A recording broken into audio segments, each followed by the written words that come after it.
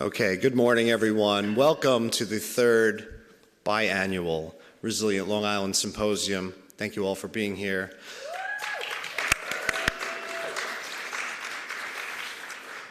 My name is Rob Landrew. I'm the Vice President of the Long Island Native Plant Initiative. Some of you may know me as the Director at the Friends of Hempstead Plains or a biologist at the town of Hempstead.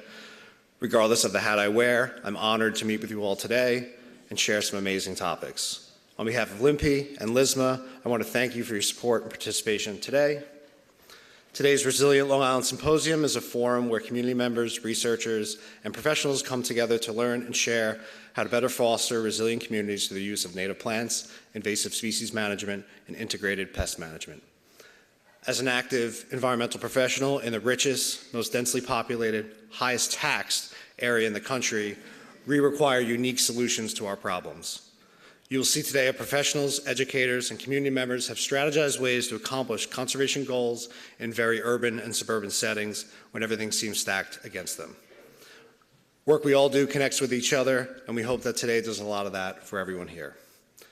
The Long Island Native Plant Initiative is a nonprofit organization whose mission is to preserve Long Island's biodiversity by cultivating ethically sourced ecotypic plants to ensure commercial availability. I don't like that.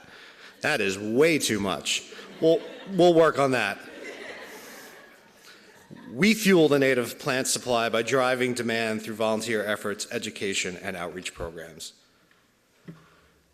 LIMPI has the honor of administering the LISMA program, the Long Island Invasive Species Management Area, led by Abby Marino, our team of Cassidy Robinson, Melanie Cerniglia, who cannot be here today, and Cassandra Moise, who did a fantastic job putting this all together today. Let's put a special round of applause for her.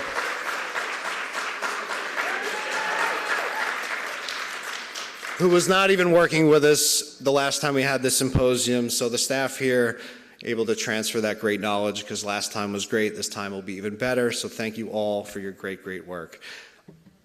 Just finishing off on LISMA, their work across Long Island and New York City region is to reduce the threat of invasive species and restore local ecosystems. Funding for LISMA is provided by New York State Environmental Protection Fund as administered by New York State DEC. I'm joined by a board of directors and nursery team and thank them along the way to help make this event possible, especially our co-presidents, one who can't be here, Greg Lowenthal, along with Colleen Doyle, and our wonderful greenhouse staff, Maggie Mazzanti and Pam Ireland. So a round of applause for our LIMPI staff and board of members. Our remaining board members, partners, and volunteers that are joining us today, thank you for making this all possible. Thank you for helping us with our mission and connecting with all the folks here today.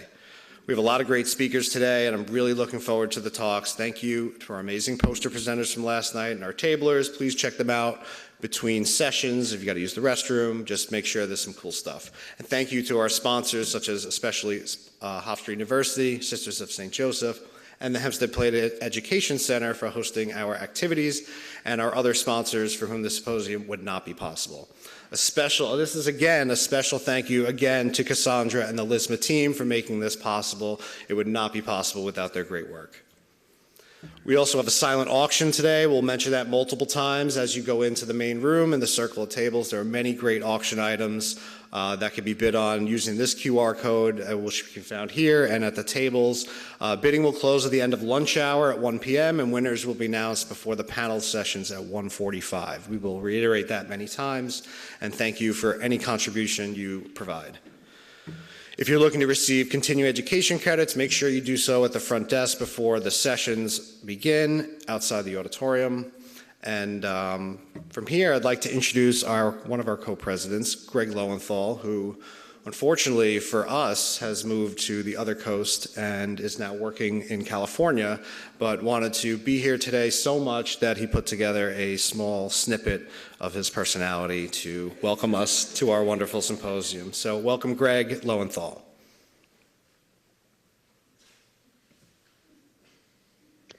Good morning, everyone. On behalf of LIMPI and LISMA, I'm honored to welcome you to this year's Resilient Long Island Symposium. I wish I could be there in person to experience this with you. I want to begin by thanking our dedicated staff and board members. Your planning and hard work and efforts made this event possible.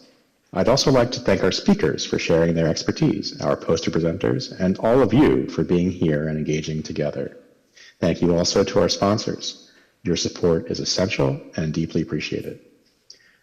Resilience starts with the health of our ecosystems, our native plants, our habitats, and the balance between species. When we invest in restoring and protecting these systems, we're not just supporting biodiversity, we're strengthening the very foundation that our communities depend on.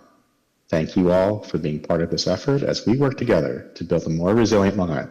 I hope that you find today inspiring and impactful. Enjoy the program.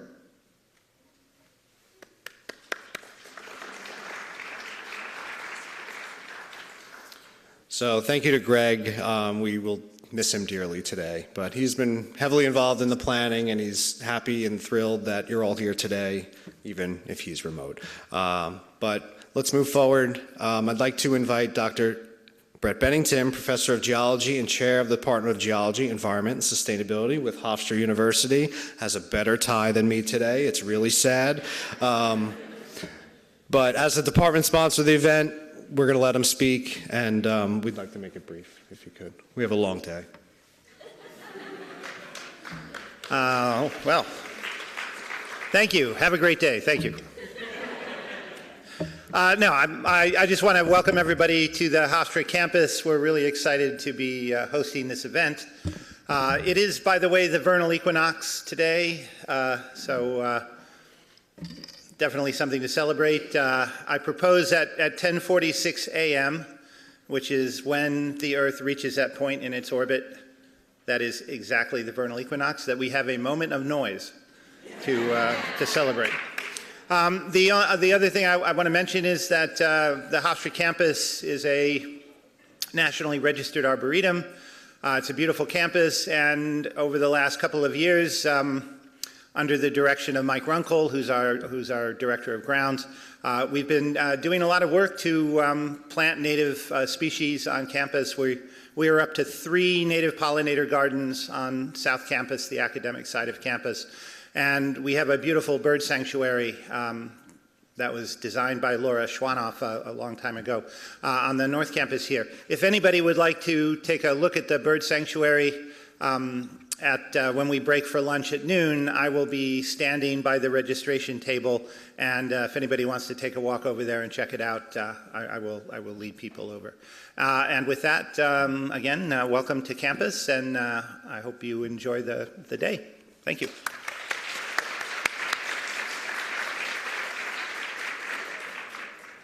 Thank you, Brett, and I like the moment of noise. I think that's going to be a good one. Whoever's speaking during that time might be a little screwed, but you know, we're here for fun. It's a Friday. Let's have a good time. So really, again, thank you all for being here. And here's our program director for LISMA, Abby Marino. Thank you. Need my notes here. All right. Yeah, so thank you again, everybody, for being here today. Word of thanks from the LISMA team. We call this event Resilient Long Island for a reason. Our organizations, the Long Island Invasive Species Management Area and Long Island Native Plant Initiative, are turning the dial towards a more resilient Long Island one step at a time. Being resilient means being able to recover from a disturbance. And it's no secret that our area faces its share of disturbance, from development to hurricanes to climate change, and more. But we also have so much to protect and be grateful for. According to the New York Natural Heritage Program, our region is one of the most biodiverse in New York State, and that biodiversity is our resilience. LISMA supports that biodiversity by addressing the threats of invasive species, and LIMPI supports that biodiversity by supporting native plants that are genetically unique to Long Island. As you listen to these presentations today and connect with friends, colleagues, consider what part can you play in building resilience. And major thanks to the New York State Department of Environmental Conservation for LISMA's funding through the Environmental Protection Fund. And another thank you again, can't thank them enough to our speakers, sponsors, nonprofit partners, and the planning committee for making this event possible. So now we'll get started with our wonderful presentations for today.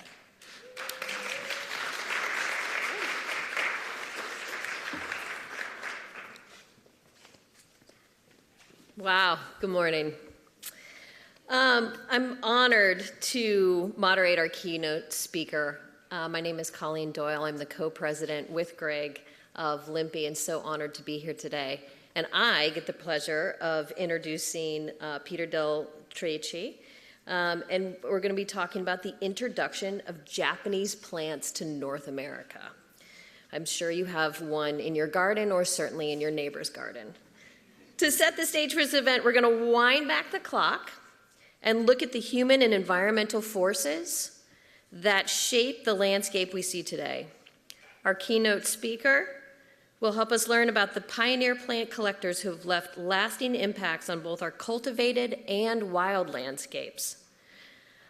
Peter is a botanist specializing in growth and development of trees. He retired from the Arnold Arboretum, Harvard University in 2024 after 35 years as senior research scientist and director of living collections. He's done a little bit of work. He's taught at Harvard's Graduate School of Design and MIT's Urban Planning Department. His research focuses on urban ecology, climate change, and the history of plant introductions. He's the author of Wild Urban Plants of the Northeast, a field guide. And without further ado, let me bring Peter up here.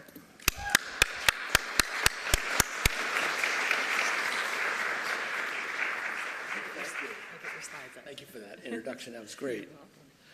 Oh, and you're going to help me get it started. Slides, yes. That's great. Should be right there. That's it. That looks good. And then to advance, just use these. Yeah, so you can use that, or there's a clicker here. Oh, whatever okay. your This is preference forward. I think so. There you go. Yep, that's forward. Oh, but it's not up on the screen. Oh, there we go. This is forward. Well, it is a pleasure and an honor to be here. You know, the last time I spoke at Hofstra University was in 1989, so it's been a while. So it really is great. And I just want to say at the outset that my role in today's conference is to describe to you how did all this happen? And, you know, if you don't understand the past, you can't understand the present, and you certainly can't predict the future. So my job is to really describe how did we get to where we're at? And I like to separate that from the issue of what do we do about it? And I assume all the other speakers are going to talk about what we can do about it. So my job is to describe how did we get here? And what's really fun about this is it's a New York story. And I sort of adjusted my talk to focus on those aspects of the introduction of Japanese plants that focused on essentially New York City. So with that introduction, let me just begin. You recognize, of course, the Japanese maples. They're famous for those, and those were some of the most popular Japanese plants to be first introduced. Now, but to understand the relationship, the European relationship and American relationship with Japan, it started with the Dutch East India Company, VOC, and they had a monopoly on all trade by Western nations with Japan from 1642 to 1799, and they were confined to the island of Deshima, off the coast of Nagasaki in Nagasaki Bay. So for close to 150 years, this is where the Dutch East India Company, which is considered to be the first corporation ever developed in the world. It was an amazing company, and they had a complete monopoly on trade with Japan. And their doctors at that point in time, doctors were also botanists because a lot of the medicines came from plants. Engelbert Kempfer was one of the first Dutch East India doctors, and he wrote an amazing book about the flora of Japan, which featured the first illustration of ginkgo in the West from 1712. So that was the first flora of Japan. It was written in a technical sense using the Latin because the Japanese at that time did not, they had their own names for the plants. They didn't use the Latin names. The second botanist who worked for the Dutch East India Company, Carl Thunberg, was a student of Linnaeus, and he served as a surgeon in Japan for the Dutch East India Company for 2 or 3 years. And he published the Flora Japonica, another incredible book. And it's really good. And then there's a monument to him in Japan by von Siebold commemorating Kempfer and Thunberg for their work. And that brings us to Philip von Siebold, who lived in Nagasaki from 1823 to 1829, a physician naturalist. And then he went back. He got kicked out of Japan because he was caught with a map of Japan, which he wasn't supposed to have. So that was considered, he was a threat, so they kicked him out, sent him back to Europe. And he managed to take some of his living plants with him, and he, I love that picture on the right. That's the Japanese version of Philip von Siebold. He set up his own nursery, Siebold and Company, and it lasted for, this was the first time that Japanese plants were available to Western audiences. It started in the 1840s, and it lasted for over 20 years. And here you can see his catalog from 1863. That would be the nursery. He ran a nursery of acclimatization. And that word is an old-fashioned word, acclimatization, but people who were involved in the introduction of plants and animals from other countries into your own home country, that was called acclimatization. And that was a scientific discipline. And a lot of the animals that were introduced in this period was part of this acclimatization movement that was very popular. And then you can see in the bottom here, let's see, there's the, oh, there you go. There's the, oops, hit the wrong one. This is Japanese knotweed there, Polygonum sieboldii, selling for 1 franc, which was the equivalent of about 20 cents. And that was in 1863. And this is perhaps his most notorious introduction. I mean, he introduced hundreds of plants from Japan, but this is the one that people remember him for mostly. The American involvement with Japan started with Admiral Perry, the first American expedition to Japan. It lasted 2 years, from 1852 to 1854, and he didn't just go to Japan. He went to China, he went to the various Pacific islands. He was sailing for 2 whole years, and he always had an agricultural expert on board to collect interesting plants and bring them back. They didn't collect many plants from Japan, but Morrow collected a lot of herbarium specimens, and there's a Lonicera morrowii, some of you may be familiar with that, named after him. Now, what's interesting is the U.S.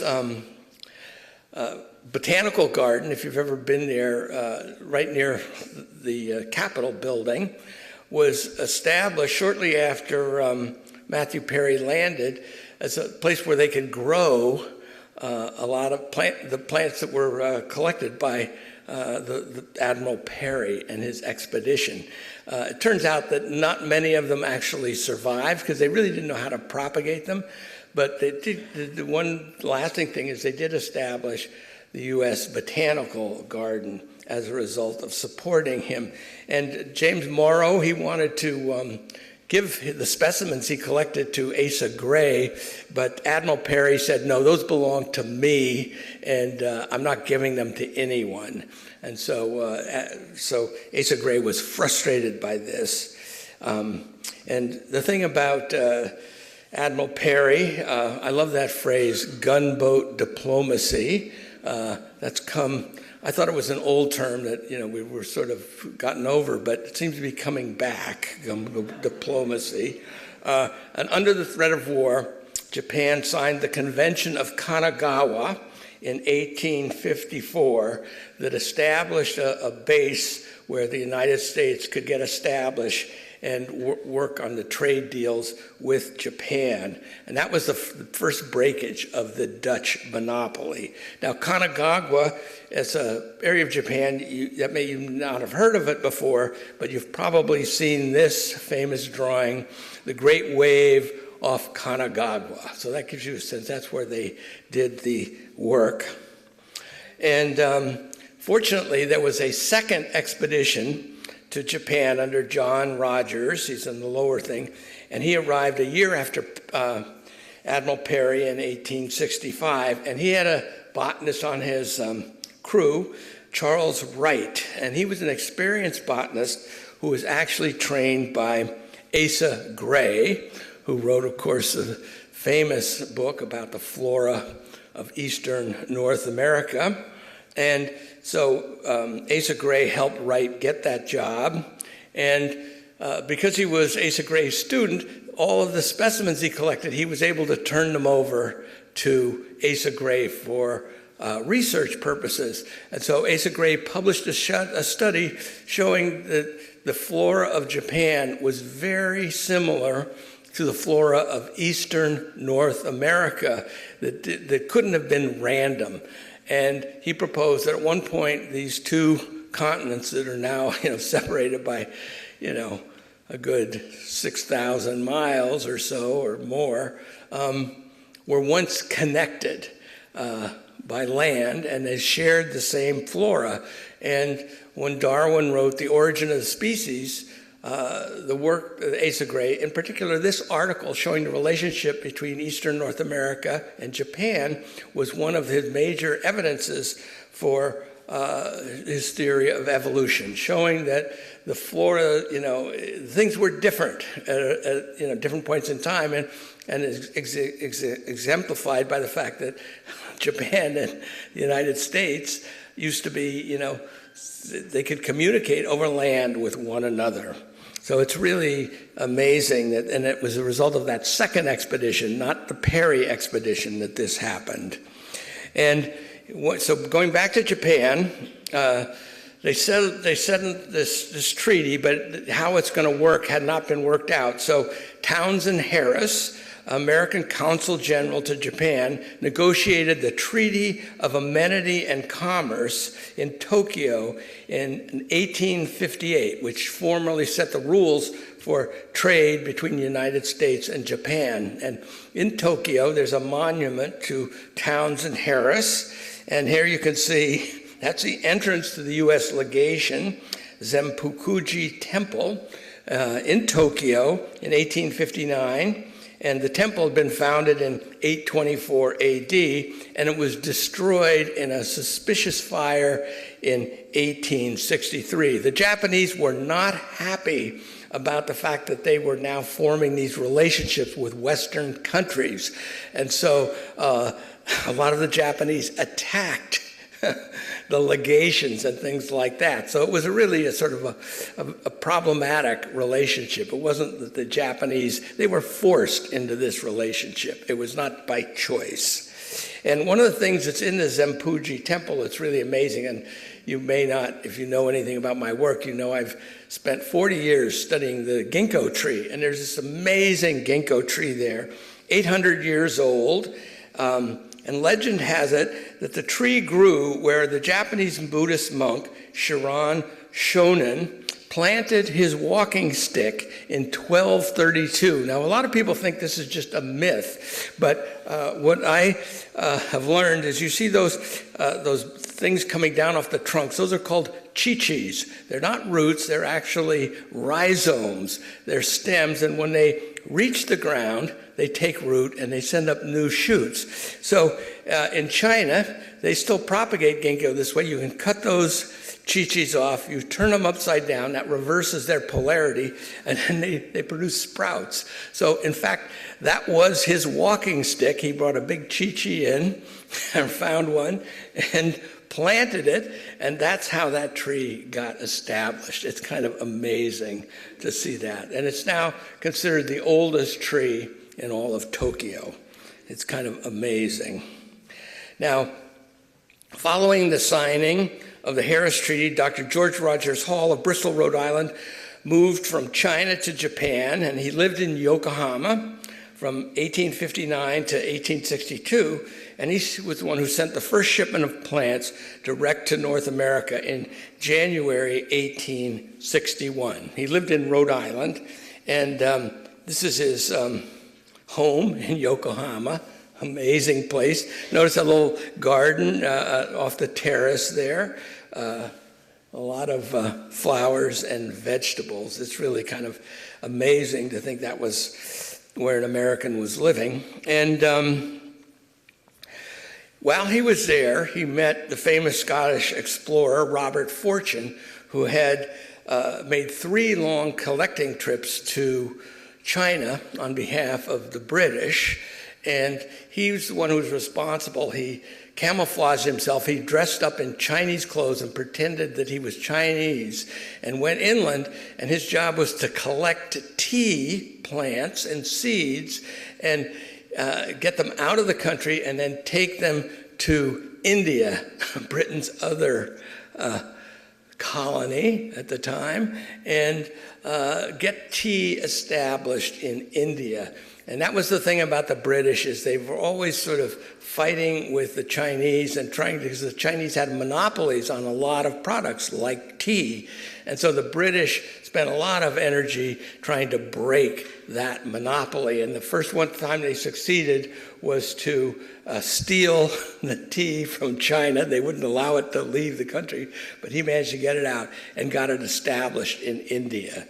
So that's kind of amazing. Now, when Dr. Hall was there, he met up with Robert Fortune, and near the end of his trip, they shared plants with each other. They had both been collecting plants, and in particular, Dr. Hall gave a clone of Acuba japonica to Fortune, and Fortune gave Dr. Hall a plant called the Yedo vine, which was a grape that he had found when he was sort of wandering around China.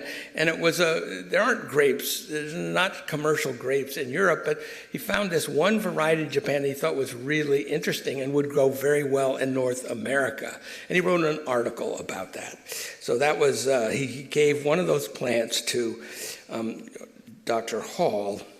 And the way and also the thing that Fortune did is he shared with Dr. Hall what he knew about how to ship plants across the ocean. And they're using Wardian cases. They're completely sealed, which protects them from salt spray that they would get on the boats. And also they're enclosed, they're not open. So there's a very high humidity. They don't use very much water. So, that was one of the things about transporting plants, is if they were just on the deck in the sunlight, they needed a lot of water, and they needed fresh water, and they couldn't get it. So the Wardian cases is what allowed for the transfer of actually living plants from Asia into North America. Now, the first shipment was sent to the Hall collected to Boston, but the person they were addressed to, it was 1861, the Civil War had already started, and he'd gone off to fight in the Civil War. So the package got delivered instead to Francis Parkman, the famous historian and writer, who was also a horticulturalist. And so he was surprised to receive this box, opened it up, and grew the plants, and that was in the spring of 1861. But he was not a nurseryman or anything like that, and so he was able to propagate them, but very few of those plants ever made it out of his own property. Hall left Japan in 1862 with a second shipment of plants, which he delivered to Samuel Brown Parsons in Flushing, New York, for propagation and distribution. And among them was the Yedo vine. He brought that with him that Fortune had given him, and Fortune had written an article about it. And reading this article is what prompted Samuel Parsons to write to Townsend Harris, who was the U.S.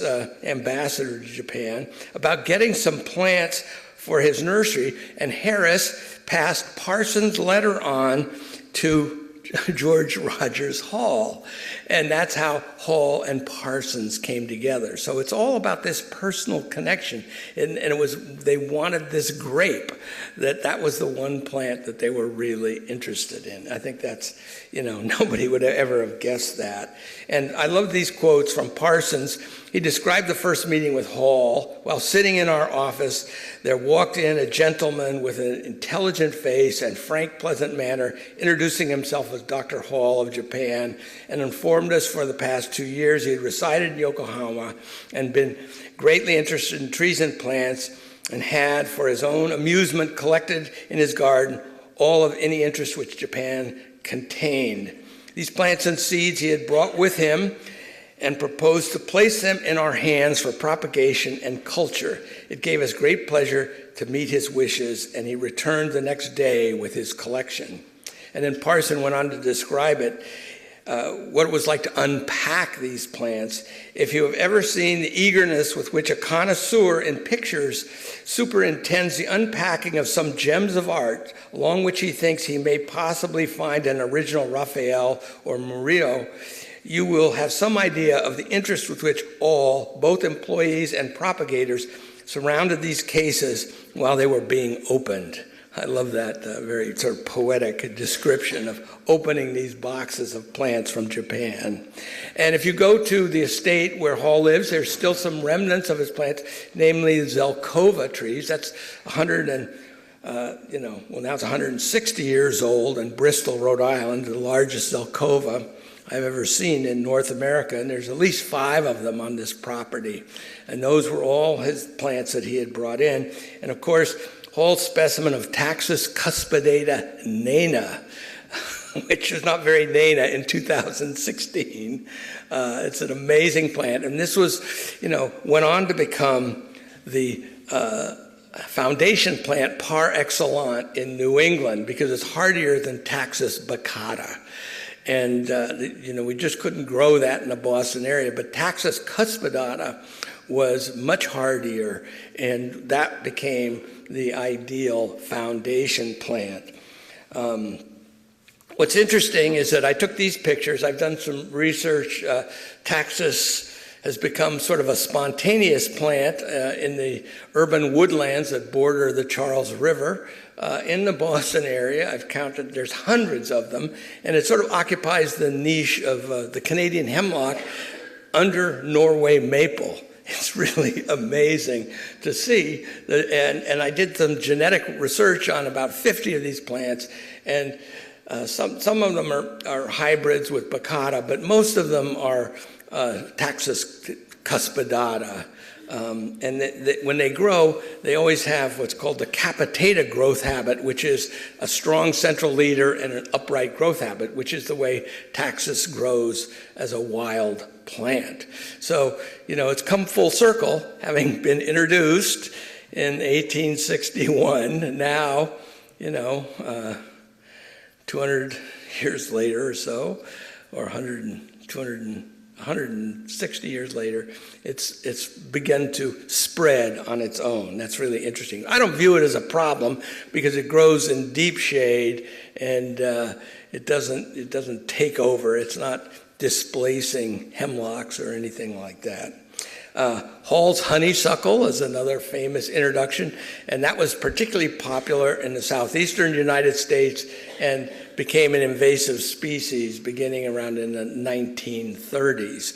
But again, this was a very, very popular plant.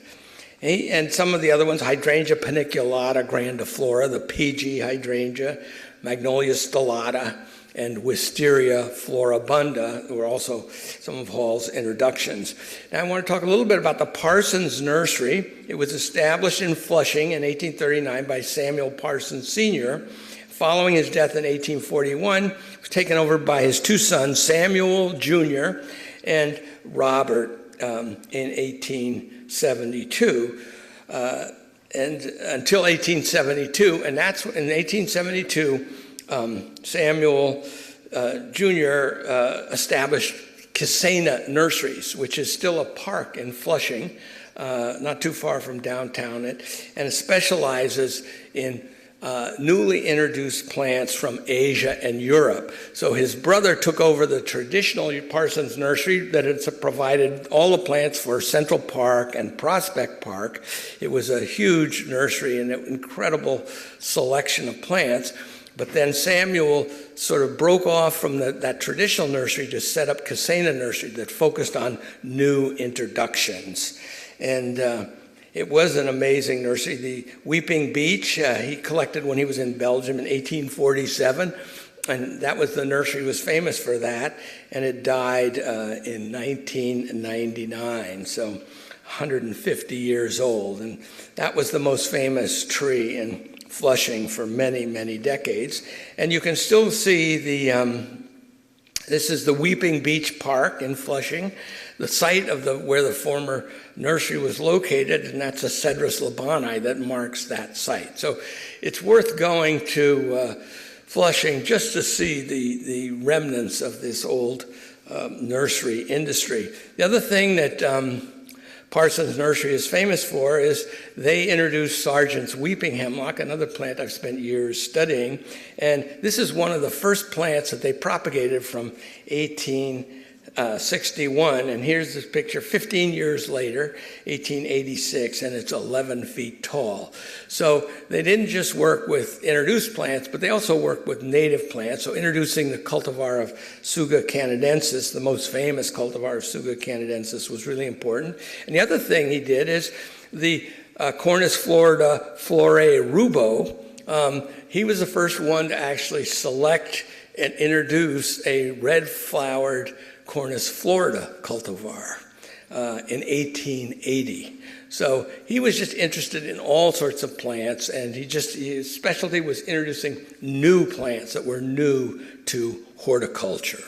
So the nursery was really very progressive in the day in terms of what you could grow, and he just introduced so many plants.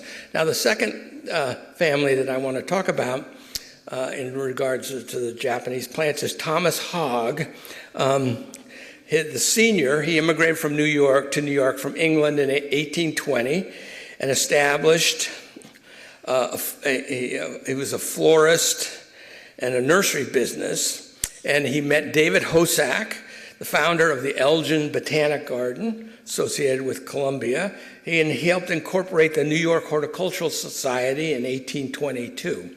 His two sons, James and Thomas Jr., took over the nursery in Yorkville upon his death in 1854. Now, if you don't know, Yorkville was a separate town on Manhattan and on the east side of Manhattan, up around 84th Street. And that's where they established the nursery. So that's Thomas Hogg Sr., and this is Thomas Hogg Jr., and he, like his father, was active in New York horticultural circles, helped run the family nursery until 1862 when President Lincoln appointed him a U.S. Marshal assigned to the American consulate in Kanagawa, Japan, where he lived from 1862 to 1869. And the reason we needed a U.S. Marshal is that the Japanese were always attacking the U.S. legation. There was always a danger of it. And this is the attack by the Japanese on the British legation in 1869, where several people died. So that's why Abraham Lincoln appointed Thomas Hogg as the U.S. Marshal to protect the U.S. legation. And this is a picture, a drawing of Kanagawa from Yedo and Peking, a famous book by Robert Fortune, who also was there. And Thomas Hogg, he essentially collected a lot of plants in Japan. Some of them he collected himself, but many of them he purchased from Japanese nurseries because they had already been selected and worked very well. So here's the Japanese maples, and he sent them to his brother in Yorkville, and the Japanese irises, and Miscanthus sinensis, Zabrina. Now, some of you will be, Miscanthus sinensis is recently put on the Massachusetts invasive species list. It's probably on the New York list, I would guess, because it does spread. And there's Hydrangea macrophylla Thomas Hogg, and then Hosta Thomas Hogg, the first variegated hosta to be introduced into North America, and then, of course, some edible plants like the Yokohama squash. So all of these he sent to his brother in Yorkville to grow them. And so Thomas Hogg wrote to Peter Mead about variegated Japanese plants in December 1862. The tendency of foliage in this country to assume a variegated character is one of the peculiarities well known to you from a number of already in cultivation. They've been introduced from here. I was surprised at finding, in addition to those I was familiar with, so many others, not only native plants, but those from other countries. I have made quite a little collection and hope soon having a favorable opportunity of sending them home. So the variegated Japanese plants were particularly, people were really interested in that for their gardens. And the Europeans did not have many variegated plants, but the Japanese had tons of them. And this is, you can see here up on the top left, this is where the James Hogg had his nursery. That's the East River on 84th Street. And there it is. That's his house in 1879. And there it is in 1885. So, he closed the nursery in 1867 and moved to a home on 84th Street in the East River, where he planted a garden with plants Thomas had sent him from Japan. He moved out in 1876, but the garden remained a park until 1888, when the plants were relocated to Central Park. And here you can see, this is that's where the nursery was in the present day. There's FDR Drive, and this is a Carl Schurz Park right along the East River there. And this is what it looks like today. The garden of his brother James, this is a quote from C.S. Sargent, the director of the Arnold Arboretum. At the foot of 84th Street in this city, where most of these treasures were cultivated for the first time in America, was for many years the most interesting spot in the United States to the lovers of Japanese plants. But time has come when the space must be covered with buildings. Some things never change. That was 1888. Now, one of the things that James Hogg did, as well as running this nursery, he was also an editor for this horticultural magazine, The American Gardener, that didn't last long. But this is a copy of the first edition, the masthead from the first edition, which nobody had. I couldn't find it anywhere except at the library of at Harvard GSD. I thought, it's got to be here somewhere. So I went into the stacks and started looking around, and I found this volume that hadn't been classified or anything. We didn't even know it was there. And it contained the first 10 issues of this amazing journal edited by James Hogg. So that was quite a find. And Parsons and Son Nursery, now going back to sort of the big picture, Thomas Hogg arrived he went back to Japan a second time in late 1873 to work as an advisor for the Japanese Customs Service. Before leaving, he turned his Japanese plant collection over to Samuel Parsons for propagation. And in the fall of 1874, Hogg shipped 150 seed lots of Japanese plants to Parsons, mostly from wild specimens. So his first trip in Japan, he focused mainly on nursery plants, introducing. Second trip he was there, he collected seeds from wild plants because he had much more freedom to go around the country as he saw fit. And he collected seeds of these wild plants. So, and then Parsons, who inherited his collection of plants, essentially put them on display at the Centennial Exposition in Philadelphia in 1876. And this was the first time that the American public became aware of what Japanese plants actually looked like. And among the plants in the exhibit were kudzu, which Parsons had collected, and it was prominently featured. But actually, the Japanese brought that kudzu over themselves. It wasn't, Thomas Hogg had collected it, but this was the Japanese exhibit at the exposition. And Samuel Parsons displayed Hogg's collection of Japanese plants that Thomas Hogg had given him in 1873, and it drew rave reviews. People were just super excited to see it. And then that was 1870s, and this is the Casena Nursery Catalog from, if you can see that, you can't really see, this is the Arnold Arboretum Collection, 1889. They're not sure when that was actually published, but you can see that plants that Parsons received from Japan in the 1860s and 70s finally reached the gardening public in the 1880s. So it took almost 30 years from the time these plants first arrived before they began to be propagated and distributed to the general public. So that's a long time because they didn't think about it. They didn't know how to propagate any of these plants. They'd never seen them.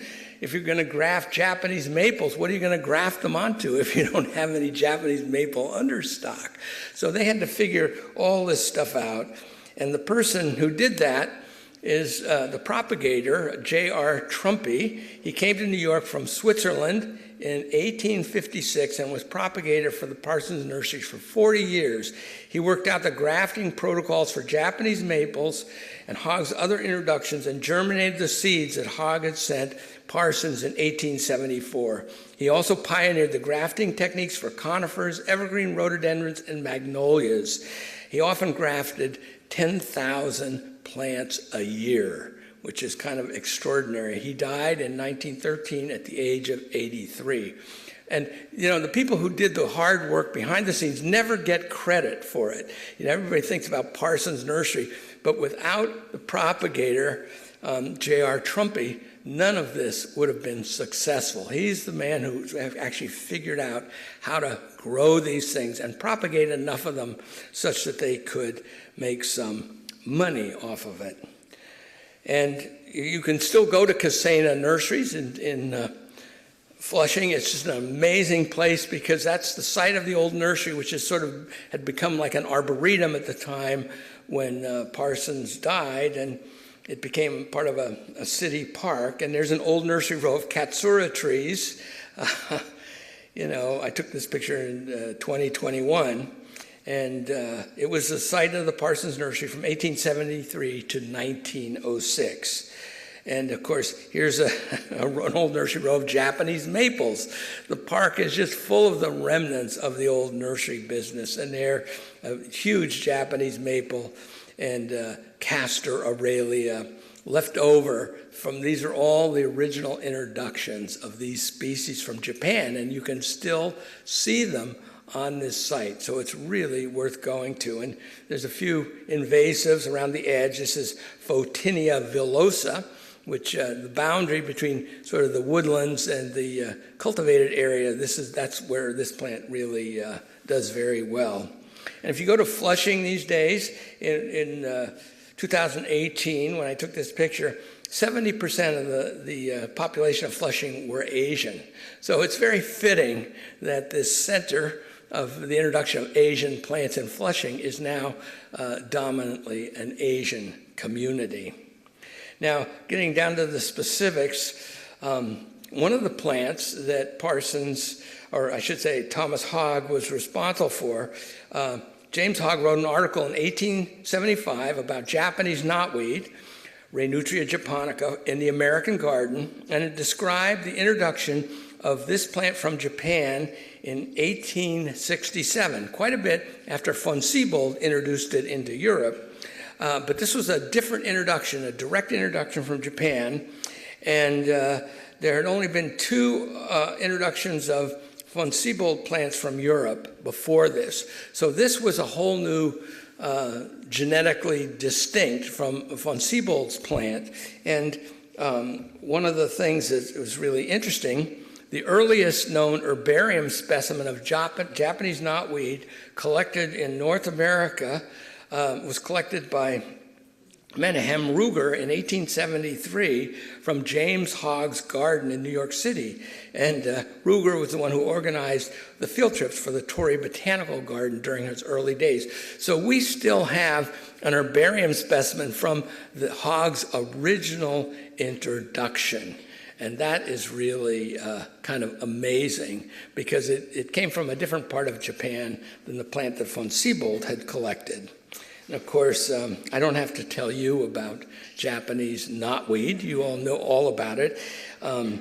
It was William Robinson, the famous horticulturalist, the author of The Wild Garden. He's the one who made it a popular horticultural plant. There's like 8 editions of his book, and in every one of them, except the very last one, he advocated planting it. And in the last edition, he said, this is a plant that's easier to plant than it is to remove, which is some things never change. And there's a picture along the New Jersey meadowlands where it's a very happy plant.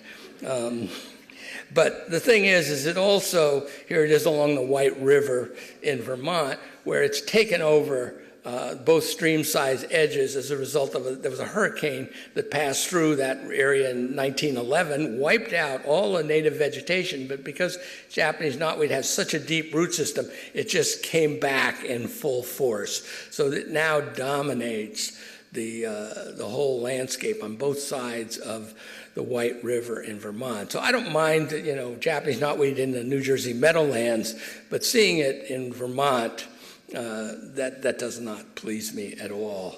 And so if one assumes that seeds, now one of the things in that article that James Hogg wrote about, he described that it was after the plants flowered, they produce seeds. So that indicates, because it has separate male and female plants, that he must have introduced more than one plant, and they pollinated each other and they produced seeds. So James Hoggs were propagated from seed, probably, and distributed within northeastern North America.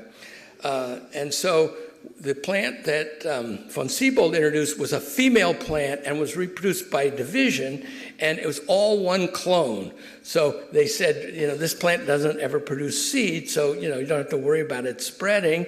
And that's because there were no male plants around. But when Thomas Hogg's introduction included both male and female plants, that meant that they started producing seed. So in the Northeast, when the plant got distributed, it had a much higher genetic diversity and was able to produce seed. So that really made established a new fully fertile populations from seed, which was really incredible. This assumption probably explains why the levels of genetic diversity in both the Japanese knotweed and its hybrid with giant knotweed, Rhenutria sacchalensis, are much higher in New England than they are in Europe and Western North America, because there were 2 distinct introductions.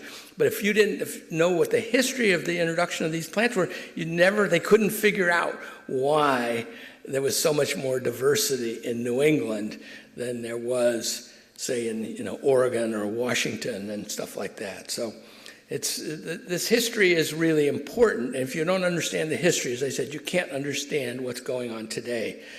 Another of my least favorite plants, Oriental bittersweet. It's very happy at home. So this was, again, another Thomas Hogg. This was one of the seeds. He sent that to Parsons Nursery for propagation.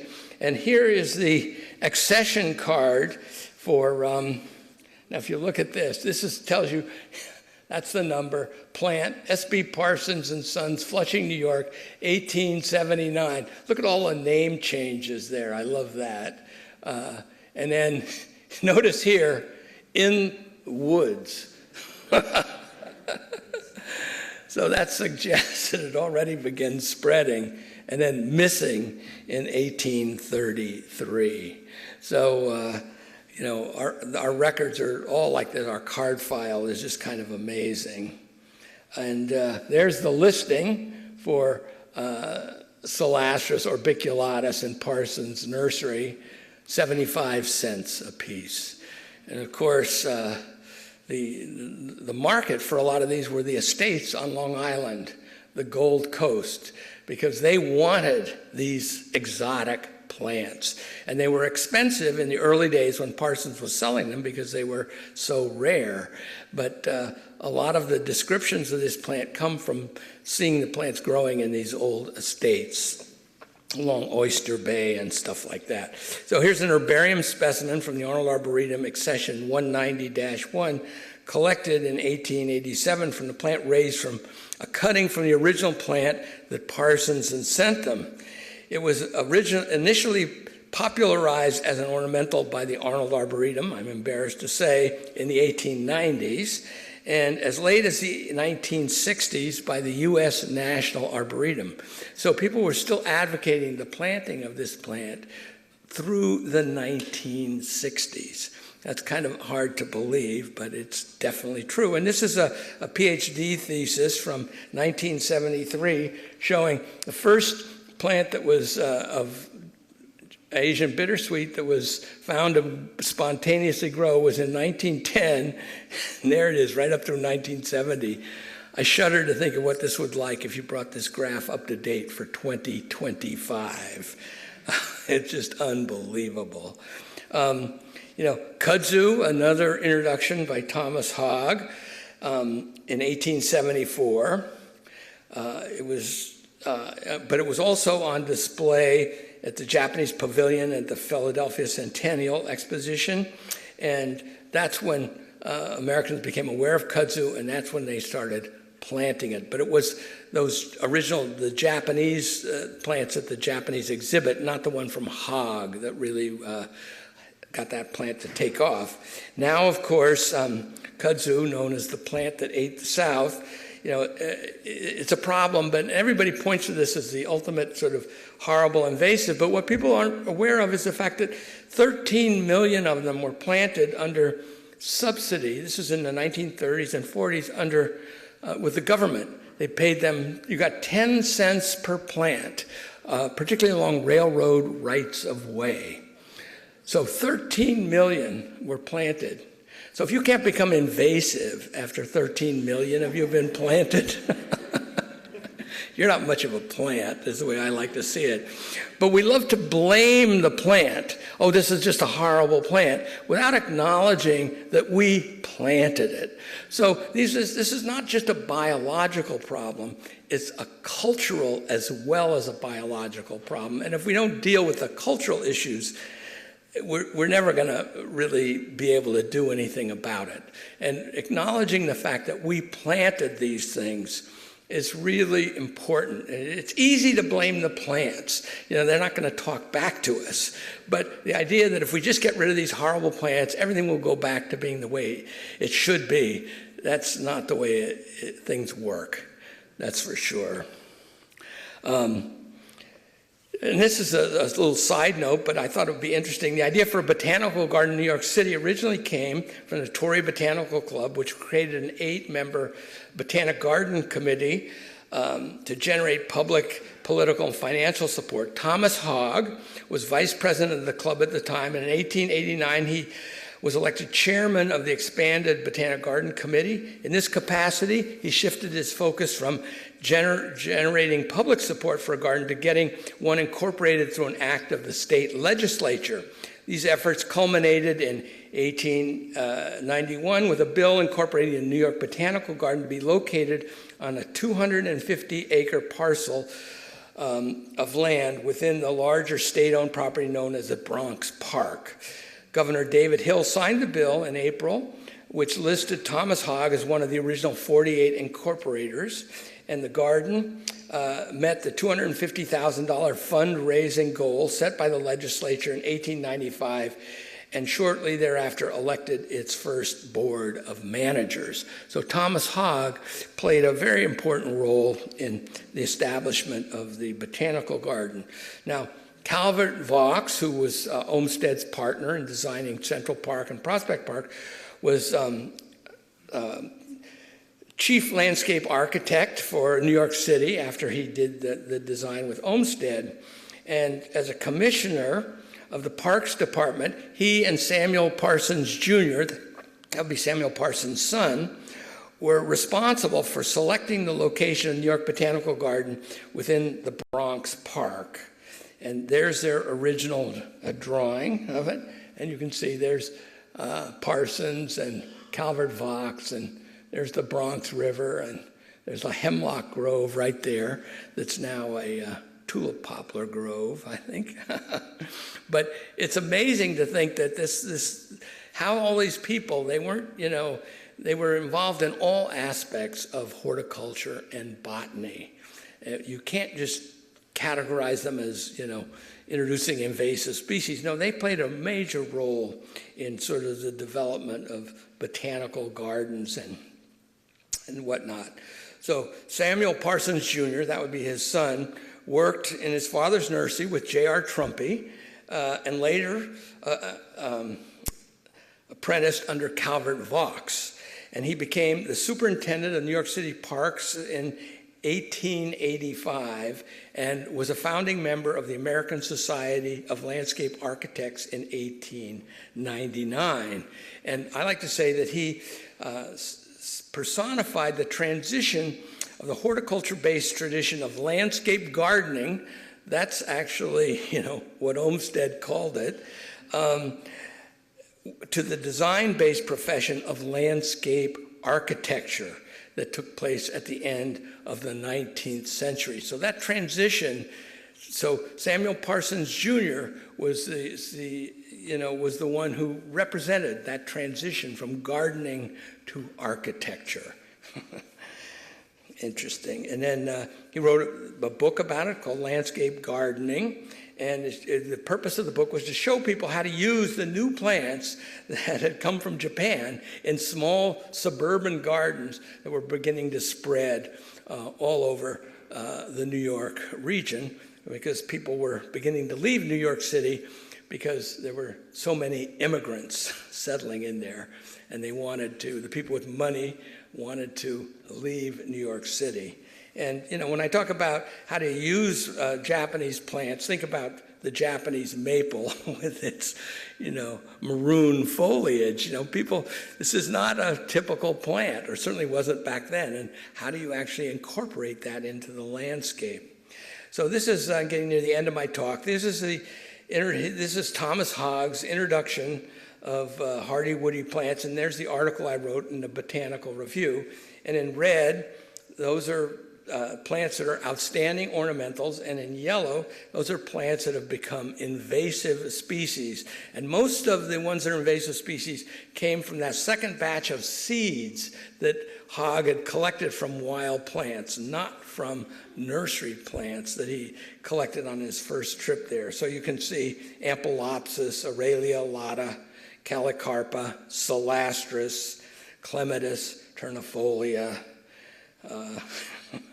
but also look at the incredible ornamentals that he's introduced that have not become problematic. You see those hydrangeas, and one of the things about hydrangeas that a lot of people don't realize is because they bloom in the fall, they actually feed pollinators, because there's not a lot of native species blooming at that point in time when they're in flower.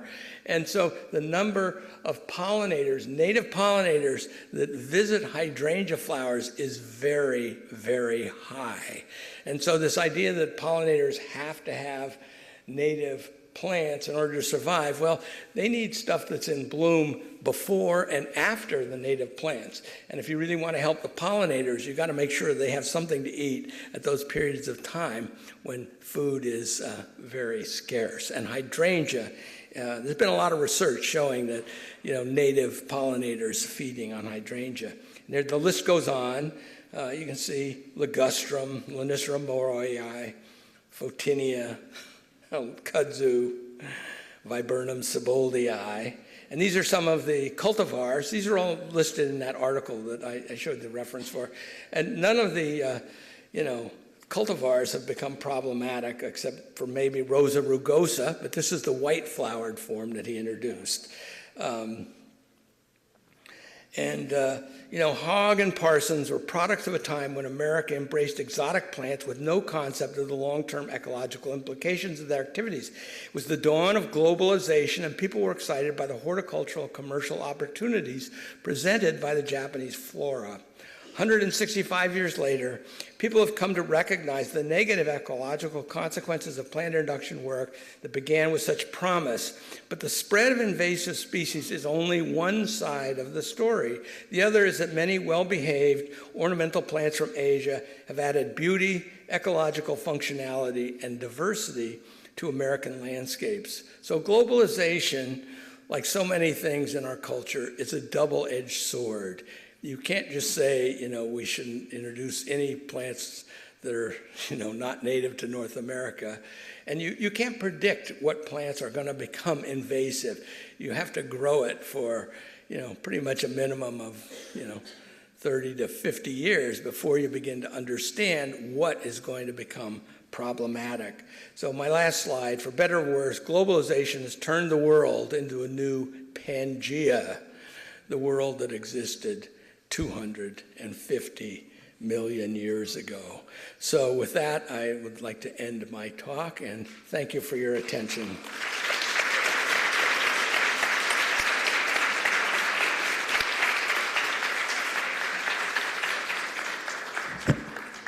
I'll be around afterwards if anybody has any questions, right? We have time for questions now? Yeah, we have time for about 5 minutes of questions. Oh, all right. Okay. Oh, more than that. Why don't you pick out the people? I can't really see from here very well, so.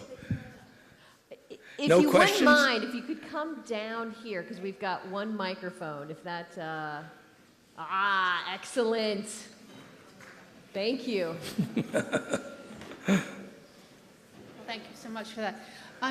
Wasn't there another nursery around the Parsons time? Prince. Prince Nursery. Yes, Yeah. that was earlier, and that focused mostly on fruits and vegetables, apple trees, pear trees, plum trees from Europe. Yes, the Prince tree was older than the Parsons Nursery, and a lot of the founding fathers of the, the United States of America visited during, after the Revolutionary War and bought plants from him. Yes, Washington and Jefferson both visited the Prince Nursery. There's a giant pecan tree in the village of East Hampton. Yes. That is, I guess, has now been documented as the champion of New York State. Yes. And I think it came from there. That's where, because it's like. Came from where? From Prince Nursery. Okay, yeah, that wouldn't be It's like surprised, 200 because that was a years food plant. Yeah. And that, and it wasn't, and the Parsons, they specialized more in ornamentals, although they did, they did have a section of their catalog on apples and stuff. And I looked for that Yedo vine, and I don't think he ever offered it for sale. So I don't know that it was probably hardy, but they have a whole list of grapevines and things like that. But the Prince Nursery, as was there before Parsons. One other thing, are you familiar with a species of cherry called Prunus speciosa becoming invasive? Prunus what? Speciosa. No? Where's it from? Japan. Japan. I've been finding it. Okay. Naturalizing. Okay, so that's, as the climate changes, new invasive species are beginning to emerge. Things that were not problematic before are becoming problematic. So nothing is ever stable. And that's the thing about ecology is, what I like to say is adapt or die. You have to adapt to changing conditions. And if you can't adapt to changing conditions, you're going to go extinct. Survival of the fittest. Yeah. Hi. Hi. This was an excellent talk. I just wanted to give you a note. Thomas Hogg had probably worked with David Hosack. Yes. There's a book called American Eden by Victoria Johnson, and it's David Hosack's greenhouses, which were at Rockefeller Center. Absolutely. So there's a plaque. Well, that was his father. That was the Thomas Hogg Sr. Okay, so he's the one who met David, Yes. but if you read that book, I'm on my third time over it. Yes, I've read He that. met with Benjamin Franklin. He went across Absolutely. the sea, and that's at Rockefeller Center. So culturally, we don't change. Rockefeller Center took over a healing greenhouse. Absolutely, yes. I just wanted to, American Eden by Yes, that's Victoria Thomas Hogg Johnson. Sr. Yes, he was a Right. very famous American Yes. horticulturalist. And Thomas and David Hosack really mingled with the best of them. Absolutely. Thank you very much. You're welcome. Thank you, Peter. Excellent talk. Obviously, your talk focused mostly on the 1800s into the early 1900s. Right. There's continuing plant exploration going on today. I There is, recently you're right. had a great lecture from Michael Dobson, who's with the Arnold. Right, I know Michael. Yes, of course you do. I hired Michael. I was wondering if you could just speak to some of the maybe procedures that are taken today to try to safeguard against invasives. Obviously, we couldn't predict that the climate was going to change as rapidly as we could when all this exploration was going on initially. But we know what we know now. Can you elaborate on what steps are being taken to learn from past mistakes, maybe specific to the Arnold Arboretum with your knowledge? And just sort of a nerd question, I was curious if you know of any plants that were actually named for Trumpy coming out of Parsons Nursery. For Trumpy. Yeah. Well, we won't mention the president, but no, I don't think there are any plants. There might be some cultivars. He was very big on rhododendrons. He figured out how to propagate rhododendrons. That was one of his big jobs, but I'm not aware of any. But in answer to your first question about plant collecting, when I first was involved in plant collection in China, we go on these general collecting trips, and we just collect anything that happened to be in seed and bring it back and then grow it. And then, the thought was, well, we're growing the Arboretum. If it becomes problematic, we're in control of it. But what the collection now is doing, Michael's put together what's called a desiderata list, which is targeted. We're looking for certain species, and we go to certain areas to collect certain species, mainly for research purposes and for biodiversity purposes. So the idea of just collecting whatever you find is pretty much gone by the wayside. And so that's where a lot of the problems emerge, from this general collecting of everything you see. And the targeted collecting is much more, that's affiliated with a research project. Your chances of bringing in a problematic species are greatly reduced. So that's one thing I can say that has changed at the Arboretum over the years. Thank you very much. Okay. Hi, my name is Johanna. I'm just a homeowner who's become familiar with all of the invasives and the natives and that whole story, so thank you for that history. I had a quick question. A plant that I see very often in woodlands that I think is invasive, and I'm wondering if you could expand, or if it's not relevant to what you're saying. Barberry, Japanese barberry? Berberis thunbergii, Japanese barberry. That's the one, yes. Was that part of all of this time frame of introduction? The Arnold Arboretum was involved in introducing that from St. Petersburg, Russia, because a lot of the plants from East Asia go up into sort of Russian territory. And so, but because we couldn't get them from Japan or whatever, we could get them from St. Petersburg. The cork tree, the Amur cork tree, is another example of a really horrible invasive plant. But Japanese barberry, what's really interesting about that is where you see these huge patches of Japanese barberry. In the 1930s, when the Civilian Conservation Corps was active, and the agriculture in eastern North America was going way downhill, farms were being abandoned and sold, and so the CCC would come in and plant pine trees, white pine or red pine or pitch pine. Probably if on Long Island it would have been pitch pine. And when they did that planting, they planted it in abandoned pastures, land that had already been cleared but had been abandoned. And a lot of those pastures had barberry in them because the cattle wouldn't eat the barberry because it was very spiny. So they planted the pine trees and left the barberry in place. And so it's not like the barberry spread into those areas. The barberry was actually there before they planted the pine trees. So understanding the history of how these plants work and how they get there can be very complicated, but it really changes this whole idea that these are invasive plants that are taking over the world. And a lot of people don't like barberry because there's supposedly more ticks if you have barberry in there, but that's because the rodents that support the ticks, they're protected by the spines on the barberry. So that's why there are more ticks when you have a lot of barberry around. Thank you. Okay. Oh, the last question.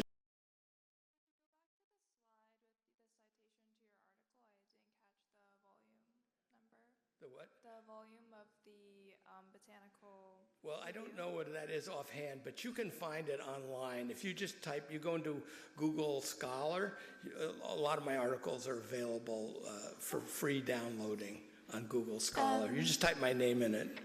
So are there records of the horticultural journals that the propagationers would keep? And if they did see plants were very vigorous, did that make them excited for like potential economic value of the plant? Like if they were more weedy, did they like that? Or did they actually stop some plants early because they're like, ooh, we can't control this? Well, no, wait, say that again. I'm not quite sure I understand your question. Like, do you have records of the horticultural journals that they would keep on it? And did they like the plants that were more vigorous and a little bit more weedy just because they were easier to propagate? Like, did that lead to them being more popular? Well, yes. The ailanthus, for instance, became the second most important street tree in New York City because you could propagate it from root pieces, divisions. And so if you were easy to propagate, that made a huge difference in how successful it became. Absolutely. That's the way nurseries work. There's no doubt about that. But that's only one aspect of it. And a lot of these plants, they were just exotic, and that's what people were excited about. Okay. Well, thank you very much. Peter, thank you so much. Hey, we're going to get going. I think it makes sense to take a 10-minute break. Here's the problem with breaks, is Abby's like, no, you don't get a break. Add 10 minutes to lunch. Ah, got it. But sometimes people need to stand up for a minute, so maybe stand up and introduce yourself to anyone behind you or your neighbor if you haven't met them yet. So stand up if you're a stander.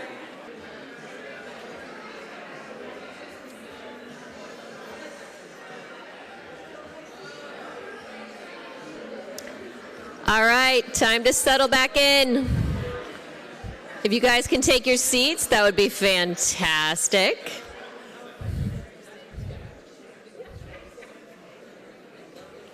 I wanted everyone to meet each other because the amount of wealth of information and creativity and solutions is just astounding.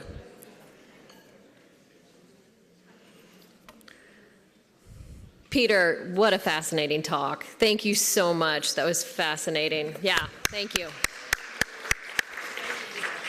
Yeah. And it really is so nice to go backwards, but even Peter said this in his talk, the majority of the rest of the day will be really focused on how do we look forward. So no surprise, we have Uli Lorimer here today to talk about his talk, specifically why native plant seed is a vital resource. In this talk, we'll shift away from the history of plant introductions and look towards the future. How can we build the supply chain of native seed to bring more native plants to our landscapes and fuel restoration? Uli will explore these topics over the next session. He's the Director of Horticulture for the Native Plant Trust. He oversees the garden in the woods in the Sami Farm, focusing on native plant propagation. He's held positions at the National Arboretum, Wave Hill, and Brooklyn Botanical Garden. He's the author of the Northeast Native Plant Primer and writes for the Boston Globe. And we at LIMPI are constantly calling on him as we're leaning into expanding our seed propagation. So we're so grateful to have him as a partner and a mentor. Louis Lorimer, thank you.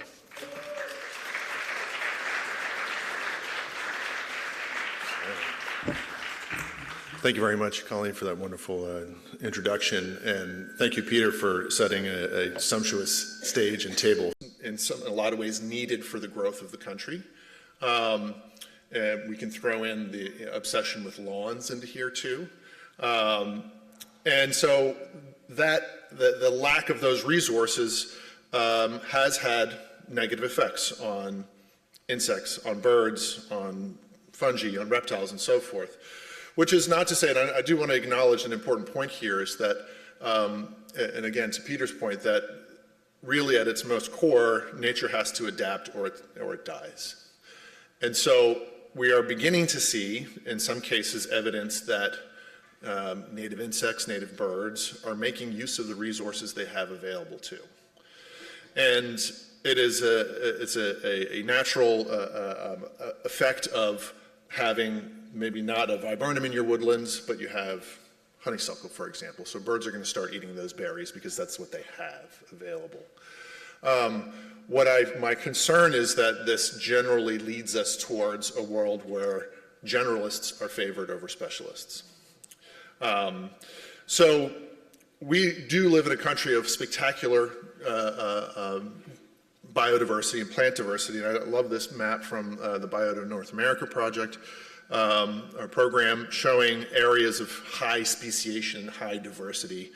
And it always strikes me as interesting that we have really high areas here in the Chesapeake area and on Long Island, what you would expect in the Southern Appalachians, Florida Panhandle, California over here.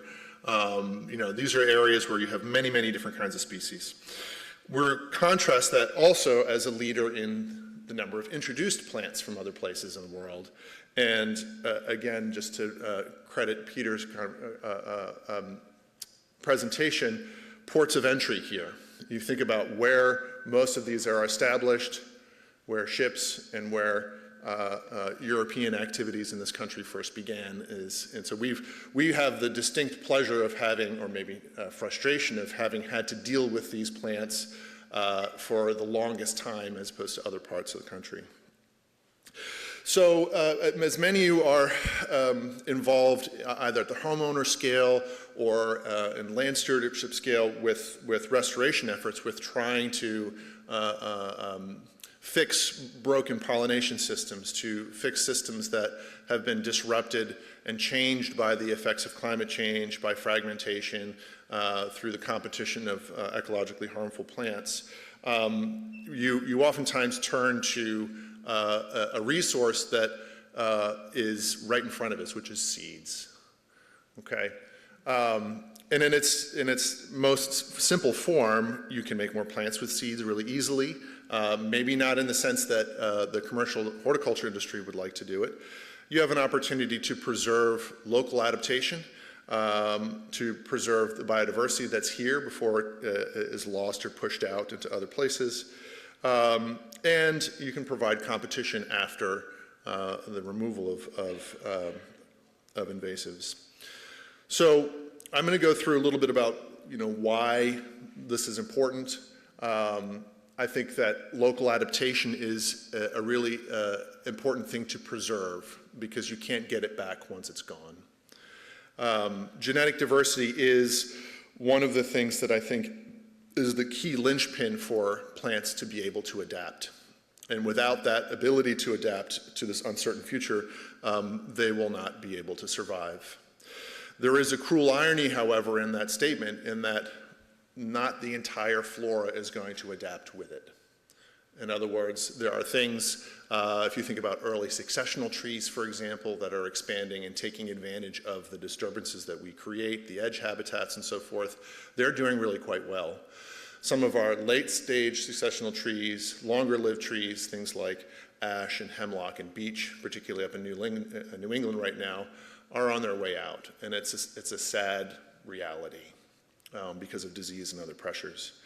But without that genetic diversity, and this also goes with really a lack of transparency around how you get material and those things that go into it, it's hard for plants, we expect them to be able to change and adapt. So this is something that is really central to the message here in terms of preserving that.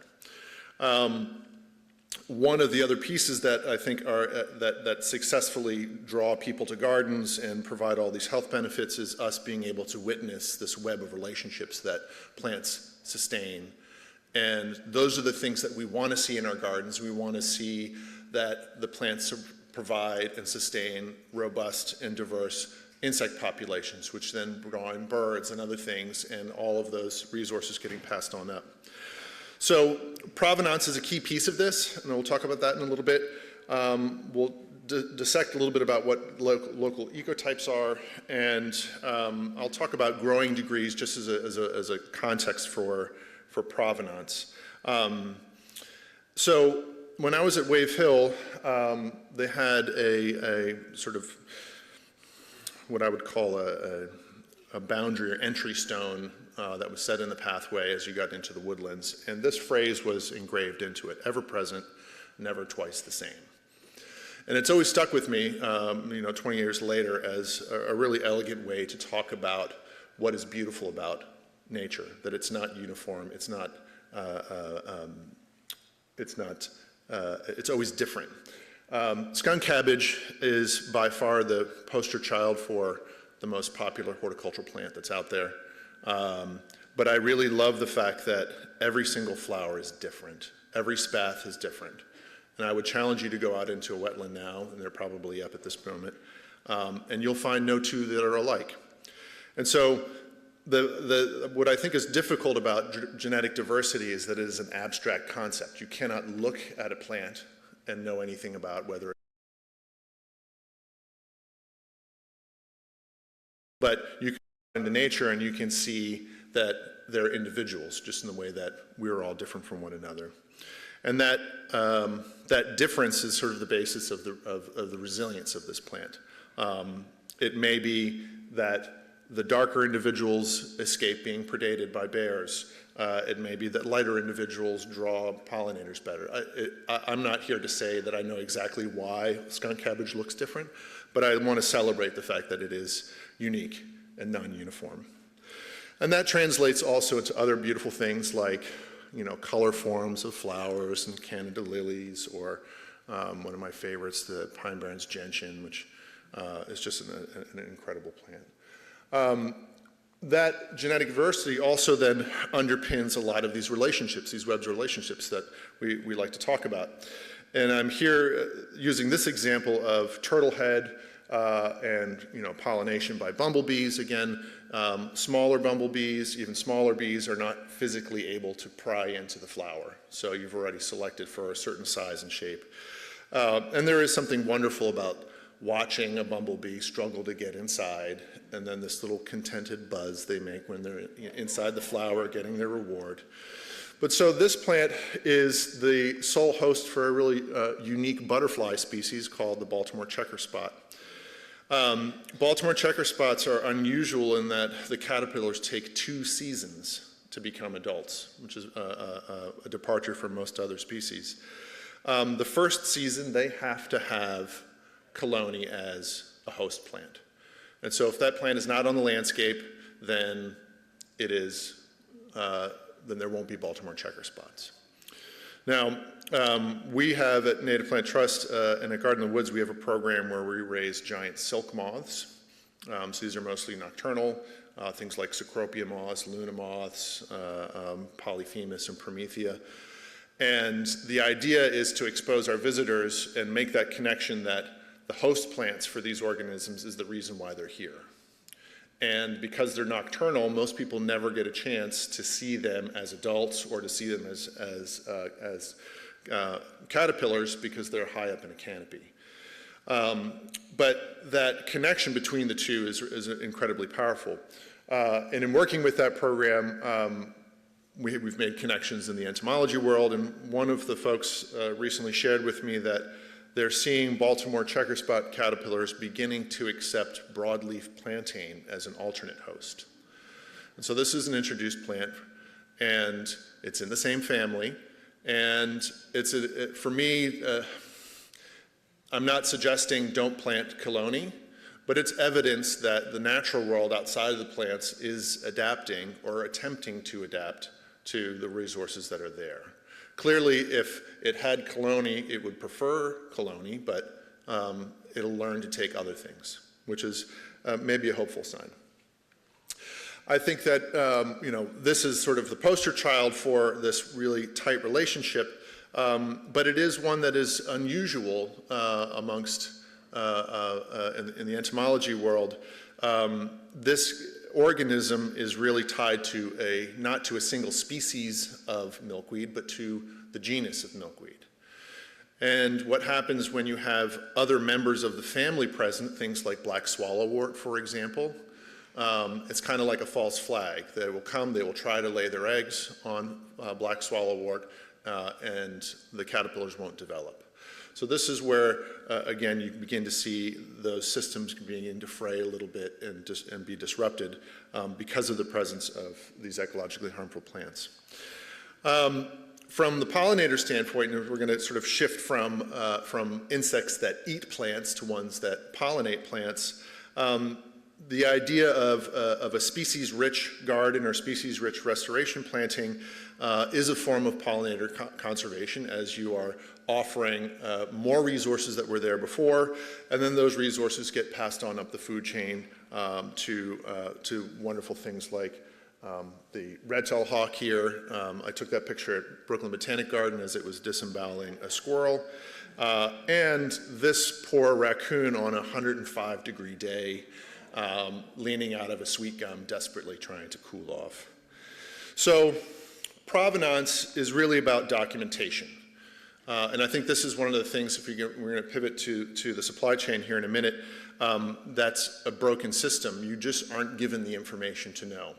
Provenance or documentation is what lends authenticity in the art world, so you want to know that it was, you know, it's been tracked through from the artist through to the museum shelf and it's not a fake, whatever. In nature, it is the idea that if you're sourcing from a single population, that you know that's a snapshot of that particular population. And I caution people here when we talk about ecotypes, people conflate that with the entire diversity of the whole range of a species.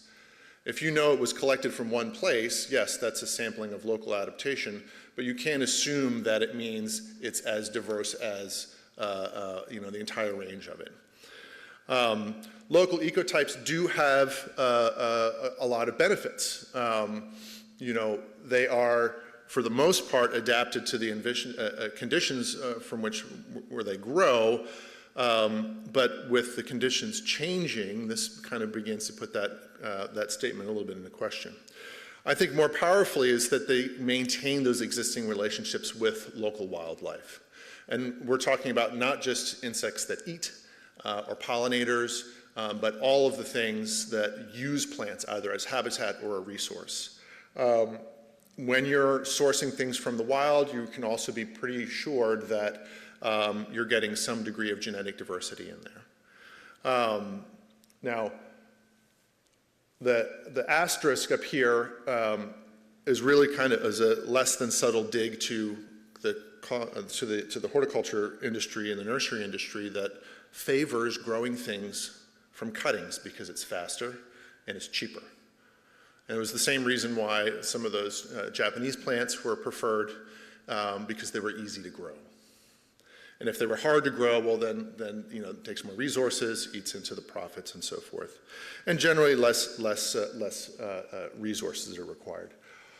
The last thing we'll talk about here are growing degree days. And so this is an average of the number of days above freezing in different parts of the world, in different parts of the country here. And if you think about a plant that it currently grows in Bangor, Maine, it's got about 5 months to grow, put out leaves, make flowers, get pollinated, make seed, and go dormant before freezing conditions come in. Conversely, something down in South Carolina has a much, much longer period of time. And so the idea that if, let's say you wanted to plant a red maple and you're getting it, you know, a big project that requires 2 to 3 inch caliper trees. You can't find any more here in the New York area, so you start sourcing further and further and further away. And this is one of the things with like the Million Trees project, for example.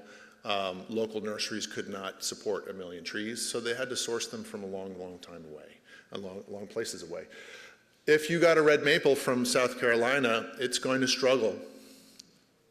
And the timing of when it puts out its flowers is mismatched with the timing of when insects emerged. And this is, I think, one of the more powerful reasons why local adaptation also matches up with the timing of insects, of all of the relationships that these plants to seed is actually not the problem. All right, if you want seed, you can go get seed. You can get it from large producers in Pennsylvania or the Midwest. That is not the problem. And this comes from a lot of conversations that we've had with end users, with restoration practitioners. The problem is that they don't have a choice. And if they had a choice for a locally sourced or source-identified production or source-identified supply chain that offered a local choice, they would likely choose the local choice over having to be forced to go somewhere else. So for the most part, commercial horticulture isn't interested in seed grown. Again, this goes through the way that the industry has changed, where people, there are folks that produce small liners, and they sell them to wholesalers that then sell them to retailers. And there are few people that are doing what the Parsons and the Hoggs did, which is growing things from seed and then figuring out how to mass produce them in that way. And which is not to say that smaller scale nurseries are not embracing the seed grown, because there's clearly a demand for it. But what I'm talking about are, you know, the Pride's Corners, the Monrovias, the really large sort of industrial scale nurseries that are feeding what you can buy at Home Depot and Lowe's and all those sorts of places. One of the other surprising things, or maybe not surprising things, through all these conversations, is that many state and local municipalities are using lists for plants that are decades old. And you get a fair amount of turnover in these positions, and you talk to folks that are, you know, DOT officials that are responsible for highway seeding projects, and they're just using the list that they got from their predecessor, Nobody's looking at these lists to see whether or not they're actually full of appropriate plants or not, or if there's annuals or things that don't even grow in the region. So these are some of the things that in these conversations, they're saying we need help with this. And so if there's anybody out here in the room that, you know, that works with these entities and municipalities and agencies, start having those conversations. I think it's really important. So that lack of choice and the fact that a lot of restoration practitioners here are really forced to go very far away, like 500, 700 miles away from their project locations to get the seed that they would like, is a big reason why we started the Northeast Seed Network with a number of other partners. And this was sort of looking at how other seed networks were set up in other parts of the country. A lot of these were supported primarily through federal money as a way to have a supply chain after natural disasters. So things like wildfires out west, other sorts of things. But the Northeast was never really an attractive place for the federal government to invest in, because we have such percentage-wise small amounts of federal lands. And the Northeast really is a kind of a different beast in that we have many, many different stakeholders. You have state entities, you have land trusts, you have all sorts of other organizations that are trying to work and steward increasingly smaller parcels of land. And so this partnership came up with the idea of trying to achieve this vision that is laid out here. And in order to do this, we have come to the idea that we are an alliance of seed partnerships and seed hubs. And these are some of the ones that have already sort of organically formed, and each of these are going to be representing a constellation of end users, sometimes small farmers, in some cases, commercial nurseries, land trusts, federal entities, botanic gardens. All of these different things are sort of coalescing in their own little geographic ways. And what this also is kind of allowing us to look at is to see where are there potential gaps, where work is not being done. So the structure of this seed network, we have a governance structure that's in place, but what I'm really most excited about, so the seed network is not here to tell people what to collect or how to grow it. We are here to provide technical guidance around what should be the protocols, what are best practices as part of this supply chain network. How can we help by conducting market research so that people are collecting the right things and growing the things that end users actually want instead of guessing. And trying to bring in and leverage the power of public gardens and arboreta in educating the public, making research facilities available, and so forth. So this is, I think, a really exciting and emerging network. We're about, 2 or 3 years old right now. This is our logo, Soup, which probably needs a second page already, but you can see there's a lot of organizations in here, academic institutions, botanic gardens, all sorts of stuff in here that is a really exciting partnership. And to some ways, again, it mirrors this idea, as I discussed with our NEPCOP program in the beginning, in that we are far more effective in building a sustainable and reliable seed supply chain when we collaborate together across a relatively large geographic area. We're eager to have more interactions with folks here too, so I can leave this up and or come talk to me afterwards. But I wanted to circle a little bit now back to our program, Restoration Accelerator, where we are looking to kind of we're one of these like seed partnerships that's part of the alliance at the Northeast Seed Network level. And I've talked to some extent already about regional coordination, but I think this is one of the really key steps that you have to do before you start wild collecting, before you start actually growing plants, is doing the legwork to talk to all the people that are involved. And so we've conducted, to this point, and a little bit more focused in Massachusetts and Vermont and southern New Hampshire, we've talked to over 100 different folks, different entities, state agencies, DOTs, Department of Agriculture's, natural resource departments, you name it, all sorts of people, and interviewed them and are asking them, what do you use for seed every year?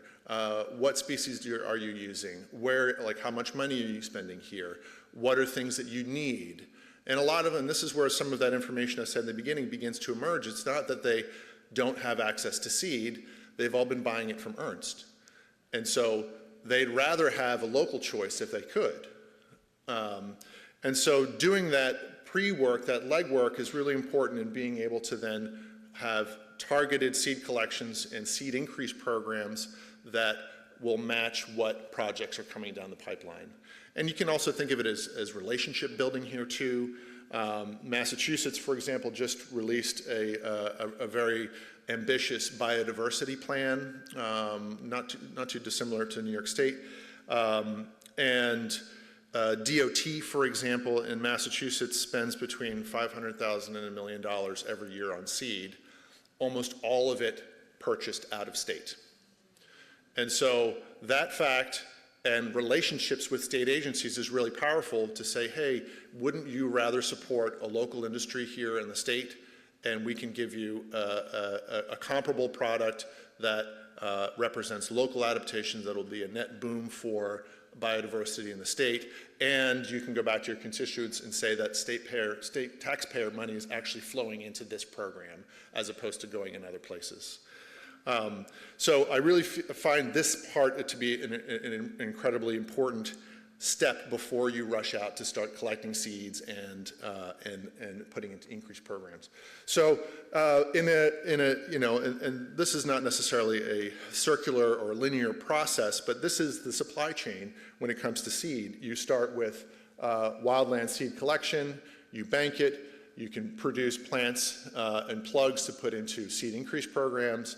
You process the seed, so you can take, for example, ounces of seed and put it into an increase program, not too dissimilar to what Limpy's doing right now, and generate pounds and pounds of seed that way. The approach is to, and there's a couple different ideas around seed sourcing strategies, and I'm happy to talk to folks about this afterwards because that's its own presentation. But the idea is that you're starting with a genetically representative or diverse initial collection from the wild before you put those plants together in a row crop or in a more condensed space. And then after the initial first 2, 3, 4, 5 years, the seed harvest that you're getting will be equivalent in genetic diversity to wild populations, and you're not damaging or diminishing wild populations by trying to collect from the same spots every year again and again and again and again. So wild banking, again, it's a process. We're developing protocols that ensure that we don't damage natural populations. We only collect about 20% of any seed from as many different populations as possible. There's a lot of documentation that goes into this. It's a little more than our rare plant seed protocols where we're only collecting about 5% of seed if it's available because we're generally dealing with smaller populations. Next, you go to seed cleaning and storage. At Nasami Farm, we just 2 years ago built a large walk-in cooler and walk-in freezer, so we have lots of capacity to store seed. And then you get to the idea of putting into increase plots or working with partners to increase this. We're really excited here. We've been partnering with a big wholesale grower in New Hampshire who will be putting in 75 species into a pretty large 5-acre seed farm, and that will supply their local ecotype line and provide seed for us. So this is how you start building up the supply chain, by working with early adopters, by forming those relationships with state agencies and others. Another organization that's part of the, not part of our restoration partnership, but part of the Northeast Seed Network, is a collective of farmers. And so there's a lot of interest and potential economic interest from the organic farming community to get involved in this. This farm collective has maybe 10 or 15 different farms that each grow a handful of species, and they all funnel into a single program that sells seed packet scale, locally adapted seed. We sell it, they sell out every year. Really a popular way to get at this. So, yeah. Nasami Farm, again, I've talked a lot of this, we'll sit past it. So here's sort of what you can do. I think one of the things that is a really difficult when you're working with design projects, either with landscape architects or with state agencies, that there is not enough time to produce the plants that you want in the way that you would like. And so the earlier that you can have these conversations with the designers, with the entities that you work with, the more you can ask to build in a longer lead time. For example, when I was at Brooklyn Botanic Garden and we expanded our native plant garden, we added 300 plus species, all grown from seed. And I started collecting the seed years before the project even came online, and we built in that we had to source, if we weren't growing it ourselves, all the other plant material had to come from Greenbelt Native Plant Center, for example, because they met our specifics and our values, and we built in lots of extra lead time. And the architects that we worked with were sort of like, this is the first time we've ever worked with a project like this, and it's really cool. And we would love to do it again, and we wish there were more clients that would favor the plants as the most valuable thing as opposed to the hardscape and what choice of concrete you want to use. So longer lead times is really important. Trying to require that projects source from specific nurseries. You can write all this stuff into the specs if you're doing it. I also think getting to know local botanical societies and botanists are going to just increase your knowledge of what's available and what's out there. Don't be limited just by what's available in the commercial industry. Because ultimately knowledge is power. This is really what we're trying to do, is we're trying to give people choice. And different projects are going to have different values. And of course, seed collection is something that should be done. It should be a protocol, not a best practice or a standard. It should be the same every single time so that we don't damage the really precious natural resources out there. So I'll end with this quote from my friend Ed Toth at Marsby, Mid-Atlantic Regional Seed Bank. Ed was the longtime director at Greenbelt Native Plant Center for a long time and has now retired and thrown his full attention into really getting Mid-Atlantic Regional Seed Bank off the ground. This functional seed supply is absolutely vital for mitigation, for restoration, for natural disasters, and this very rapidly and damaging our functional ecosystems. And it is directly tied to our well-being and that of the planet. So with that, I'm happy to take questions. Thank you very much.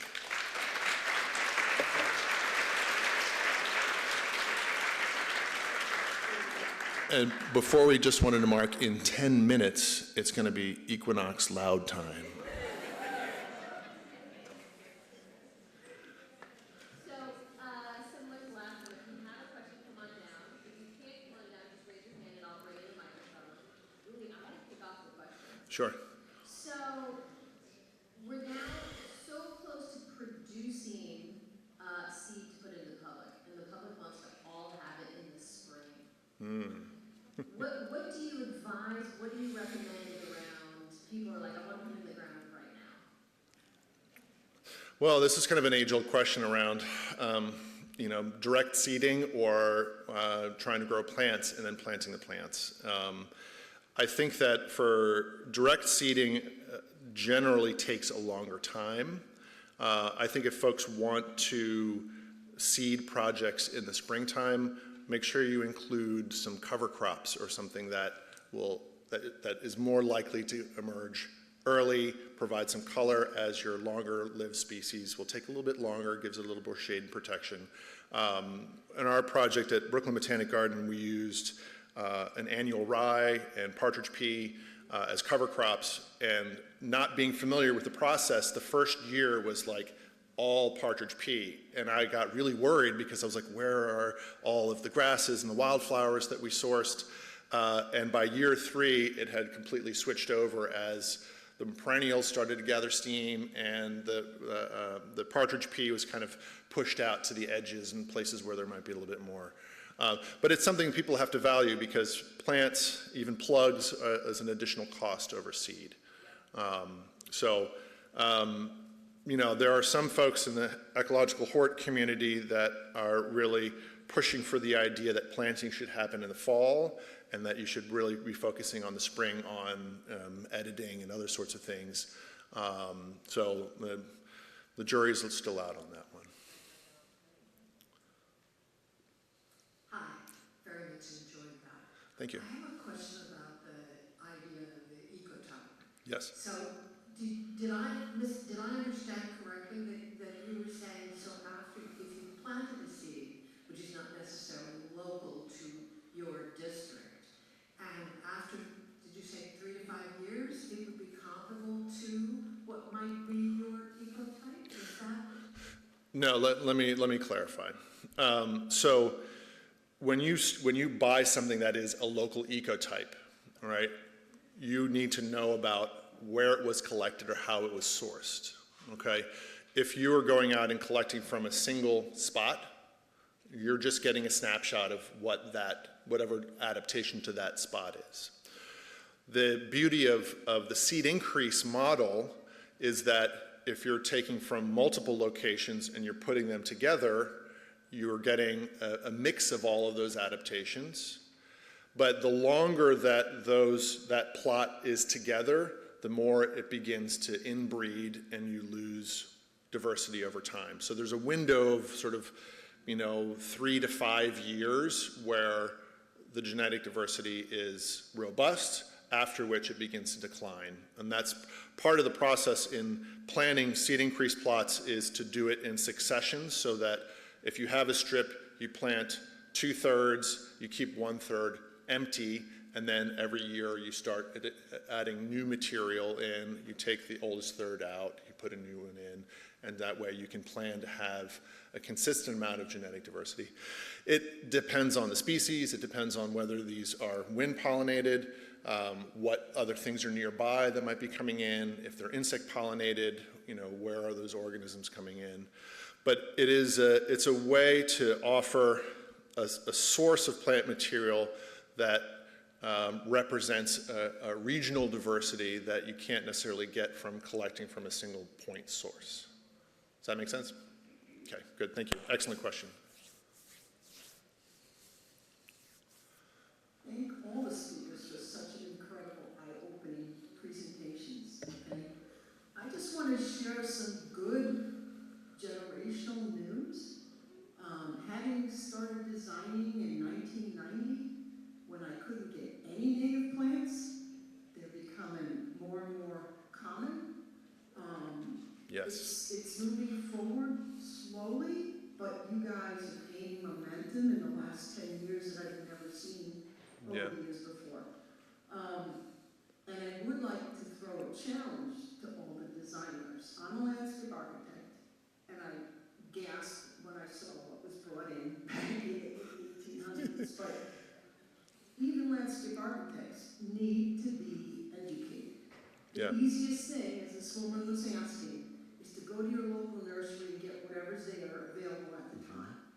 More and more we have to educate internally for restoration designers and landscape architects, start growing, doing contract grow, contract seed collections. They don't think that far in advance. You need a year and a half to do it right. So if this group can continue pushing for that, and obviously I'll bring that message back to other landscape architects that have been doing it for a while, and then having restoration designers working with the seed collectors so they know what's needed in the trade, so you can focus on some of those target plants. I think it's going to be really important. So fortunately, there is good news happening in that vein. So 2 examples,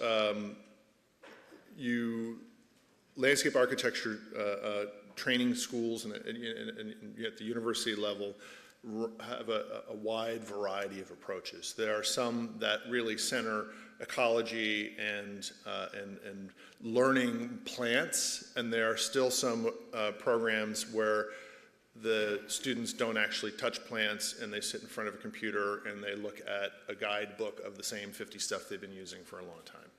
I think that the demand from the public is going to shift increasingly more in that direction. We at Native Plant Trust, every year we get a field trip from the Harvard Graduate Design School, brings their students out to look at a native plant ecological garden, and you can talk to all the students about everything that goes into making that, sourcing the plants, all those sorts of things. The Boston chapter of ASLA has a task force specifically put together to address access to native plants and getting that lead time and knowing who's got what and beginning to form those relationships so that if they want to put those into their projects, they already know who can supply the plant material that they would like with those values attached. So those are, I think, really positive things that are moving forward. Has the Boston ASLA communicated with New York ASLA? I don't know, but I've admittedly been a not as active member of that because I have a lot of things on my plate, but the next meeting we go to, I can suggest. I've also given a presentation just last year to ASLA as a whole, talking about biodiversity gardens and having examples from the Midwest and from the West Coast of different approaches, and really encouraging other regional chapters to form these kinds of task forces to start getting better relationships with the nursery industry and trying to change that procurement process so that you can contract grow, or at least you know who's growing things without pesticides, who is supporting some of those smaller nurseries. One more challenge I'll throw out there. all the folks that are in this ecological minded business, if we could each reach out to landscape architectural groups, invite them to seed collection, invite them to see, native plant propagation, it'll open their eyes. So Yeah. I'll just throw that out. Yeah, and I'll say if you work with an organization that has any kind of development or philanthropic wing to it, invite those folks out on your seed collecting trips. It gives them a real sort of visceral firsthand experience to then take to the donors and the people that you're asking for money and saying like, I know, like I got hot and sweaty collecting seeds. I know the hard work this goes into and I know how important it is. And we'd really love for you to support it. I just also wanted to count that it's 1 minute away from equinox. Okay. I was curious about the Morantes lupine. Does it also have a fire-based ecotype like the ones in the Albany Tiger? Which plant again? The Oh, the lupin. Yeah, I mean, the fire ecology part of it is about maintaining open habitat. So it's not necessarily that the seeds need a smoke treatment or a heat treatment to generate. In fact, most of them are, if you scarify the seed coat, you'll get good germination. The problem is that the open habitat that this species relies on is increasingly getting, shaded out.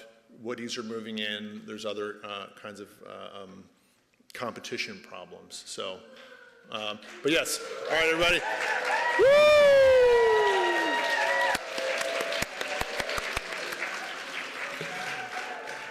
Thank you. Thank you. That was cool. My follow-up to that is, are you able to source from all equipment? Is that so different? From Albany? Most the work that's been done there, I think they've sourced on site and have increased the seeds in their own way.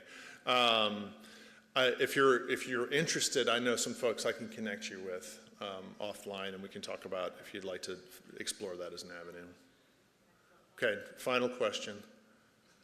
Well, my question is about how do you protect your precious saplings from hungry deer? Yes, and hungry rabbits this year too. I don't know if you guys had a bad rabbit year, but no. So the greenhouses where a lot of these things grow are covered in plastic. We did have a project with the trustees of reservations in Massachusetts growing oaks and hickories, and the nursery manager actually ended up purchasing a number of sort of commercial grade chicken coops and putting them, and it wasn't just the deer that they were after, but it was mice, rabbits, chipmunks that want to come and eat those tree nuts. So it looked a little ridiculous to walk into the greenhouse and see like a chicken wire coop full of plants, kind of like in jail, but it worked. So I feel like exclusion is probably the only way to be able to ensure that the species can get going and get a leg up. So happy to talk with anybody afterwards. Thank you very much for listening. The Director of Research Programs and Associate Research Scientist at Yale University. Her research focuses on plant-soil interactions and the ecosystem-level impacts of invasive species, specifically investigating the cascading effects of jumping worms on forest health. Without further ado, please welcome Dr. Annise Dobson.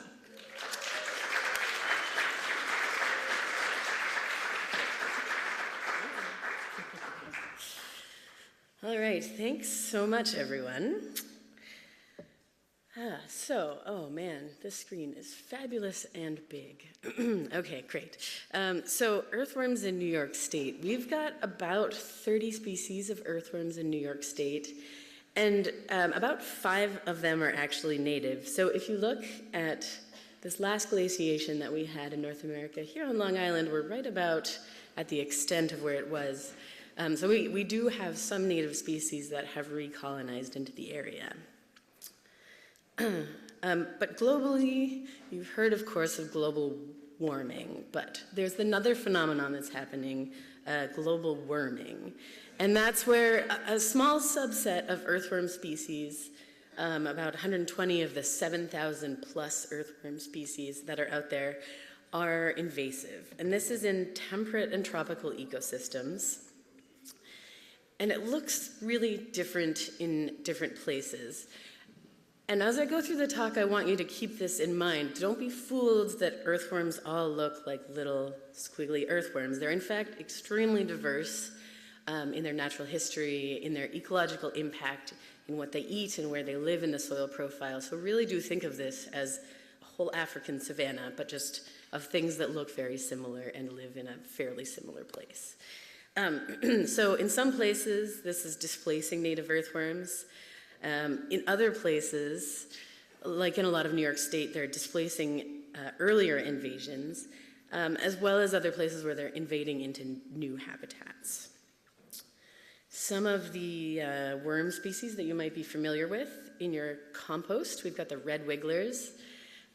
These are not native, they're from Europe, but they tend to behave pretty well. They stay pretty close to the compost. They don't like the cold weather.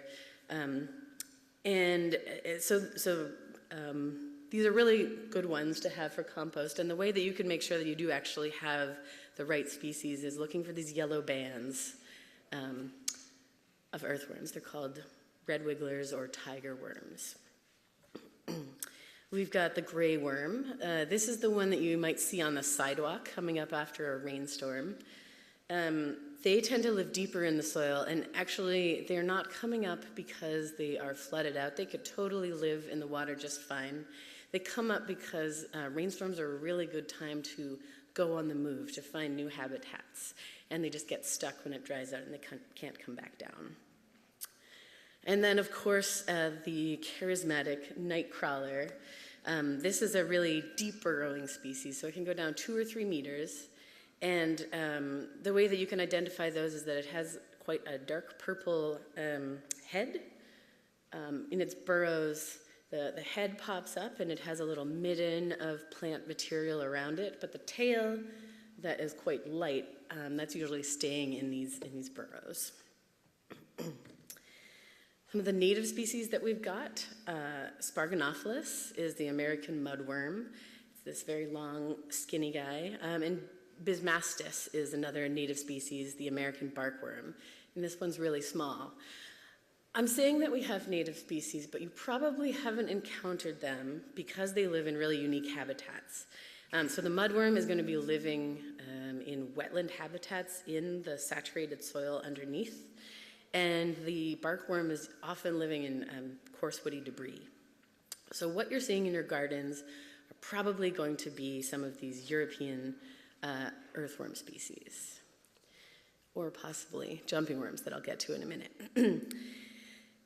So the typical sort of New England forest habitat can be characterized as something like this little cartoon here, where all of the leaf litter from deciduous trees in the fall falls down and really slowly decomposes, stays in the shallow layers, and creates this really unique microhabitat of thick duff layers. So if you've ever walked into the forest and it feels kind of spongy, like you're walking on a pillow top mattress, that's what a lot of our forests look like historically.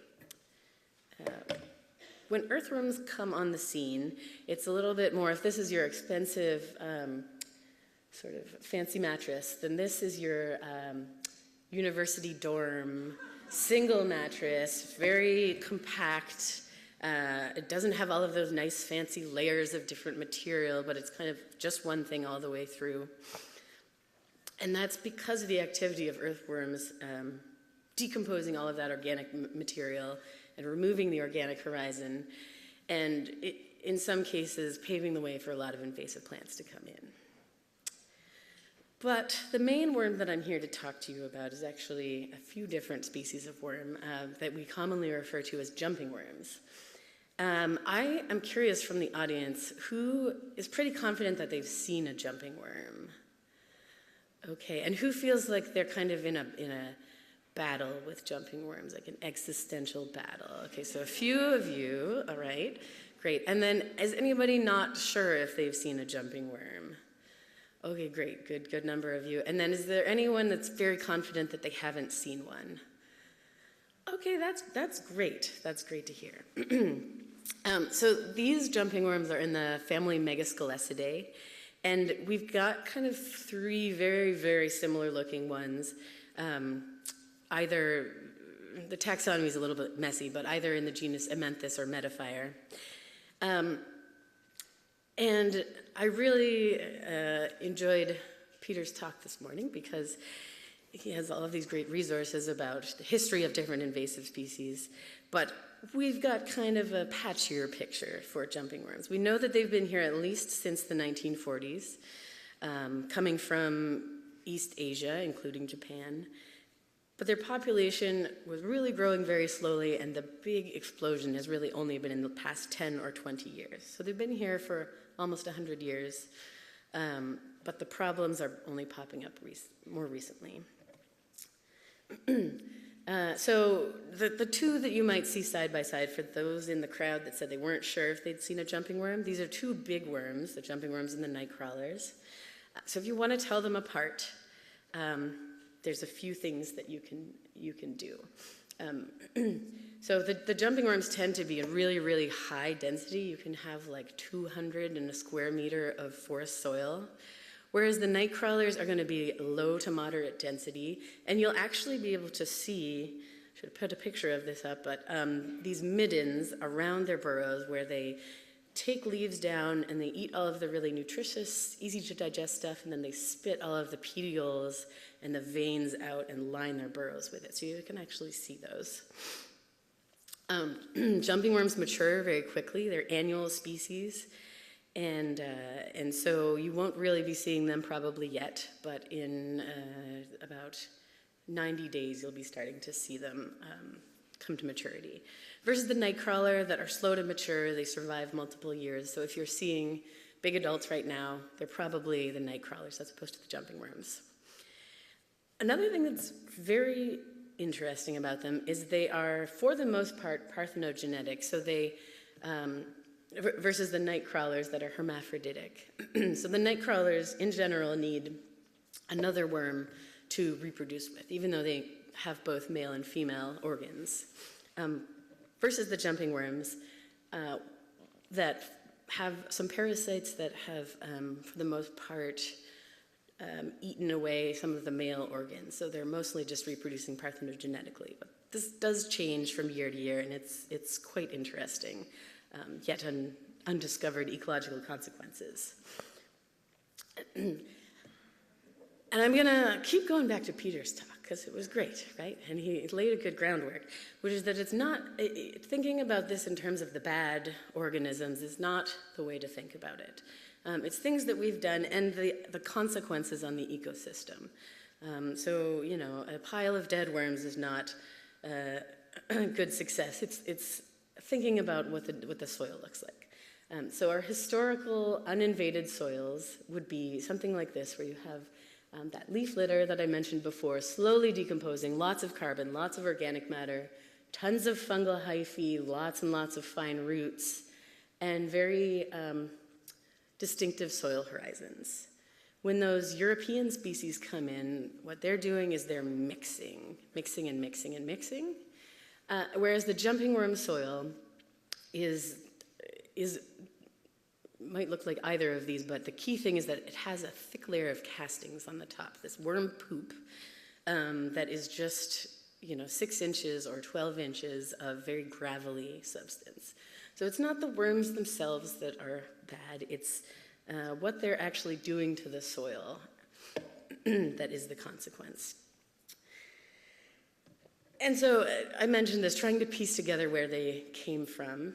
It's probably, again, not this invasion that showed up once on the shores and then moved through, but probably more like many, many, many hundreds or even thousands of introductions. There's kind of an apocryphal story that in 1912, when Washington, D.C. did its big planting of cherry trees, I don't know too much about the history of, but maybe it was kind of the tail end of this obsession with Japanese plants, maybe. that perhaps jumping worms came over with those. But there's not a ton of evidence for this story. There is a little bit more. There are actual specimens that come from some of these later things, like at the Bronx Zoo, when the platypus exhibit was brought in, people were really enamored by it. That was the hot thing of the 1940s. And so they documented all of the different things that they did, including the species that they brought in to feed the platypi.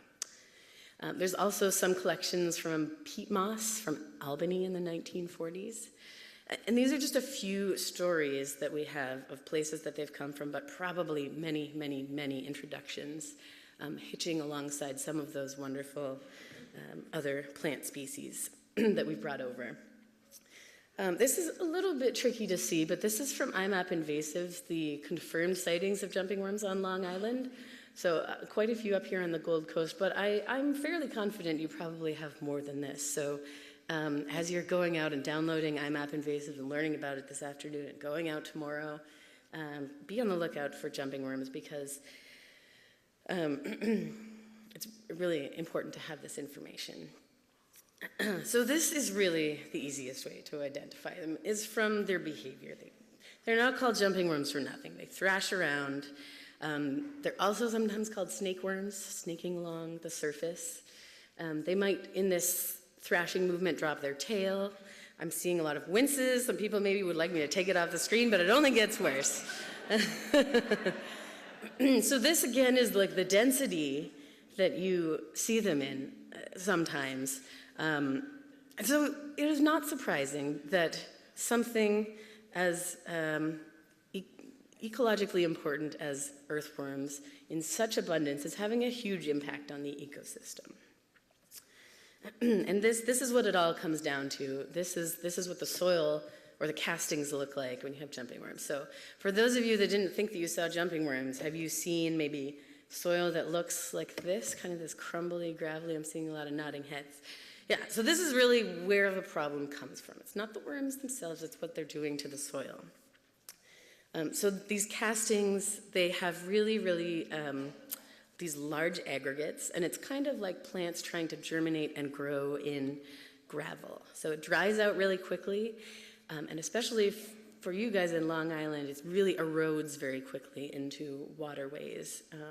In their native habitat, these species are not found in forests, they're found in ditches.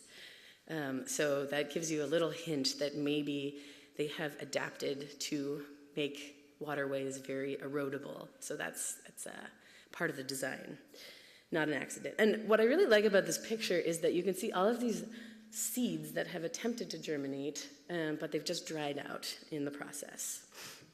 And so that's what you see quite a lot of.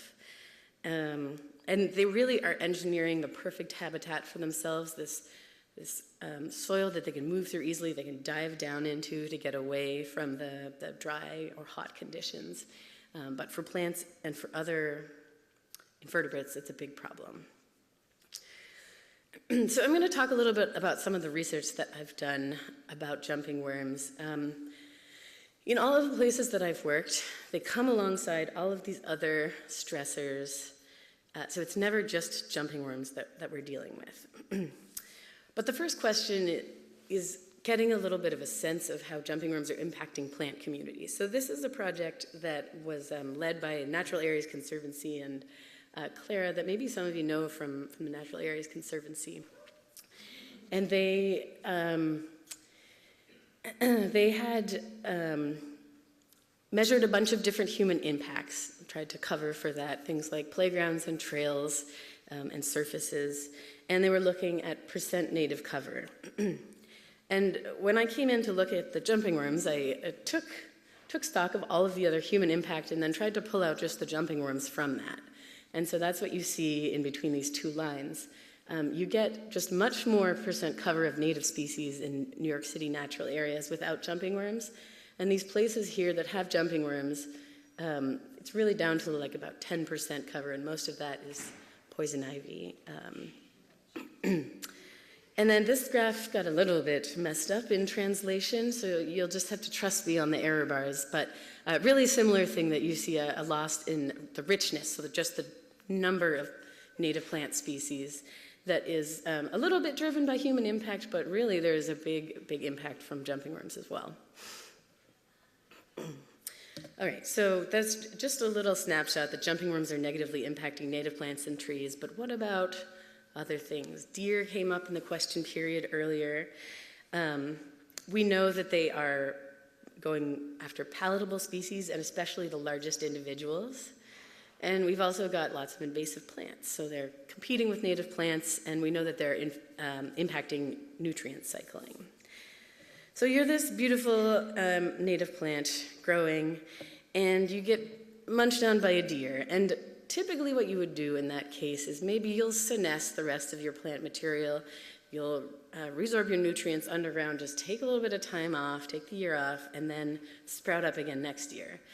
But now you're dealing with jumping worms stressing out your below ground structures, and you're trying to compete with invasive plants.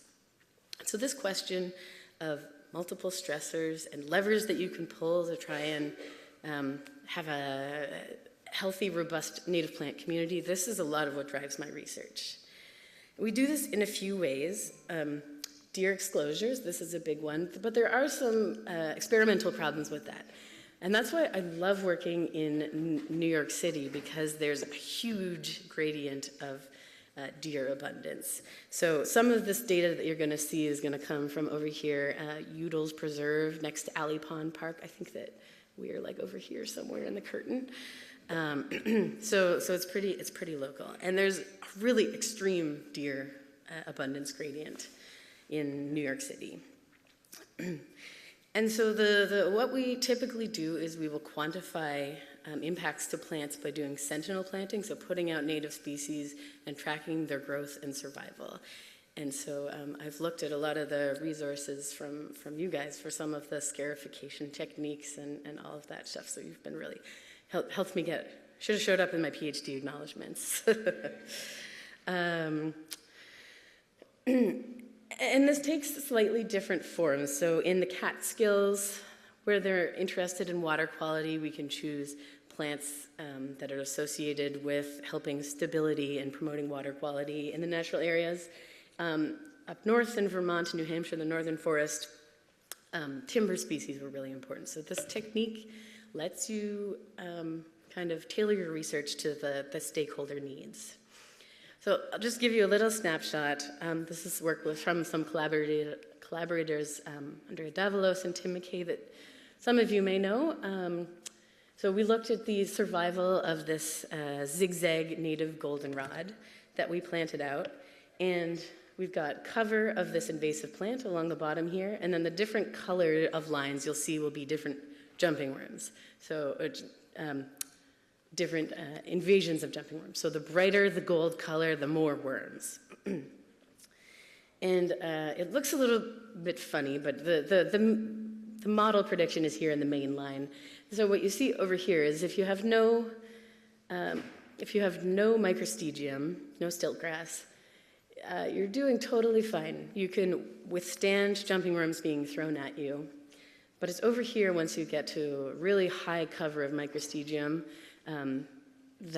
plus jumping worms, that you see a complete loss of those species.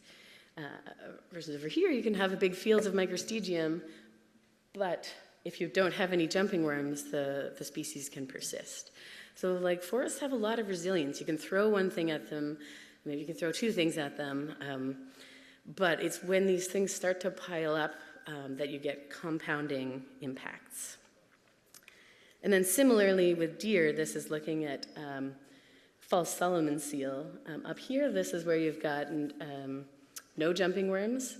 And even if you have a big deer density, this is in some of those New York City parks, you can still hang on as a 1 or 2 leaf seedling, just waiting for a time maybe when the deer population goes down. But it's down here in this quadrant that you have lots of jumping worms and lots of deer, that things disappear. So really, jumping worm impact has the greatest negative, jumping worms have the greatest negative impact when they're combined with other stressors. And I don't have time to go into all of this, but you can imagine that if you're changing the soil so much to that gravelly structure, you're changing the invasive and native plants, that you're going to have a huge impact on the cascading impact on the other understory macro and microinvertebrates. This is kind of the first thing that you see lost with jumping worms. It's quite dramatic. And then all of the other things that rely on that buffet of different macro and microinvertebrates in the soil are lost. This is kind of the native habitat of millipedes and springtails and mites is like this huge buffet that is available. It's like when you're at a resort and there is, a huge buffet at 24/7 all throughout the year. But when jumping worms come through and they knock out the habitat for these native species, it's like there's a huge abundance of food, but only for a very short time. And there's other issues with them as a food source that I can talk about if you want to know more. The impacts are considerable to forest regeneration, to golf courses. There's been actually a lot of really interesting research on earthworms and earthworm control in golf courses. The mulch industry is really hard to hit because this is a big way that they're spread. That those eroding aggregates really can clog up a lot of drainage. You see some issues with that. Obviously farms, and then a big one is plant sales that people, plant sales support a lot of really great organizations, but if people have jumping worms and they don't really know the source of the soil, it can be really stressful for a lot of groups that want to do that. And I have a bit of information on how you can still run a good plant sale. Essentially, it's putting in a little bit of extra work to wash the plants, to rinse them, and then repot them in something like a pro mix that doesn't have jumping worms. And then trails, and actually I've even seen jumping worms seem to go after even like the concrete in like boundary walls. They're really amazing. Their diet flexibility is quite impressive. So just gonna zip through the ID. So obviously their movement is the easiest way, but at this time of year, you're probably not gonna be seeing them because they're just in this cocoon phase. So that's where you're gonna be looking for that soil to tell that you have jumping worms. Telling them apart from that nightcrawler, which is the other big one. The clitellum on the jumping worm is very close to the nose of the worm. That's this white band here. Whereas in the nightcrawler, it's going to be close to like a third of the way down the body. And then remember that color I mentioned, the nightcrawler, it's got a dark head and a light tail. It's kind of a beaver tail. It's a little bit flattened. And then the clitellum also looks a little bit different. This is my little, so here's a jumping worm, here's some various nightcrawler species. So this clitellum on this one goes all the way around and kind of flush with the worm, like this dog with a ring. And then on the European species, it's more like a saddle that's just on the back of the worm. So if that's the only thing you can remember, it's dog in an inner tube versus horse with the saddle. And then I'm just going to jump through this. So looking for that granular soil, observing the thrashing behavior. I didn't talk about the setae, but in adult worms you can look for the clitellum also. You know what, you're a botanist, you'll have a hand lens, I can talk about this. So even if they're not mature and don't have the clitellum, you can use your botanizing hand lens and take a look at these bristles around. With jumping worms, they're going to go all the way around the body, like this. Versus in the night crawlers, they'll be in little pairs or evenly spaced, and there'll be fewer of them and they'll be bigger. So that's one you can use even if they're not mature. All right, so tips to stop the spread.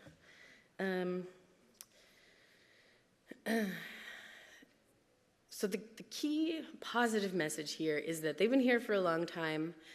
They've been moving, we've been moving them, and but their movement is really not this like showing up on the shores like the chestnut blight and then passing everywhere, or even like the emerald ash borer. It relied a little bit more on human-mediated transport.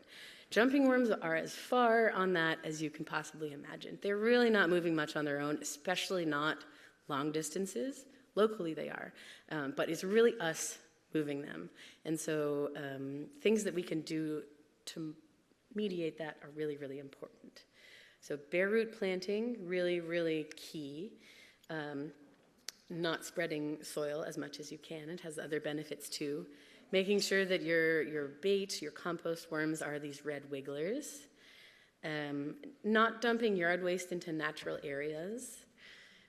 That's a big way that I see them come into natural areas. And then this thing that keeps coming up about communicating with your local producers and industries and landscapers and landscape architects, that this is important to you. This is my mom. I grew up at a greenhouse garden center, and so yeah, I know the plight of dealing with these constant, very hard to control things. So mulch is a really, really big way that they get spread. So this is really a key thing to think about. Can you mulch the trees on your own property, or at least can it be as close as possible? If you're bringing in mulch, can you heat it to 104 Celsius for a few days, even just like bag it up in the summer and put it in the hot car, let it cook for a few days before spreading it out. Even spreading it, if you've got like a big mulching situation, spreading it out on the driveway with some plastic below and above to really cook it can be pretty helpful. Or just making sure that it's your own, that's as local as possible. It's really the cocoons that are doing a lot of the movement. So making sure that there's not big amounts of soil being trucked in and out from jobs.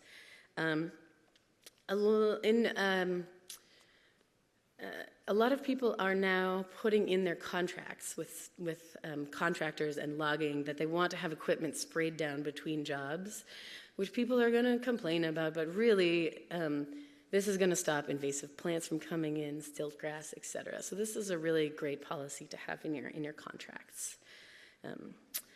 As you're planting, if bare root isn't reasonable, at least checking to see that the plugs or the plants don't have those castings. It kind of looks like grape nuts, or if you're more like Nerds candy, that covers the health conscious or the candy conscious people. Or coffee grounds is another thing that I've heard. So especially perennials, taking a look to make sure that you don't have those castings. And for those of you that put up your hands that you're having your existential problem with jumping worms, what can you do once you have them? So if you're working for forest regeneration, managing sprouts for forest regeneration, if you have any kind of timber harvest, maybe not so much planting new trees, but protecting some of the stumps is a good thing to think about. I've seen a lot of great talks or people talking about some of these deep-rooted species, some of these pollinator gardens. Those seem to do pretty well with jumping worms. If you have, like, think a little bit about the roots, right? So bulbs, kind of not ideal, but some of these deep-rooted species are great. And then managing some of the things that you can, so managing the deer, selecting larger seedlings, planting earlier in the spring or ideally later in the fall, maybe it's some additional watering if they're drying out, and then managing invasive plants if you can. Experimenting with ground covers. Poison ivy did really great in all of my jumping worm plots, but maybe you don't want to landscape with poison ivy. It would be great. It's very robust and great for natural habitat, but other things that maybe have that poison ivy ethos but are native are something to think about. A little bit of research going on into ways that you can treat the soil. Soil steaming seems to be promising. Some chemical work coming out of Vera Krischik's lab at University of Minnesota. Tea seed meal seems to be pretty promising. It's a saponin, kind of like a detergent-y substance, but it's currently you should not currently use it because it's not approved for that. And its non-target effects haven't been tested on other things like those native earthworms that I mentioned at the beginning, like salamanders that also have a mucous membrane and things like that. So stay tuned for this research as she looks at some of the things. So quick takeaways: jumping worms, big impact on native plants, especially where you've got multiple stressors. Worms may disappear, but the modified soil can be recognized all year round. You can limit the spread by focusing on not moving soil and mulch, and thinking about your species selection. So we've got, here's a link to the Healthy Soil Collaborative, which is a big group of us working on jumping worms. So this is where all of the latest, when we finally come up with a great solution to jumping worms, you'll hear it here first. There's a lot more information as well on here. So thank you so much.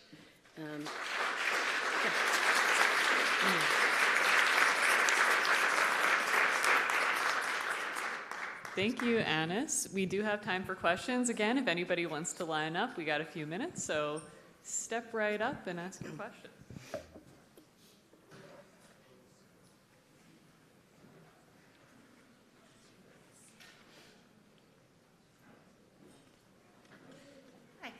Hi. Great presentation. Thank you so much. Yeah, we have them. I didn't know that. Now I do. So 2 questions. One is, can you share, if you're okay with it, your email for further questions and maybe the copy of the presentation? And secondly, oh, you did that at the beginning? Okay, great. Maybe. I'm okay. not sure. And the second question is so if you clean roots, you wouldn't do that indoors because you would be, putting dirt into your plumbing. And if you do it outdoors, aren't you like just washing the dirt locally? So actually, someone from Cornell Cooperative Extension made a really nice pamphlet about this. So I will get her permission, and then I could maybe share it with Abby, put it in some. But essentially, you get some buckets and you get some strainers. And so you rinse the roots into the buckets, and then the strainer catches the solid. The cocoons of the jumping worms are not teeny tiny. They're kind of like slow release fertilizer pellet size. And so as long as you're catching the big solids, then you're okay. And then what you do is you take that strained soil, and then you can freeze that or throw it away. And then the water can just be tossed because the the cocoons won't be in there. Perfect, thank you. Yes. Go ahead. My question is, if you have nursery material that you suspect is clean, is there any issues with worms crawling into them? Absolutely. And what can you suggest to mitigate that? Oh, the hours of my life I have lost to this question as I tried to plant my 21 native species into places that were pristine from worms. So I'll tell you some things that don't work. Water, just water, because they can do fine in water, as it turns out, like I mentioned at the top. One thing that seems to work very nicely is like a metal table with legs, either in buckets of soapy water or just these little funnels that you can buy, like plastic funnels down the legs, and sort of tape them on so that the worms they can crawl up straight, but they can't crawl up and over the funnels.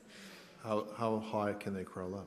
Oh, okay, so this is not a picture of jumping worms, but when you work on worms, people send you the wackiest things. Somebody sent me a picture of their house, 3rd story, siding, with a worm that had crawled up 3 stories up the side of their house. It was not jumping worms, it was a different species, but...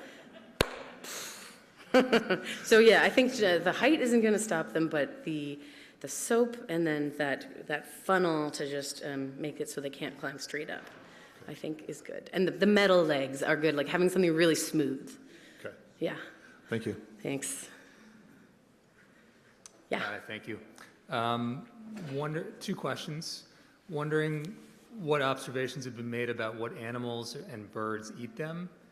Yeah, and then, I guess other questions develop from there, but also wondering about prescribed burns, if any studies have been done with that.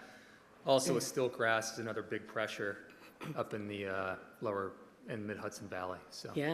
So prescribed burns, there have been 2 papers from the southeast that have looked at this, and actually prescribed burns at the right time of year, so when in the spring, are great at getting rid of cocoons. If you do it later when the worms are bigger, they can just move away. But if prescribed burns are something that is good for the rest of your management, great for jumping worms. It doesn't completely knock them out, but definitely knocks them back. And other places, like the Regional Water Authority in Connecticut has a seed steamer that's kind of using heat also. But prescribed burns, I think, are a really good thing to look at for jumping worms. And then what animals eat them. So we don't have a great picture of that, but I've picked up little tidbits here and there. So a lot of things do seem to eat a little bit of them. Skunks and bluebirds and moles and some people's chickens, but not other people's chickens. Lots of people want to tell me about whether or not their chickens eat jumping worms. It's like 50-50. Or their ducks, but not their chickens. So I think a lot of things do eat them. Turkeys, woodcocks, do you know? Yeah, so this is kind of going off on a tangent, probably. And a problem with that is that they are really good bioaccumulators of heavy metals. And also potentially a project that we're working on is in Connecticut that we're starting to think about is PFAS. So as things are eating them, is it going up the food chain, the metals? I don't know. But certainly things eat them, and that doesn't seem to be enough to control them. Yeah, or at least things sample them. All right, thank you. Yeah, great questions. My question is, if they are not native worms, why are we not seeing the same pressure that they're putting on native plants on other non-native plants? Like, do they also eat non-native plants? They also negatively, I actually had a slide on this that I took out for time. What we found for some of that New York City work is that they are, overall, you see more invasive or more non-native plants with jumping worms, but the diversity is lower. So they're really only benefiting like a very small number of even non-native plants. Well, that's good to hear. Yeah, so you get lower diversity of invasive species if you have jumping worms. But there's some places where there's really just like no regeneration in the forest floor at all when you have those heavy deer and worm areas. Thank you. Yeah. Well, this is an easy question for you. Oh, but good. when I first heard about the problem of non-native earthworms a long time ago, one of the things they recommended doing was pouring Tabasco sauce on them. You buy it in 5-gallon drums. But I didn't. Is that something that people still talk about, or so not so much Tabasco, but a similar idea with hot mustard. So that is a way that is officially the way that I have done most of my research. Is super high tech ground hot mustard. You mean powdered mustard? Powdered Yeah. mustard. Okay. It is. It affects their mucous membranes, and so when you mix it with water. They rise up to the surface, and then you can count them and collect them. It's probably not a good management strategy because you just need such a massive amount of mustard. But it is a way that you can see. So you brought up, if you can check and see if you have jumping worms, if you're going to do a plant sale or something like that. I'm not sure 100% about Tabasco, but you could go into your cupboard and at least look for the mustard instead. Well, I was wondering whether it was the vinegar or actually the capsicum, So vinegar does also kill them, but in like a super concentrated amount. But maybe the capsicum is what brings them up. Yeah, okay. Because the mucous membranes are pretty sensitive. Well, that's what I was wondering on the surface. It burns them. I would think. Yeah. Okay, well, I was just curious. Okay, thank you very much. Hi, thanks for the great talk. I'm wondering if the soil is impacted up to a foot. Is there any evidence that forests are losing a lot more trees during storms because of stability? But the roots go down very deep for trees, but still, if you've got a foot of loose soil on the top, does that lead to more trees falling down during storms?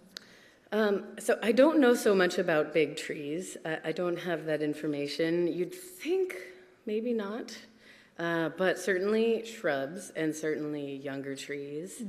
I don't know about bigger trees. Maybe some shallow-rooted ones, potentially, especially if they're on the side of ravines or something like that. That's how I got into this first, as I was looking at deer. So we had deer fences up. And at the bottom, it was on like a steep slope. And at the bottom, you just stick your arm in castings, like up past your elbow. It was totally crazy. I was like, what is going on here? So I think maybe the combination of steep slopes and jumping worms might affect bigger trees, but I don't have the data to say for sure. Okay, thank you. Thank you. Live on a steep slope. Hi, I just recently battled them this past summer and spring. My sympathies. Summer into fall, and your presentation is directly what I saw in my field knowledge. We had this issue where they were in a pollinator garden, and I kept thinking the roots would would stop their movement. But we kept putting mulch on, and we kept having the sprinkler. And so once we stopped the mulching and the supplemental water is when I really started to see them go far, stop being so abundant. So I don't know if that's anything. Yeah, it is the age-old question. Worms and plants kind of like the same thing. So as you're trying to do the good things for the plants, you're kind of doing the good things for the worms. And so that is something that everyone managing has to kind of work out on their own property is, do you feed it or do you starve it? Yeah, because they were compacting the soil, but once we stopped implementing it and creating all the food on top of the soil, then the roots finally went down, and then the worms stopped.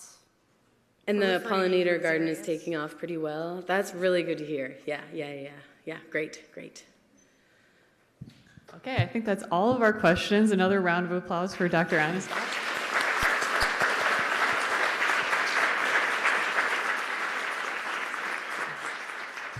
So after this, we have our lunch break. And before we break for lunch, I would encourage all of you to take advantage of the opportunity to network with your peers, go to the tables, and also participate in our silent auction to bid on exciting prizes.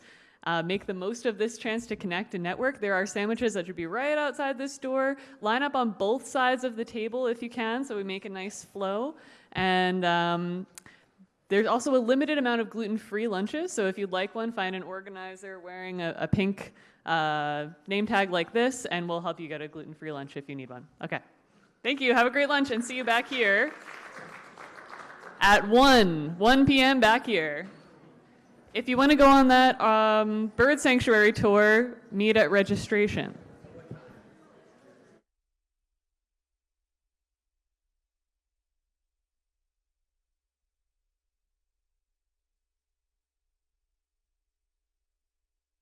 The silent auction is now closed. Thank you everyone who made bids and contributed.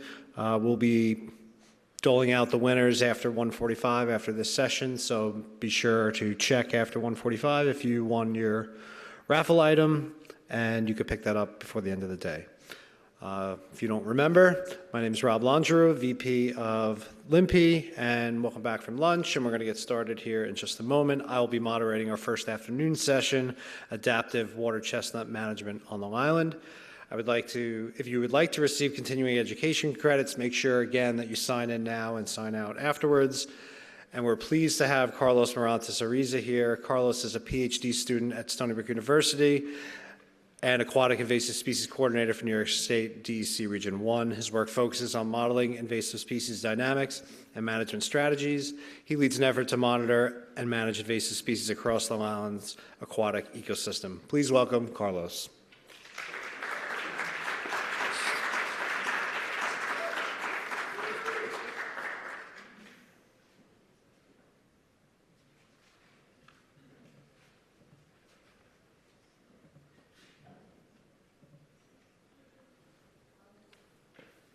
Thank you.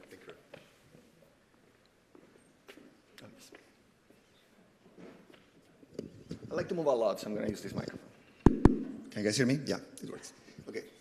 So, welcome everyone. Thank you very much for being here. I want to start by telling you that this is, I'm going to tell you about the story that has been developing for the last 2 years. Actually, this is not the title of my presentation, by the way.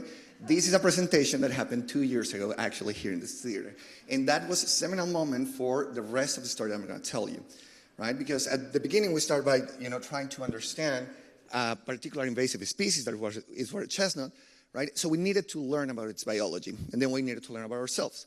So I'm going to tell you the story about what we have learned and what we want to learn in the future, okay? Because, again, we're still working with water chestnut, okay? I'm still, the aquatic invasive species coordinator, but in these last 2 years, a lot of things have changed. We are not the same as we were 2 years ago, and we have learned different lessons, right? So let's talk about that for a minute. But before I start, I want you to keep in mind that I am telling you about the result of the work of a lot of people, right? So everything you see is the result of the effort of a bunch of people who, willingly have started participating. Of course, New York State DEC, who has supported this research and the work that we're doing. The Northeast Aquatic Plant Management Society that has funded a large part of this project, right? Of course, LISMA, who not only creates this space, but also they support us in the field so much that I can, with full confidence tell you that this wouldn't happen without LISMA. So again, every single thing that I'm going to present is a shout out to them and to everyone else involved. Of course, they are not the only people. We have the Nassau County Water and Soil Conservation District, and other people that I am not mentioning, including, for example, the Department of Ecology and Evolution. I'm going to talk about them a little bit later. But anyway, everything that you're going to see stems from the hard work of all these people. I just have the privilege to tell you what we have been doing. Okay, so what we're going to do today is we're going to talk about water chestnut in Long Island. That this is a long-standing invasive species that is particularly problematic in Nassau County. However, we do have it in Suffolk County as well. And then, we're going to talk about what we want, how we can set realistic expectations of what management of water chestnut and other invasive species look like. We're going to talk a little bit about the model that we developed with Professor Rafael De Andrea in Stony Brook University, and how we ended up building a robot to, meet our needs, and what are we going to do next. Okay, so first let's talk about water chestnut. This is an annual invasive species. It came to the U.S., or the first records are from 1912.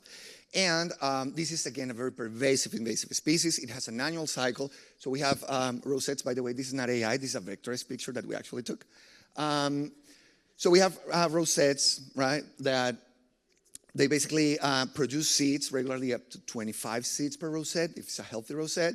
And the seeds precipitate to the substrate. The rosettes die, right? And next year, the next population gets, stems from the seed bank, okay? And that is really, it's really important to understand every step of this life cycle, which is what we have been doing, basically, right? So this is not the first time we deal with water chestnut. We have been dealing with water chestnut for a long time, because basically it creates a lot of problems. Our biggest problem is that its high abundance compromises the ecological services that our water systems provide, right? They can cover almost the whole surface of a lake, and that basically prevents fish from finding nesting sites. It is a threat to wildlife, and it also impairs human use of the lakes. If you have ever kayaked in any of the water systems in Long Island and you have faced water chestnut, you will see that it's impossible to kayak through it. Not even, it's a bad idea to get there. So basically, we are losing terrain to that. Right? This is the current state of Massapequa Lake. I'm going to be talking a lot about Massapequa Lake, but this applies to basically all water bodies where we find water chestnut, particularly here in Long Island. So all of this green stuff is water chestnut, and at this point, the infestation is not total. This is close to the peak of the season, but believe me, this gets completely covered. Actually, let me see if I can play this thing. Yeah. This is an aerial view of how you would see Massapequa Lake. If you went in July or in July 2023 to 2025, this is what you're going to see. And again, this is not peak of the season. All of the green stuff, even what looks like a mat that is extruding out of the water, that is water chestnut, right? So it's, again, very abundant, and we have tried to get rid of it for a long time. So one of the things that we realize in these long battles is that we actually need to develop a sustainable strategy for water chestnut control. Sustainable being the key word here. Okay, because again, we have tried several times. This is Massapequa Lake in 2018, in June 2018. And then we brought a harvester. It was a huge effort. And after the harvesting process, basically we had a somewhat clean lake. You still get to see some remnants, but I would say that it was a very good improvement, right?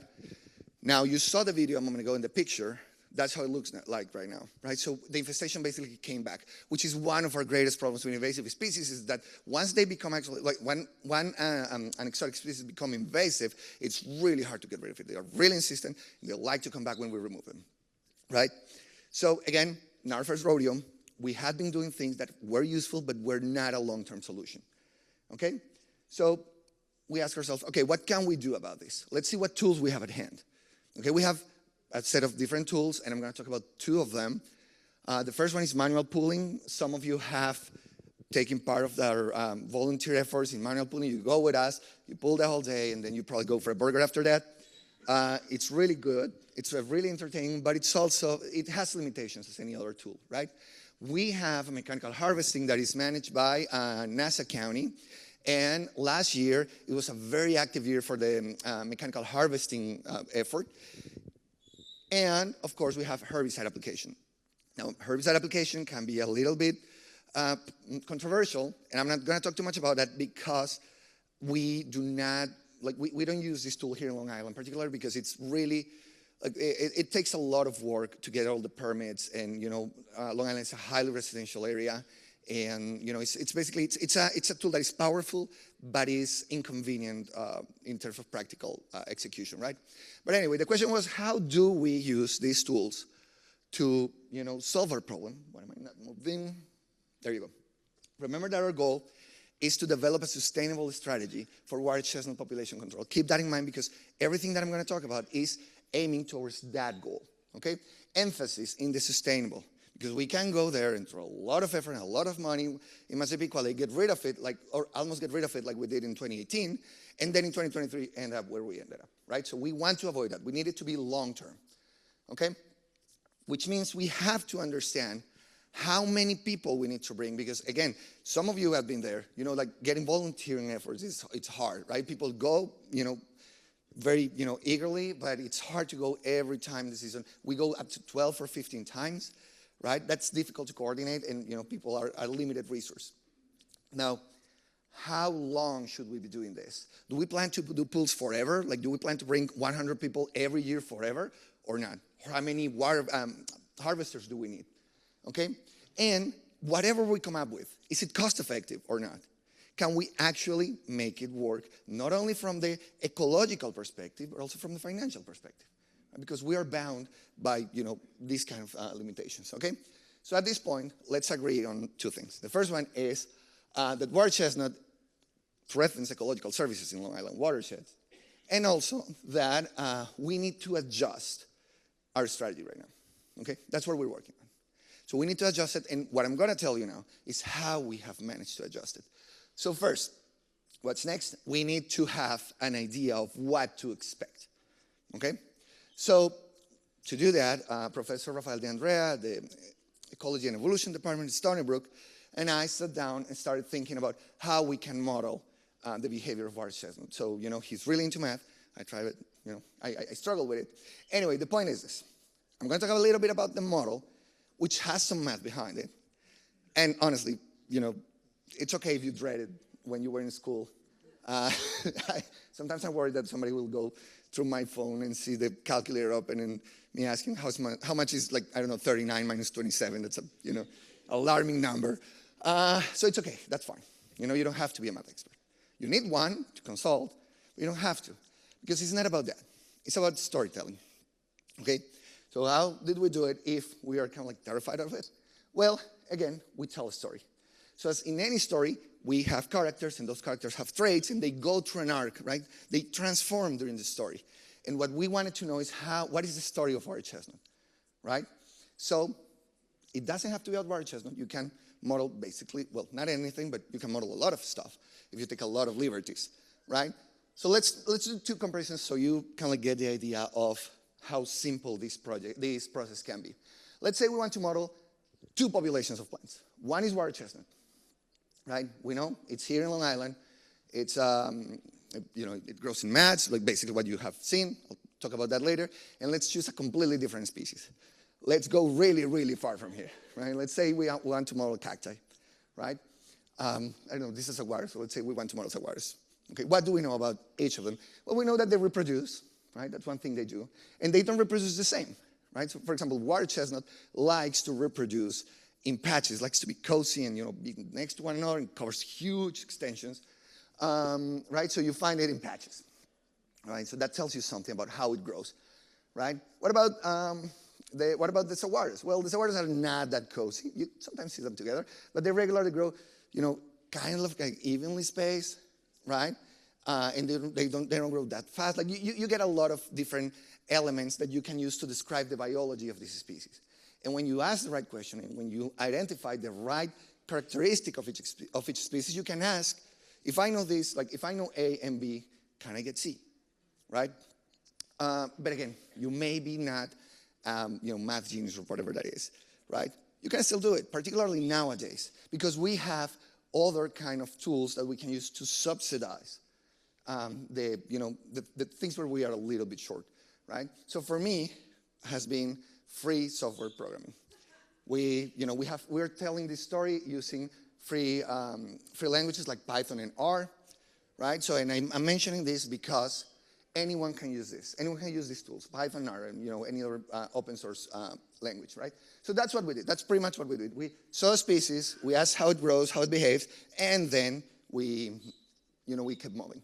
And we wanted to tell a story. We wanted to know what is going to be the population of water chestnut next year. I just want to know next year. I'll be concerned about the next decade later. For now, I want to know the next year. So what we say is like, you know what? The water chestnut population next year depends positively on the seed bank size. If we have a lot of seeds, we probably will have a lot of water chestnut next year, right? It also depends on how many of those seeds germinate. How many rosettes, new rosettes can I produce, right, per seed? It also depends later on how many seeds each plant produces, right? And for us, it also depends on how much we can remove, okay? So if the arrow goes up, it increases the amount of our chestnut. If the arrow goes down, it reduces it. So this is where we have agency. This is so far what we can do. Make sense? Good. So now, in more formal terms, we have elements that increase the abundance in blue here and elements that reduce the abundance in red. So we start with the seeds, right? We have a seed bank. Some of those seeds die. We expect them to die, right? Because, they just senesce without germinating. But today we don't know what is the fraction, the year fraction of seeds that die. So we have no idea about their mortality, and that actually limits what we can do or say about this in the future. But again, we identified that we needed to learn that. Okay, those seeds that do not die, they germinate, and they create early rosettes, which is where we attack. This is what we do. This arrow here, this is what we do. Where's my point? There you go. This is where we go and pull, okay? Now, those seeds that we do not remove become late rosettes, and each rosette produces a number of seeds, right? And that's pretty much it. That's the story. It's the same story that I was telling in a different format, okay? So this is what we want to know, and this is what we use to tell the story, right? Now, notice that there are not new plants coming here. We don't have immigration. We don't have anything near in the plants. We're assuming that doesn't happen, right? Because we need to make it straightforward.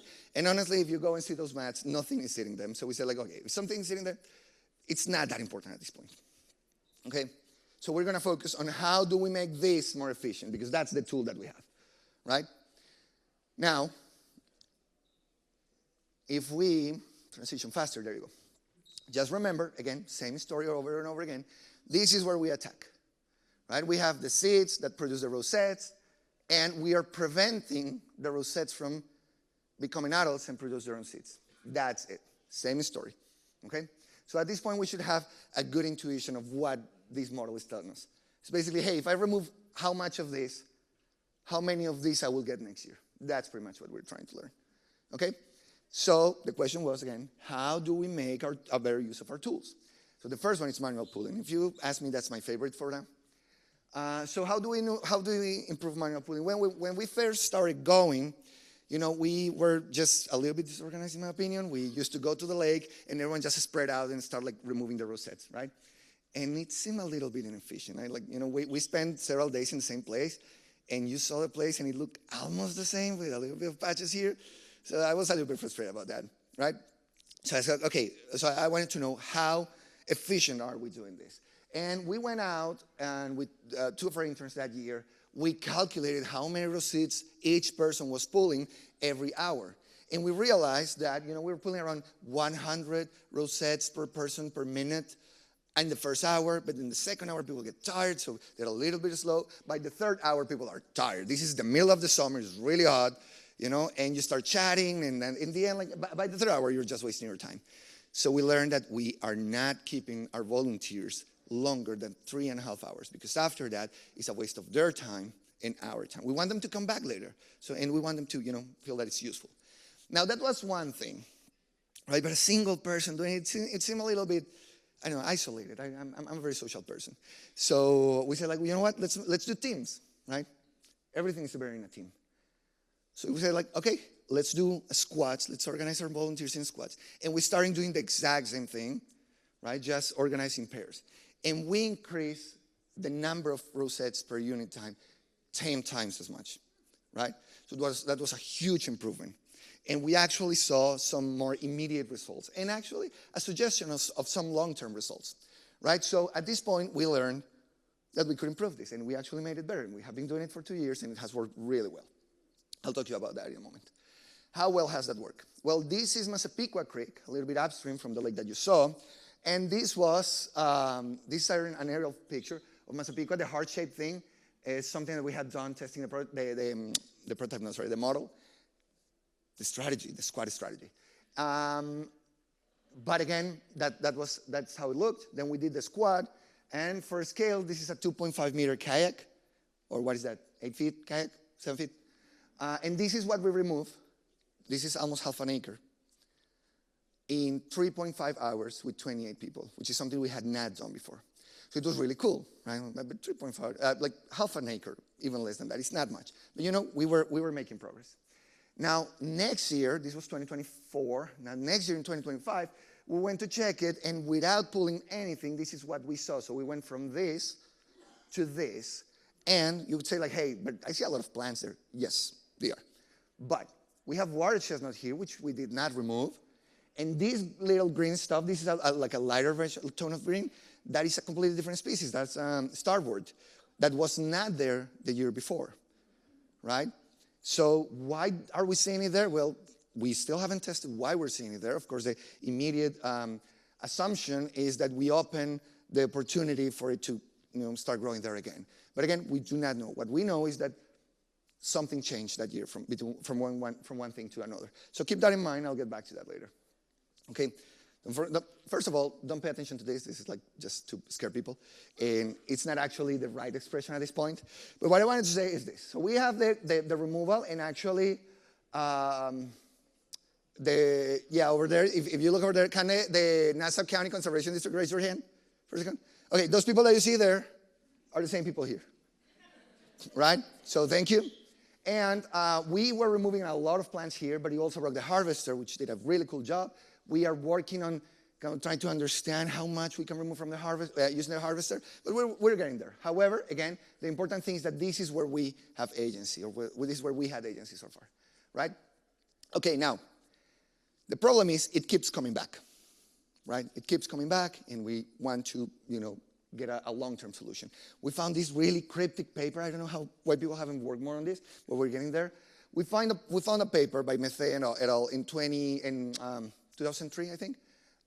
And this team, they tested what happened with the seed production when you clip the rosettes. You didn't have to remove them, you just have to damage them, right? So they realized that if they did that, they can really bring down the number of seeds. We're talking about going from 25 to down to 5 seeds. So it's an important element. And remember that this is part of the dynamic, the story that we're trying to tell.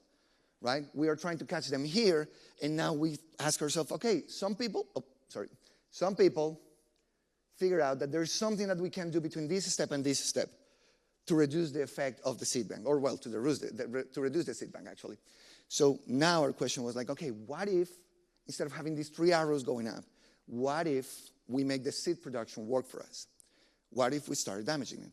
And this year, we're going to be testing this protocol. We're going to replicate the results from Methey et al., and we're going to incorporate that into our management strategy. Okay? Now, don't be afraid about this. I'll walk you through this. So we don't know how many, actually, you know what? I'm going to hide it from you for a second. Ooh, okay. Oof. I'm going to have to run through this thing. Okay, so we asked how many rosettes we needed to reduce, and because we don't know how many seeds survive each year, we just wanted to see where we are. We are here. This is how many seeds we need to remove in order to get rid of the infestation. In millions, it's 1 million, 2 million, 3 million. We have removed 1 million. We can remove up to 2 million, right? But that is not enough because right now we're producing 25 seeds, so we need to remove somewhere around 3 million plants, which is a really long shot. Now, what we're going to do is we're going to try to find a place here that we can reduce the number of seeds so we can say, okay, this is where we need to be. If we reduce them here, we can reach an attainable goal, okay? The actual number will depend on the seed survival, which we don't have, but we're getting there, okay? Now, I'm gonna move forward to this. I just want to show you this really ugly plot. Don't be concerned about that. This is the number of years in the x-axis. This is the rosettes, the number of rosettes that you expect, and this is what I want you to look at. Blue is a 10-year management plan. And red is a 1-year management plan, okay? The amount of, and these bars here are how long it takes the population to bounce back if you remove for 1 year, 3 years, or 10 years, okay? As you can see, many of them come back, right? Even when we are in our best case scenario where we get to reduce the number of seeds to 5, we still need to work for a really long time. So this is also telling us that we need to adjust our expectations for the future, which will inform the decisions that we make today in terms of how many resources to pump into this, okay? So at this point, we know that our chestnut exceeds our management strategy, our management abilities, and to achieve long-term management, we need to alter life history traits like number of seeds produced per rosette, okay? So how do we do that? And I'm gonna, speed run this because I thought I had more time. No, that's me. So the problem is that we couldn't use the harvester that long. So the amount of plants that we can subtract is not high enough. So we said, you know what? Let's build it ourselves. And so we said, we're gonna build a robot for ourselves. We're gonna create our own harvester. It has to be small. It has to be really cheap. And it has to be fully automated because we also don't have the people to go there and do as much work as we would like to. Right? And once this is ready, it should be able to navigate, so go and find the plants, should be able to harvest them, and it should be able to provide a report of what it did, because we need to keep track of what we have done, right?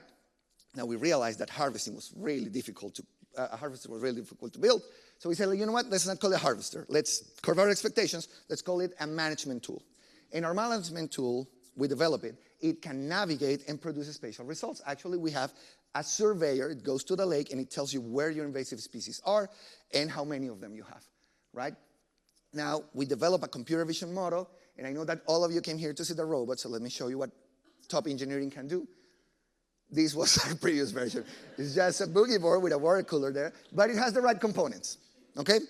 It can see the plants and it can identify them. At that point, it didn't have a proportional method, so we have volunteers walking it, and collecting data for us.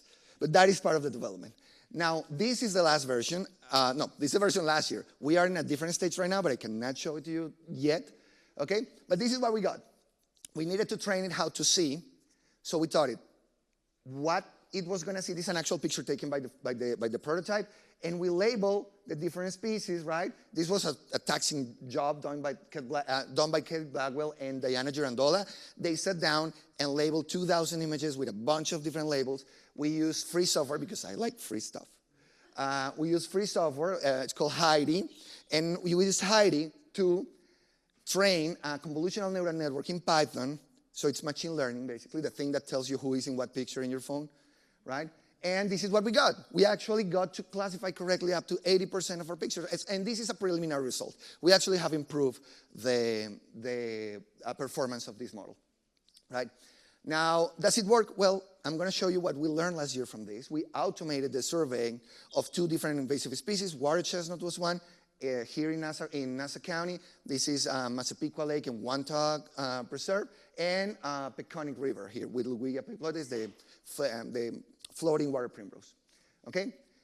And all the red dots are the positive identifications that it did, right? So this was not done by a human, this was done by the prototype. Same for Peconic, and we actually were able to produce maps that are compatible with the way we report the distribution of different invasive species. A little bit of a typo there, I apologize for that. But anyway, all of this data came from an automated source, and we check it, like we human checked it, and it's fairly accurate. So that is a win for us because that reduces the amount of time that we have to spend surveying, which is part of the job, right? So we have created at this point a quantitative tool to guide and customize water chestnut management, right? We increased the efficiency of manual removal, and we automated some surface level vegetation. So what's next? Okay, we're going to do, we need to fully parameterize the model. We need to know how many seeds survive and the things that I said we didn't know. We need to test if that grazing is that going and damaging the rosettes actually works. And we're going to set some competitions experiments. Here's a shout out to Mark Lutz and Libby Piper, two of our interns last year. They surveyed how much water chestnut we were seeing with that new plant that showed up that I talked to you about, the starboard, right? I'm not going to go through these results, but we learned some things from that.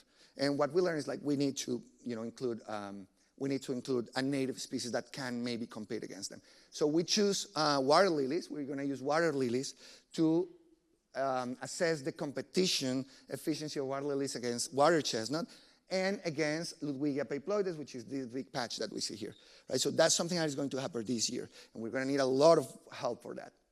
Okay, and why did we do that? Well, because if you remove the plant, the invasive species, and you don't try to put something native there to occupy that spot, you're just inviting a new reinfestation, either by the same species or a different one. So you need to really think about what's going to happen 10, 50 years in the future. And what we're going to try to do is find an ecological opportunity for a native species to prevent recolonization of the invasives. Okay? Now, how can you help? Real quickly, I'm about to be done. Take out your phones, please, and open your camera and really do it like now. Good. Okay, I see enough? Good. This is how you can help. I'm not even going to tell you. Like, you really have to figure it out by yourself. Okay? Take this, and I really, really hope to hear back from you, because this is going to tell you what you can do for us. Again, because we really, really need your help for this. Okay? So, okay, you got it? Good. Now, because I'm out of time. Now I'm out of time. I would like to put everyone here, but I can't. So I need to acknowledge a lot of people. Don't have enough time, don't have enough pictures. That will be a talk in itself. But I do want to give a special shout out to this list of people that have been fundamental to the development of this project and to the partial success that it has seen and to the future success that it will see. And that being said, thank you very much.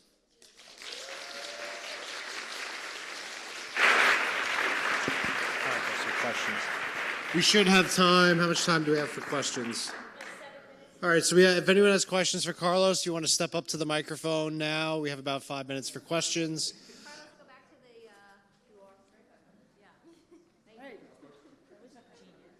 I mean, I'll be there at Twin Lakes in Montauk next year. I live right down the street. I've helped before. Well, this year, we're already in this year. You're right. It's a whirlwind of life, so here. Yeah, sure. Hi, hello. So I'll speak here so y'all can hear it. Fantastic storytelling, first of all. Thank you for making this so interesting and at a level that we can all understand. So I do appreciate that. Recently, there was a similar research project released from Ducks Unlimited and Saiwa that was using a drone and a multispectral camera to identify water chestnut or presence of water chestnut in areas, so not necessarily removal. Did you need to use a multispectral camera in order to achieve similar results for your new little robot tool? No. No, okay. And the reason is because I like cheap stuff. Okay, yeah, which is fantastic. So like when I'm looking at this, I'm a commercial drone pilot, and I do work with native plants on the shoreline. Obviously, it's very hard to be able to identify some species with the glare from water. So that's why I was very curious about the approach, because you're not assessing it from an aerial view. You're using this perspective view, which then allows for discrimination by height rather than a color pattern, right? And correct. Assuming, okay, perfect. Now, follow up to that, do you have a methodology that's released for how you were able to train your vision model on identifying each of the species? We have methodology that has not been released. It will Okay. take a little bit to get released. Yeah, but that is the goal, hopefully? Yeah. Yeah.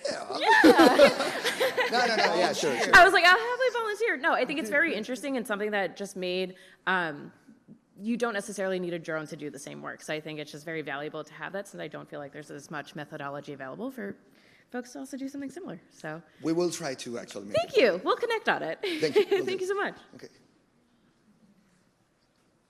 Hey, Carlos, thanks for the talk. I think it's the second or third time I've seen it, and it gets better every time. So quick question, understanding kind of the limitations of submerged aquatic vegetation, and when you're dealing with anything like that, do you think that this tool could be used to look at the flowering portions of aquatic plants to ID other potentially rare natives or other invasive flowers that are persisting in aquatic environments? That's a great question. The answer is yes. So we can train this computer vision model to identify almost anything that is at surface level, right? We are not trying to do anything submerged right now because most submerged invasive species reproduce by fragmentation. So, but yeah, anything that extrudes out of the water surface, we can identify it. Actually, the one that I present has only 4 tags, but we are identifying way more than that. Sure. So yes, and it should be, again, readily available for management. Yeah. Thank you. Okay. Thank you very much, everyone.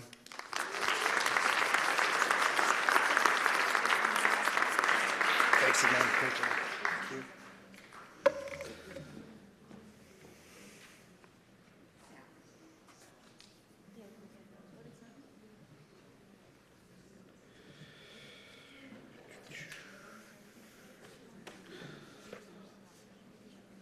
All right, thanks to Carlos for a great storytelling talk there.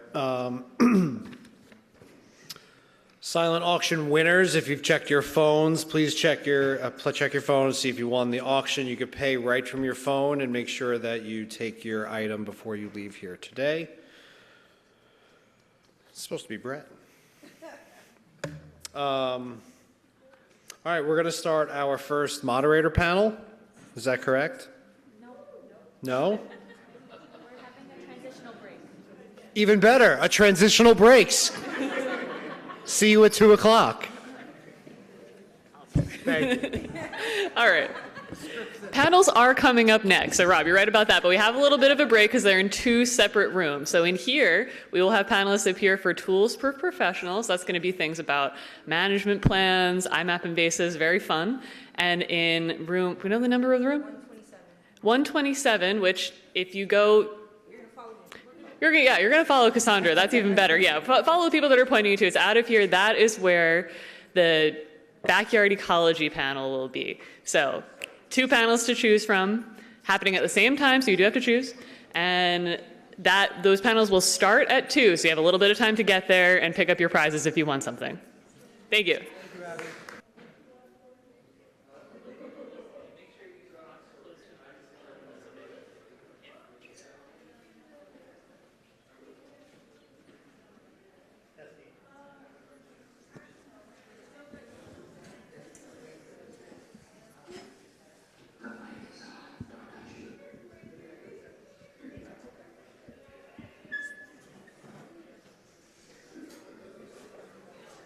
Testing. Okay. We're good. We'll get started in just a couple minutes.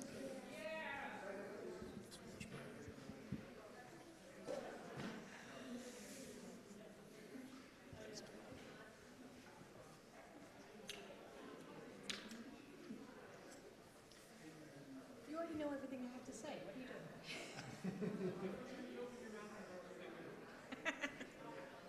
Thank you. But you're missing Dan. Dan Gilrin's in the other room. This is not me telling you should leave, but I mean, like, Dan's a lot smarter than me. That's fair. You got a lot of Dan. That is fair.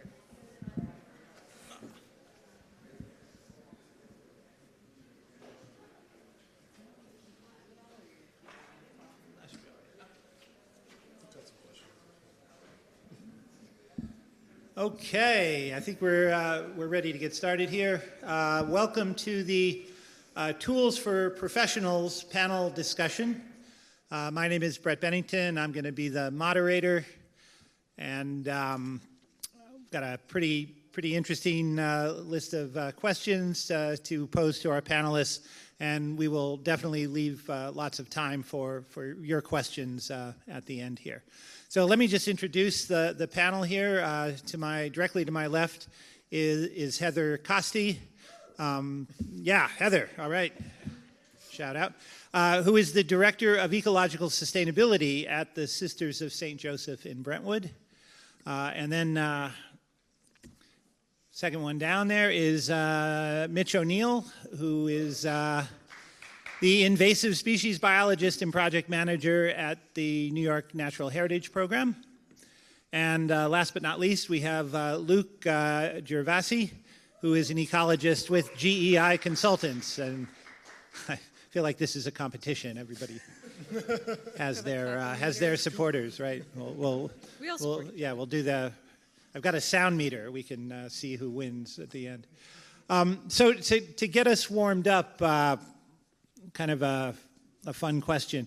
Can our panelists name their favorite invasive species in terms of being amenable to control, or their least favorite invasive species in terms of being a problem? So my favorite invasive species is both of those things. It is the most difficult to control for me, but it's also the one that I respect the most. We spend a lot of time working, of course, with Japanese knotweed. And the reason it's just such a cool plant is that it evolved on volcanic slopes. So it evolved specifically to be covered with lava, to be dormant for 20, 30, 40, 50 years, and then when conditions are right, to spring back up through 5, 10, 15 feet of cooled new volcanic rock. So anything we try to do to this plant, it just kind of shrugs us off, and it's like, suckers, you're not a volcano. So Japanese knotweed, I have a lot of respect for what it does as a plant, but also it's a major nemesis.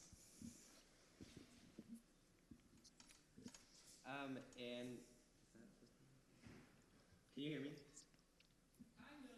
He's got to get a little closer, maybe. Yeah, maybe. There we go.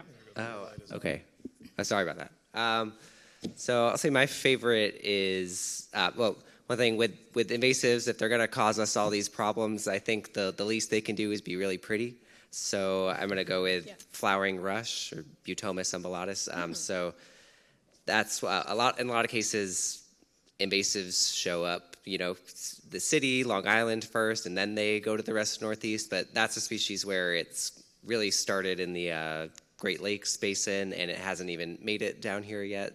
And another fun fact about it, if anyone likes pressing plants, if you press and dry a flowering rush, the flower petals, which are pink, they turn yellow once they're dried, and I just think that's cool. I hate them all. I thought about this for way too long this morning. I would say my favorite is actually probably water chestnut, because there have been some success stories with it, and it's really easy to identify.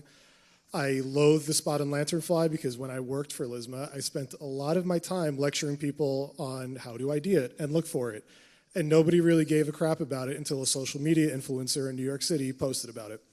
And in that moment, it instantly got really popular amongst the common folk. So my efforts were for naught until that exact moment. So I have something against the lanternfly. All right, so those were some pretty fun responses to that question. Heather and Luke, can you talk us through how you would approach prioritizing a site that has a lot of invasive plant species? What are the first steps that you would take? So for us, first step is identification and to map out the extent of the various invasions. Do you have a huge amount of one thing and a small amount of another? Do you have areas that are in kind of good condition to start your work with, or is everywhere equally invaded?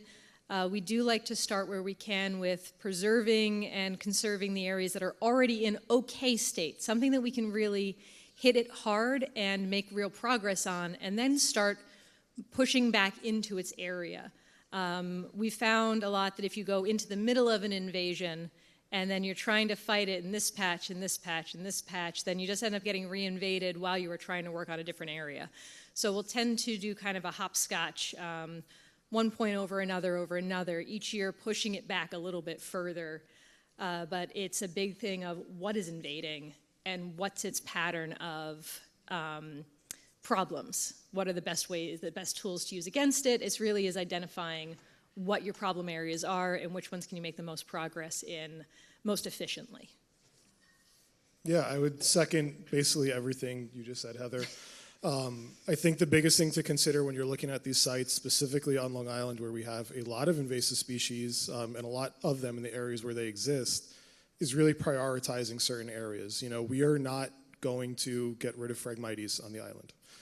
However, Phragmites does grow in a number of wetland habitats that are crucial, not even just in the state, but globally. So prioritizing those habitats, even though that might be a species we might not necessarily think to manage. And then also thinking about other fauna that might be using these areas or certain plants that they might need to exist.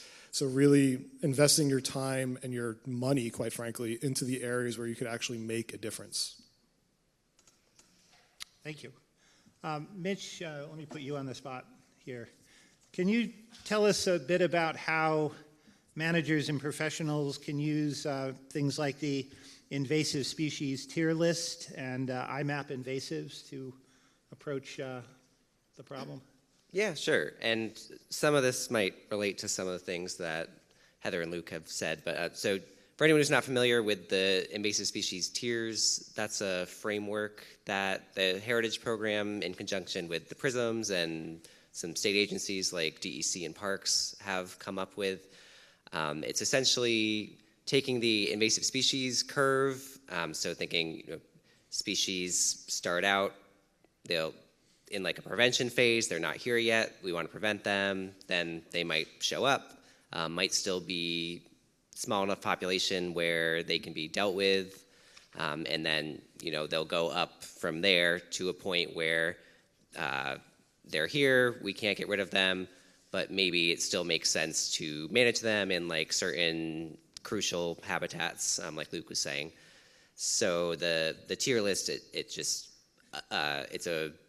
it's a 1 through 4.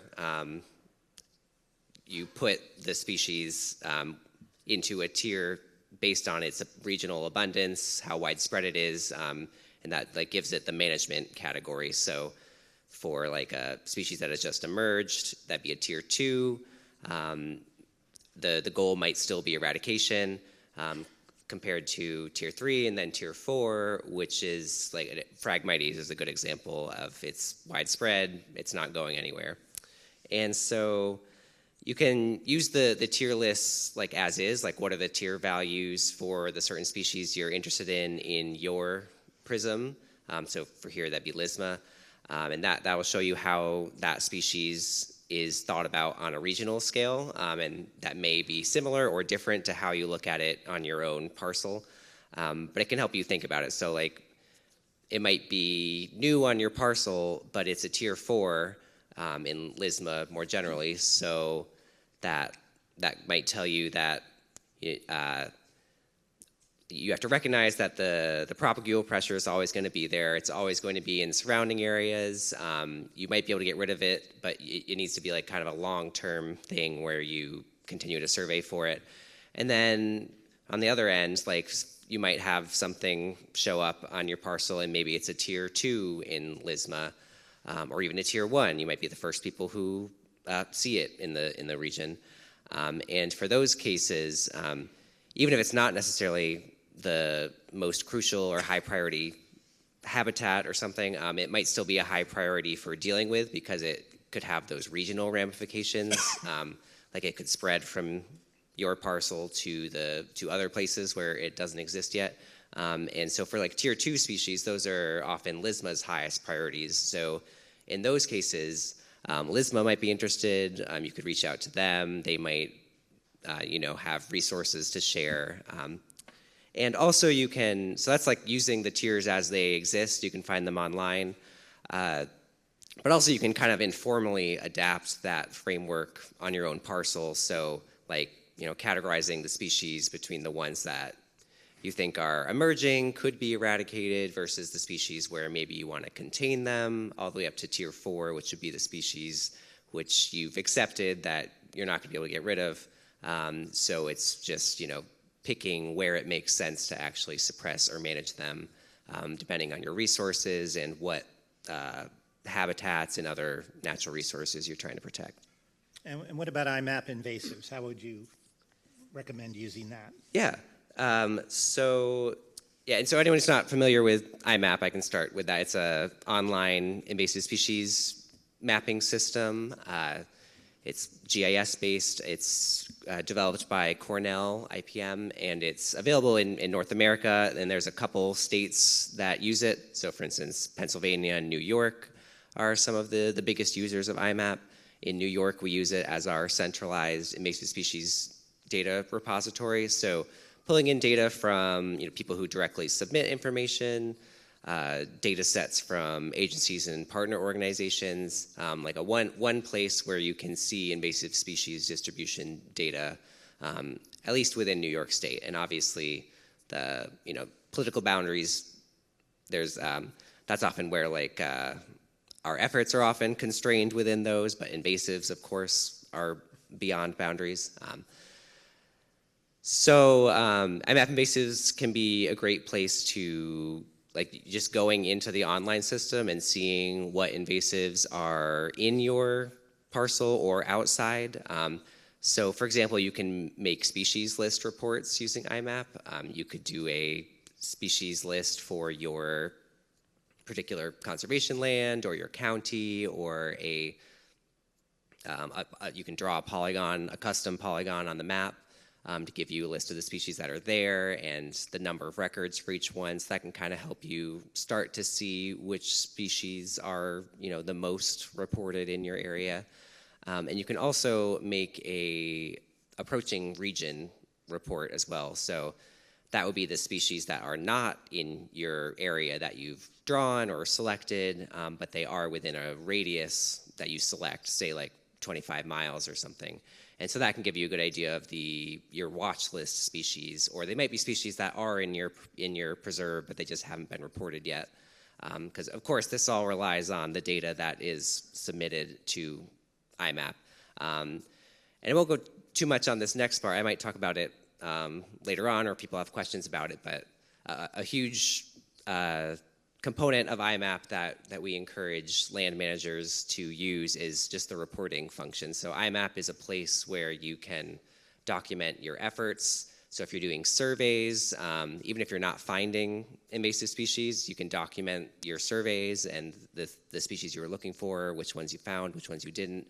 And it's also a system where you can track your management over time. So where you're managing species, and then coming back next year, is it the same level of abundance? Is it in the same spots? And so on and so on. Heather and Luke, do either of you have an example of how you've used IMAP invasives? Sure. So as a practicing consultant, I use it, quite frankly, for almost all of my jobs where I'm writing an invasive species or management plan. It's particularly useful when I'm working on a pond or a lake, and I could look within a watershed to see what aquatic invasives exist within the watershed and how far back might something go. Yeah, we might have curly-leaf pondweed here, but when was the first observation? I could find that information using IMAP.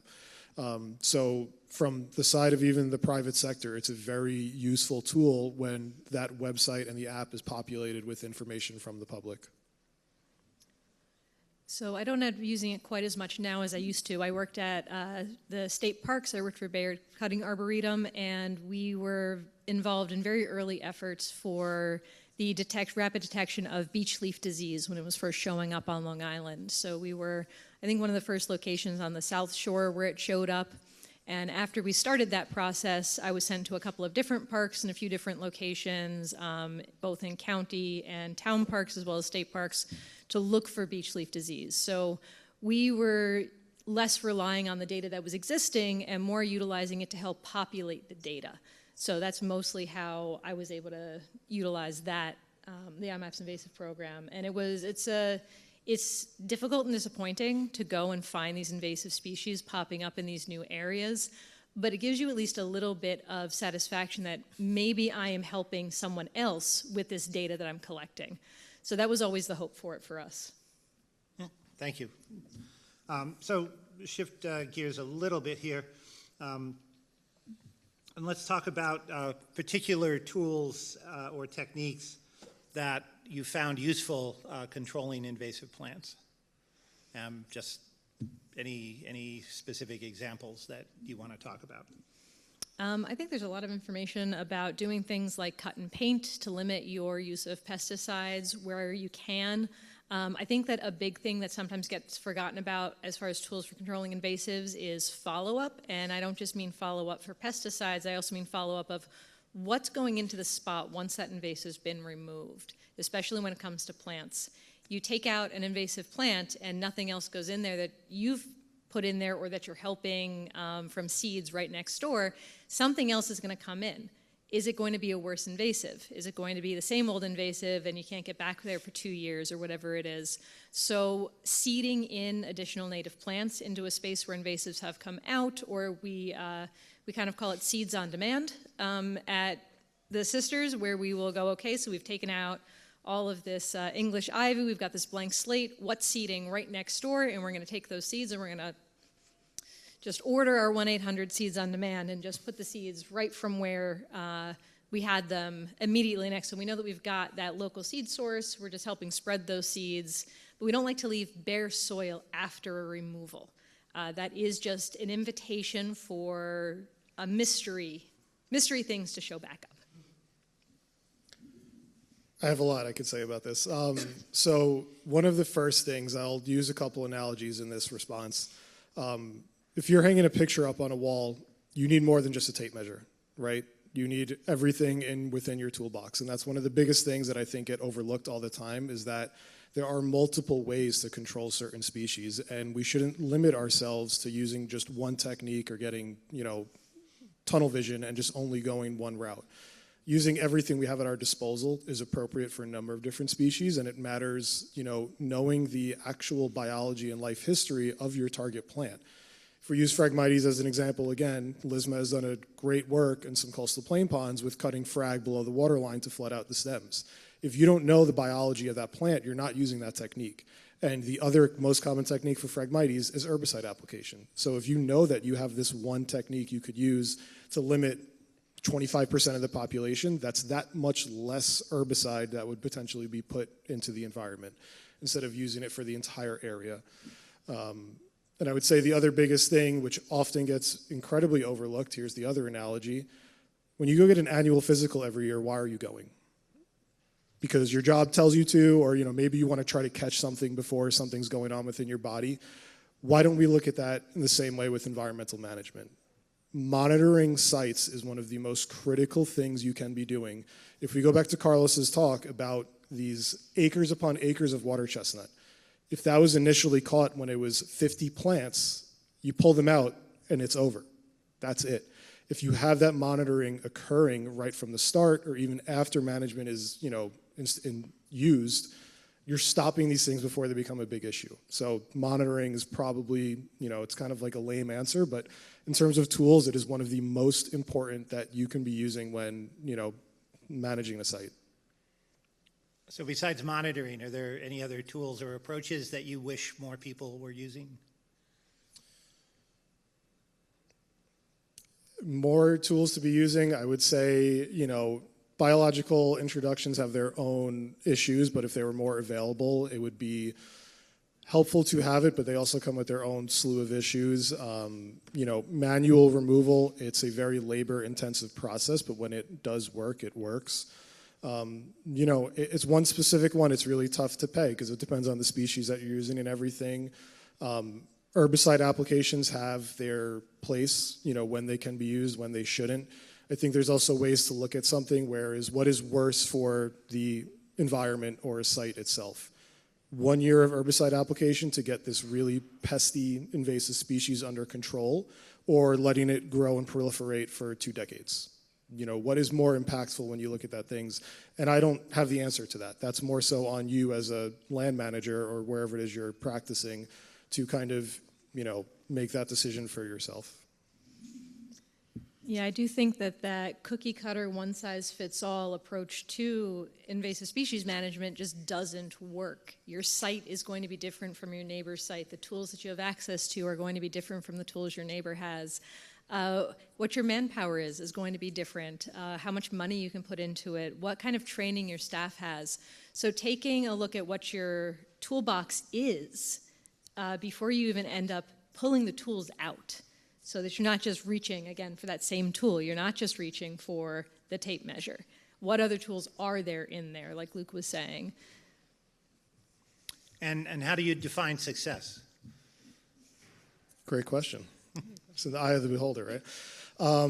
I think that's where management plans come in, is to have that documented beforehand so that, before you even start actively managing, you're not going to be biased about it towards the end. You're not going to say, oh, I worked my behind off, to get this done. This is a success.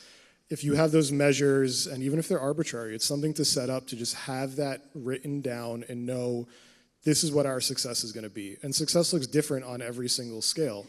I think some ways to look at it might be a percentage survival of native plants that you install at a site, right? Or reducing a population by 50% every year if it's an invasive species. There's ways to do it, but I think being realistic about it, sometimes shooting for the stars is okay. But being realistic and feasible about what your goal or a successful project might look like when it comes to an end. And I'm going to be really boring now and say I echo everything that Luke just said, so it's my turn to do that. But sometimes it's also asking, who are our shareholders? And that's not just who's investing money in this, but who are our neighbors, who is looking at this task that we're doing, and how can we communicate what success looks like? Because sometimes success it's never 100% eradication. Is it a sustainability of how much effort we then have to put in to maintain this plot into the future? Is it something that the neighborhood is happy about? Is it something that we as managers feel like, okay, yes, we made a difference here, and success is going to look different for every project, for every location, and for every situation? And I don't think I'll really add anything completely new to what they said either, mostly just echo some things, but the simplest, least nuanced answer would be that the invasive species is gone, then that's success, but it's in reality, it's way more complicated than that. Oftentimes you're thinking about the native plant community more broadly, or wildlife or insect use of the native plant community. Those things are often a lot harder to measure, and takes more than just going once and taking note of what's there to actually see those long-term trends. So that gets really hard. And another thing I'll just mention is, and Heather was starting to allude to this too. It's not, the goal isn't usually complete eradication. So I've heard examples of a state park on Long Island where there's a Phragmites stand, which is not going to go anywhere. However hard we work on it, most likely. And there's a native Coreopsis population right in that same spot, and they go and cut the Phragmites a couple times a year. And so they're not reducing the Phragmites population. Maybe they're suppressing it, but really they're just doing this ongoing management, which is allowing the native Coreopsis to survive. So I would consider that to be a success, even though you could look at the trends of the Phragmites over 10 years and it's not decreasing.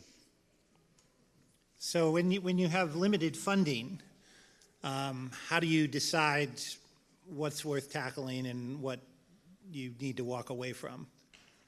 I think that things that are worth tackling when you have very limited funding is what is most likely to meet your metrics for success. Are we fighting against something like a hydro where it's just you're going to cut off one head, two more grow, and the problem's just going to actually get worse and worse because you can only put so much effort and time in? Or can you bring it into smaller chunks and say, okay, we're going to work on this square foot area, and we're really going to focus, we're really going to dial in, and that's going to be our success. What is reasonable to have as a success? And it's okay if you're not finishing your 100 acres in 3 years. That's not reasonable. You can't afford to do it. But can we do half an acre right at the front and put out some signage where people are going to be able to learn and see what we're doing, and we can try to engage the community in it? Because the more buy-in you have from the people involved in these spaces, the more support you're going to end up having. So when you can have these small successes, very highlightable successes, you're more likely, I think, to end up then with either community or monetary support from outside operators, outside organizations. Some plants literally do the hydra thing too, just to be clear. They do, you yes. cut them yeah. to grow back. Yeah, talking about Phragmites specifically there. Yeah, and hydrilla, very similarly named thing to hydra. I think also an abstract way to look at this too, especially for some of the nonprofit or municipalities that are out there, if you're trying to prioritize an area and you only have a limited amount of funding, what can you do to set yourself up for future funding? So having an idea of what funding exists out there and saying, all right, this one project that we're going to be doing, let's say it's a native rain garden, okay, right? We've done that already, and that's going to set us up next year to acquire more funding because we're hitting priorities of what, you know, the Long Island Sound Futures Fund or whatever other big grant might be out there. So setting yourself up for future funding so that you don't have to just, you know, look at the little project and get that one done. Do you have any advice for how you adapt, I'm sorry, I lost my place here.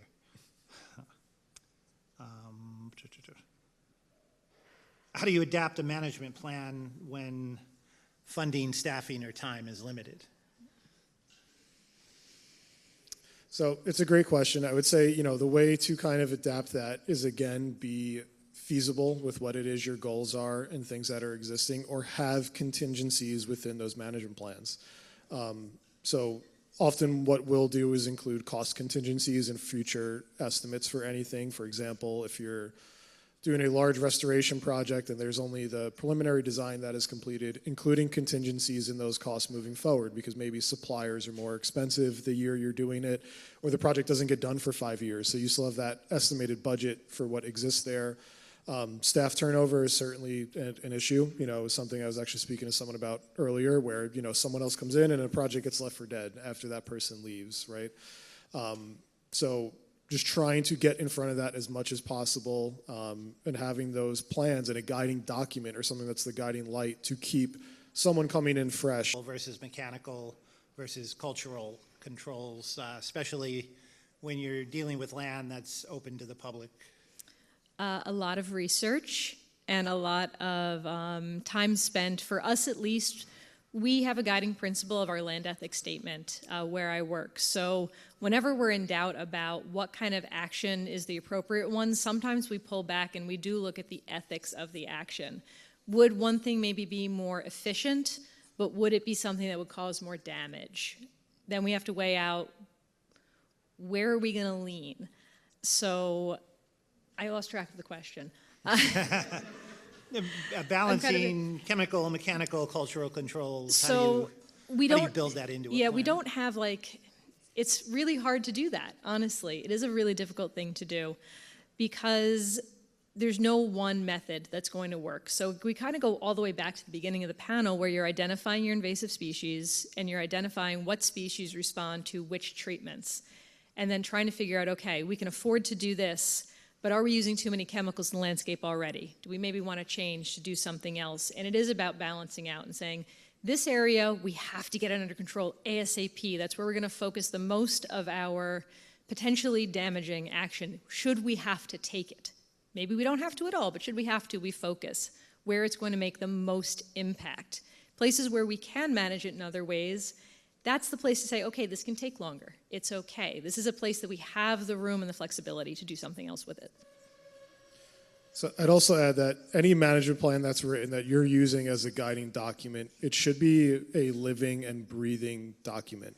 So that you could have these things in there to then make the selection and almost have a decision tree to go one way or the other. But again, it's just so dependent on your site. I mean, we work on a number of lakes that have state-listed species.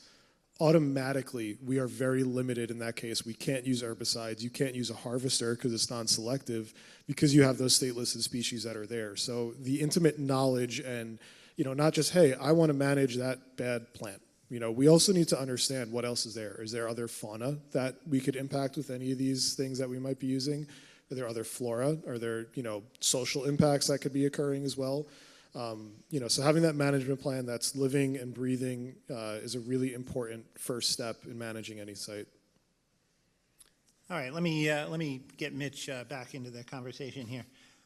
We often focus on mapping where invasive species are, but in the context of early detection, how important is it for professionals to record negative data or non-detected records?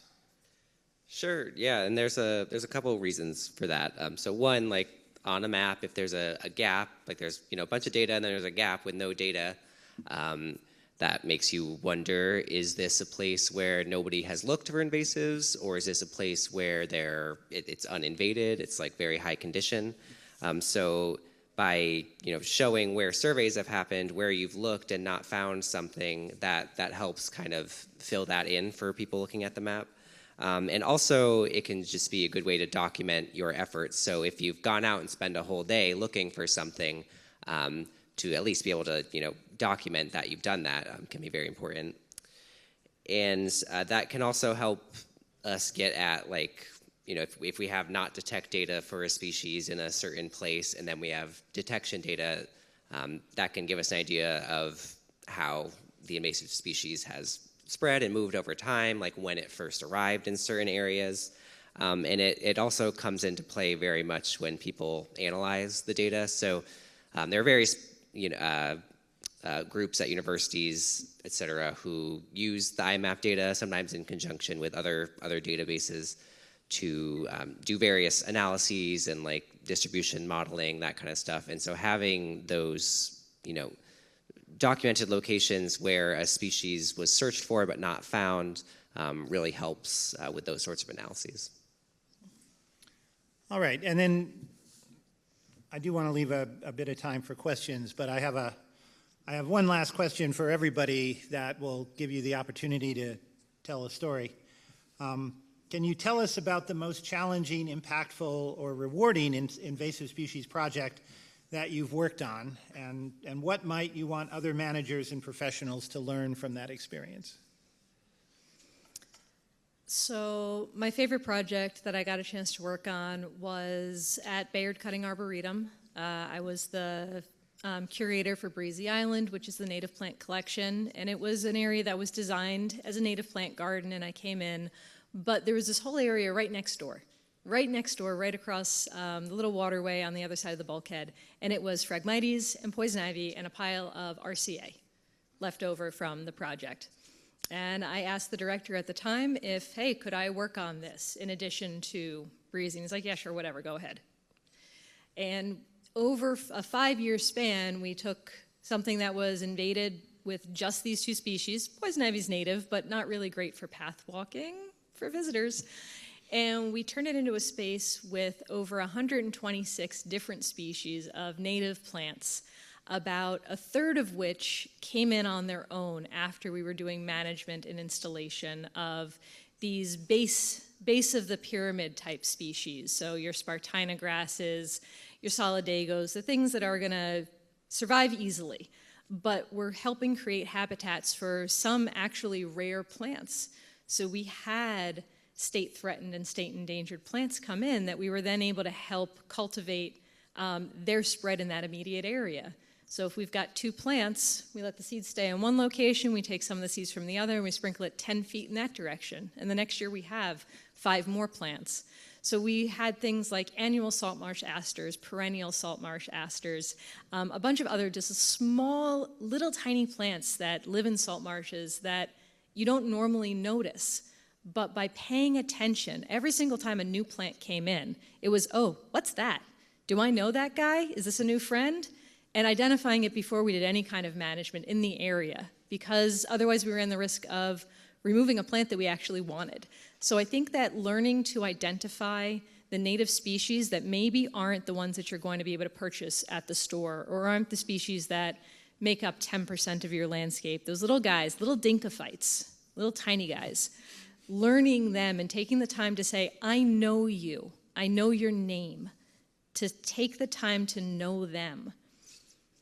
Because it's easy to get lost in the sauce, where we've got to meet our metrics, we have to get this much weeding done, we have to get this much pesticide out on the grounds or whatever. We didn't use pesticides over there. We actually really avoided it. But in general talking, we need to get 3 volunteers doing the work. You're talking about the work, which is important. We can't do the work without the work. But sometimes you got to pause and look at that little tiny plant or that little tiny insect and see what are our allies in this? What's helping us create a better ecosystem and not just the metrics of what we think success is? So I want you to go out and I want you to look at the little guys. Yeah, I love that. If you haven't noticed from our answers, like these two do a lot of work in the field. So I'm mostly coming from the data perspective. So less of my perspective is about how to actually what to do about invasives. I mostly think about how to document your work and how to leverage that information. So the Heritage program has been surveying and mapping and managing data on New York's native biodiversity, so rare plants, rare animals, et cetera, for many decades. And then the Heritage program picked up invasive species data as well, 15 years ago. And part of that was because of the impacts that our botanists and ecologists and zoologists and other partners as well, the impacts that are seen on our native biodiversity from invasive species and their impacts. But it was 10 years in where we finally got to the point of, we've been collecting all this data on rare species, we've been collecting all this data on invasive species, let's look at these data sets together, does it tell us anything? And so that's something I was tasked with a few years ago. And that was really exciting for me to branch out a little bit from the invasives focus, the purely invasives focus, and the database management and user support that I was doing at the time. And one thing that really struck me about it was that bringing these two data sets together and analyzing them, it didn't. More so than answering any questions we had, it mostly just added a bunch of new questions and made us realize how much we don't know, and it started a lot of really interesting conversations. Part of we hear anecdotally that and we see it when we go out in the field that it looks like invasive species are reducing native biodiversity or affecting biodiversity, affecting certain species in certain ways. But the data we're collecting may or may not be designed to actually show that. So there's this kind of gap between what everyone sees in the field. So the naturalists, the land managers, gardeners, volunteers. There's the things you anecdotally see, but then do we actually have robust data to make some scientific inference? The scientific research process takes a lot of time and effort, and a lot of information and data is required to answer all these sorts of questions. And often you need information collected across a really long period of time, and species come in and their impacts, we start to see them. And it's maybe 5 years ago we should have set up a plot and tracked the change, but things happen fast. We don't really have the ability to do that. And so as data managers, people like me, we're trying to keep up with that. And it's really hard to balance the information that we need to answer these complicated questions. There's all these different scenarios, think of each local situation that's happening. There's the different species that are there. There's the different interactions that matter. There's the different people that are managing that ecosystem that may have similar priorities or different priorities. And balancing all those really specific things with also it's often good data practices to have simple data collection that's standardized across space and organizations and time. So balancing specificity and the standardization. And yeah, all this just say is that it's hard and we're trying to keep up. And these events are really great because a data manager like me can come and I get to talk to researchers, land managers, concerned citizens. So I just want to encourage everyone to, keep observing, or keep observing what's happening in the field. Keep your close eyes on the little things, especially, and do your best to document it with whatever data collection tools you have available to you. And yeah, even though they're not perfect, just do the best you can. And if anyone has any ideas for the types of data to collect or how to collect it for invasive species management and restoration and that kind of stuff, please feel free to come chat with me at some point. So yeah, just want to put a plug to keep making your astute observations in the field and do your best to record them. Yeah, I'll just, clap, yeah, applause. I would say my favorite success story, I had worked with the Lake Association who over a 15-year period completed 5 herbicide applications. When they first surveyed the plant community in that lake, there were 9 species found, and 95% of the sites had more than 50% coverage of Eurasian water milfoil, so a lot of it. By the time I had surveyed it, that 15 years later, there were over 30 species after some management was instituted. We're talking 5 applications over a 15-year period. Any time that I get to see stuff pop up from the seed bank where you don't even try to restore stuff and it just does it on its own, I am just absolutely gobsmacked that things can exist in the seed bank for that long and just say, hey, I want to be here, just help me out a little bit, please, and I will grow back. And I'm a sucker for pollinators or any fauna coming back to a site. That's, I think, the ultimate reward is when we get to see things coming back to these sites and using it. We're all familiar with invasives. We've seen these sites. Sometimes they feel like dead zones. And if we put in that management and the effort, things will grow back and animals come back. Let's give all our speakers a round of applause. So we can take questions now. Just come down to the microphone. So I have a question for using IMAP invasive. So if we have multiple people visiting like the same spot day to day and they're like documenting the same plant every day, does that create like a false positive in your data for how much of a plant is there, or does that geomarker just show that's the same? Yeah, that's a really good question. So the IMAP database is observation-based. So that means each record is a snapshot in time. It's just showing that, this person saw this species at this time in this spot. It was at this abundance level. And like the other type of database you might see are site-based, where they're like, trying to have like one definitive record to represent each population. So we made a very conscious decision. I say we, it was like before I was here, but the IMAP team made a decision to be observation-based.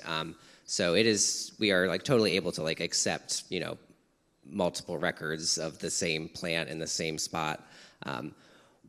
When we analyze the data, so for example, in the tiers process, we do a spatial analysis to calculate the number of populations in each region. So, and that gives like the prisms a starting point to sort species into the different tiers based on their relative widespreadness.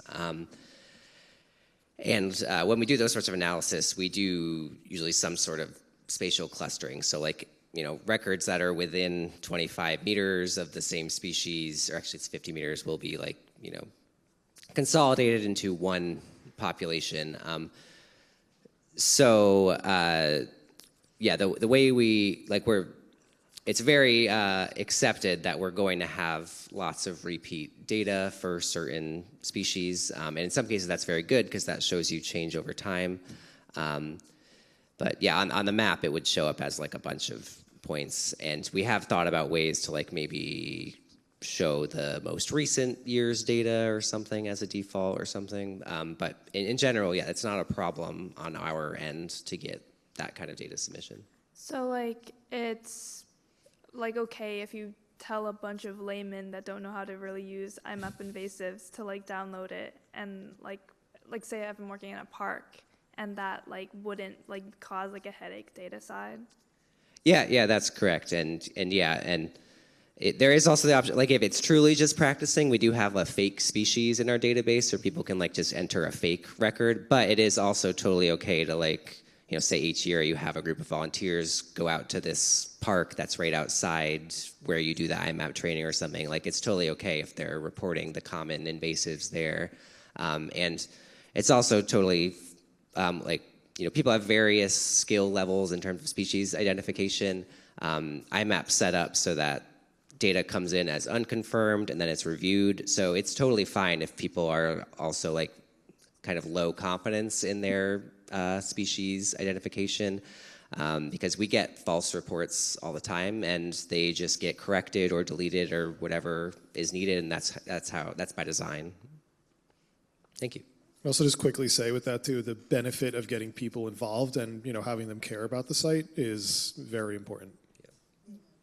That was sort of essentially my same question. I'll be, my plan for the summer is to have my summer interns do some IMAP invasive, but I'm also just now learning it. So the mistakes that they make, I mean, I don't have to monitor that. I can just have them report to you and it'll be okay? So I'm not sure I completely understand, but in general, like, yeah, like people report and then those data are reviewed before they're marked as confirmed. Would you prefer that they just do some fake and learn the thing, or is it better for them to go ahead and report, have the ability to report directly? It depends on the group and like how you're setting it up. Sometimes it's useful to do both, like maybe start with just, like sometimes we do just like in the classroom setting, everyone's just sitting at their desk and submits a fake species record, and that at least you can at least know that you know how to submit a report and like it gets in the right location and that kind of stuff, and then the next step might be going out and that might be just mapping the common invasives nearby. Yeah, okay, thanks. Yeah. Sorry, but I'm going to keep battering you, Mitchell. What's your biggest gripe with data that you have coming in, i.e., what can we as citizen scientists or professionals do better while reporting to make things more efficient or have the quality of the data be better for you and your team to go through? Yeah, cool question. In general, I would say that we're not like frustrated with the data as a whole. Like overall, it's good. I think I'd say we rely often on so records come in unconfirmed. We usually look at the photos and then confirm them. So sometimes we get a report of like this new species that we wouldn't expect in an area, and then there's like no picture, and then it's like, okay, were you just expecting us to take your word on it? So then we have to like reach out to them to get them to send a photo, and they may or may not. So like just taking the best photo you can, and sometimes the photos you can't always tell, but I recognize that that's not necessarily under the data submitter's control all the time. Like it's hard to take a picture of like this one plant in the middle of a thicket, or maybe the sun's shining on your phone and you can't see it, or it's raining or it's windy so you can't get it to be still and focused. So really just do the best you can to take a picture, and really think about like you might be an expert in this species. You might like be like, yeah, this is totally it. I've seen it 1,000 times. But remember that the person reviewing it, they might not know who you are. So they'll be like, all they have is what is in your picture. So like make sure if you know there's like a specific part of the plant that allows you to identify it, like the fruit or the flower or something, like make sure those those are in there and clear, and you can, that like if you were a completely outside person, you could look at this picture and easily tell what the species is. Wonderful. Thank you. Yeah. Hello. I had a question on the management plan. Like, how do you make an adaptive management plan, and what elements allow it to be like living, breathing, and successful? I think that is a whole nother presentation because it is a complicated answer, and a management plan is going to look different for every area, for every location, for every problem, for every team. If I had one other employee, a management plan would look very different from when I have 3 employees or when I'm working with a team of 20 people, completely different potential management plans. I think the main part of making that management plan is one, understanding your site, understanding the limitations of your resources, and then agreeing on an end goal. So those 3 parts of the triangle, there are other features, but those 3 are necessary to have a solid management plan, to me at least. I can't believe I'm about to quote Star Wars, but no. Only Sith steal in absolutes. So I'd say while writing a plan, you shouldn't write things that are an absolute definition of something and say that this has to be done. You want to leave room for it to grow, or leave those measurable opportunities to say a goal, for example, might be 15 to 30% reduction.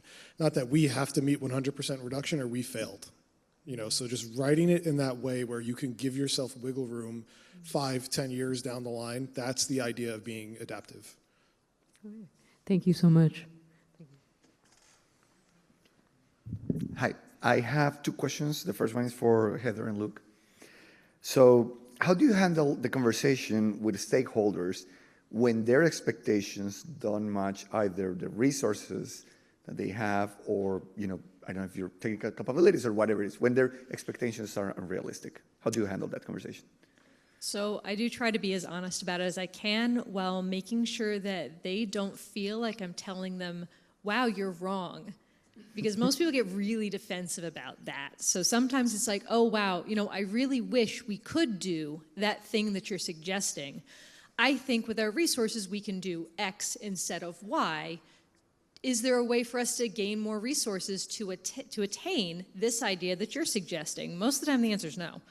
So sometimes you have to kind of walk them through why the cost is prohibitive, or the time investment, or why it's an unrealistic goal, but then to make sure that we love that idea, this is why it is, or maybe we don't love the idea, or that's a great idea maybe if we don't love it, but these are limitations. Can we talk about how we might be able to find more resources, or if we can't, can I help you understand where our limitations are in this process? So it really is often meeting someone where they're at, in their level of expertise. And a lot of times stakeholders have a fairly low level of expertise, but they don't want to feel like they have a low level of expertise. They want to feel like they're talking to you like you're talking to them like they're an equal.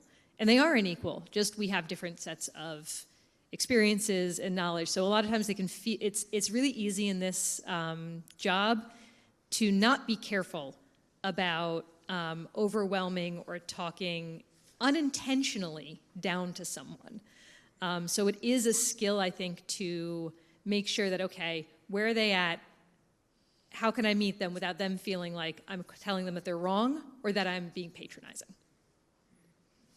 Yeah, as a consultant specifically, it's one of the hardest parts of the job, for sure. I would say one of the biggest things is just educating properly and getting to terms, like Heather just said, to be on the same page with them. And I also will often tell clients, if you guys have to come together and it means hating me, then so be it. Then you're coming together on something and making a decision, but listen to what we are trying to tell you as well, and just be open to that education. But it's certainly a tough thing to accomplish. And just to add on, there are some people you will not be able to reach. And that's when you've got to breathe and move on, and not you will never reach every single person. There will always be somebody who thinks that that's ridiculous. Why is this limitation in place? They will never agree. They will never listen. And those people you have to say, okay, and continue on to reach the next person if possible. Got it. Thanks. And can I go with the next question? Sure, why not? Good, that's good.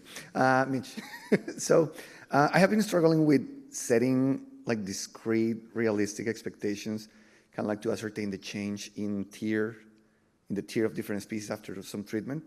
Because, tier 4 seems to have like a more regional aspect to it, whereas tier 1 is something like that is more easy to understand at a local level, right? So my question is, like, do you have any idea how could you like come up with a metric in which you see a place, not the whole region, and see like, okay, this degree of infestation kind of like matches what I would say is tier 1 or tier 2 or 4, whatever. Does it make sense? Sorry, I didn't quite follow that. I'm sorry. I'm just curious about how to estimate to what tier an infestation could belong when I am looking at the local level, not at the regional level. Yeah, that's a good question, and I'm biased in that I mostly have thought about it in the regional level and haven't done it local. It's not so like the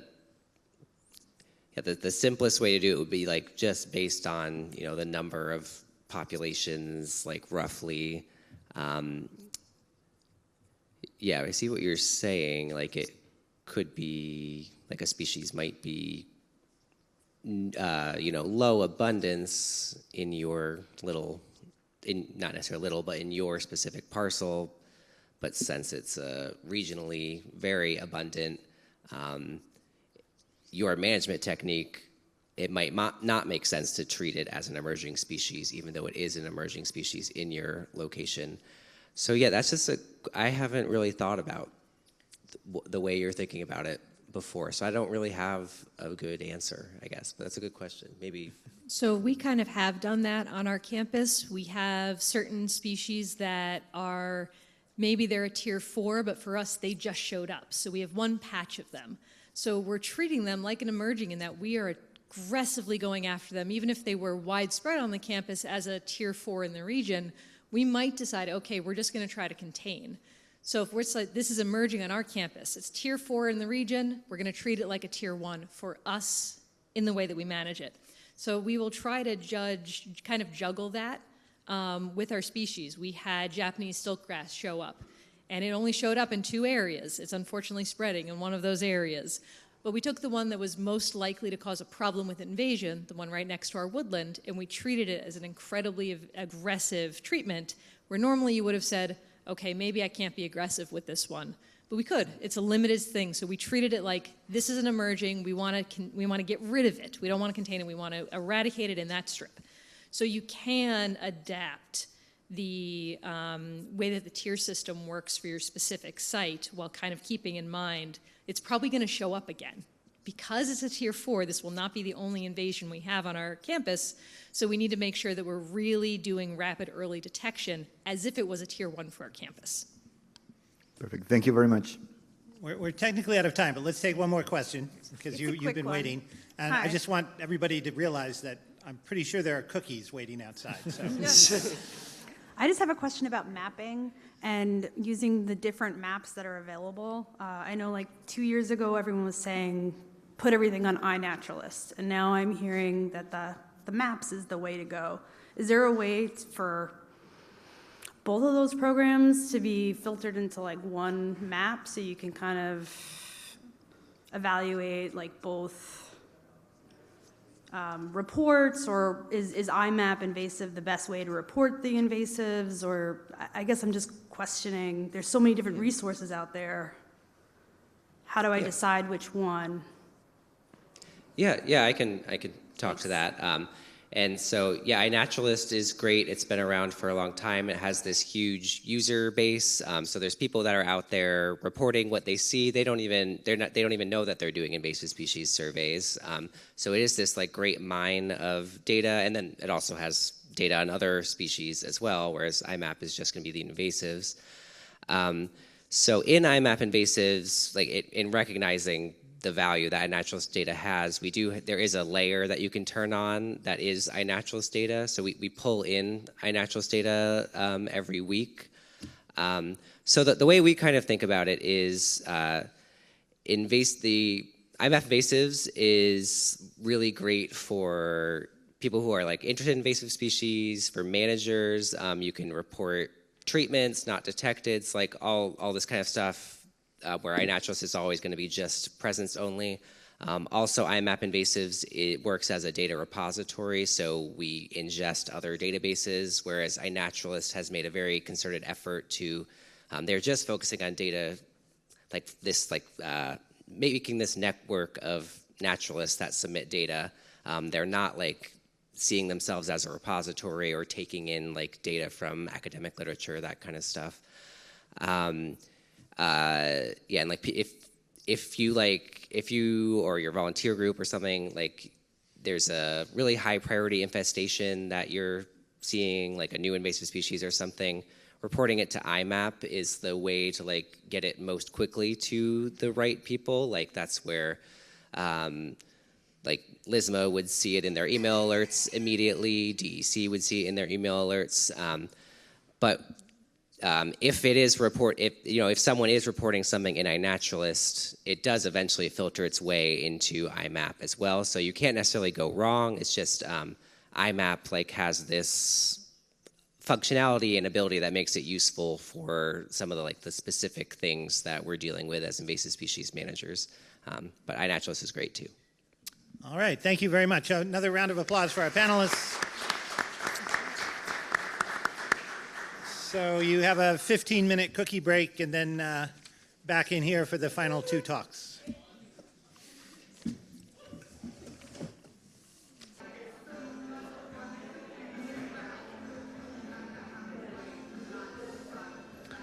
All right, we're going to get started. Everyone sit down. We're going to announce our next speaker. Just one more thing. Thank you again for everyone who joined and got their silent auction gifts. If you still have not gotten it, please make sure you see Pam at the table. And side note, we're past 3:15. I know we don't have a lot of sports fans in here, but our host, Hofstra University, is in the March Madness tournament starting like 5 minutes ago. So good luck to them. Our wonderful host here today. Hopefully they, surprised someone, but I thought that was worth saying. Pretty cool. I saw some fans running around campus, so I'm sure they got a watch party somewhere. But here's Cassidy to announce our next speaker.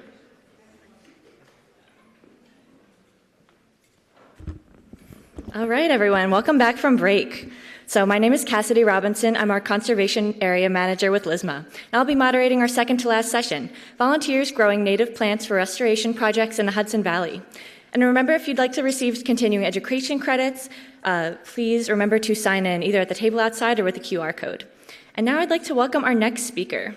Dr. Linda Rohleder is the founder of Wildwoods Restoration Project. She previously served as Director of Land Stewardship at the New York, New Jersey Trail Conference and was the founding coordinator of the Lower Hudson Prism, where I had the pleasure of learning about invasive species from her.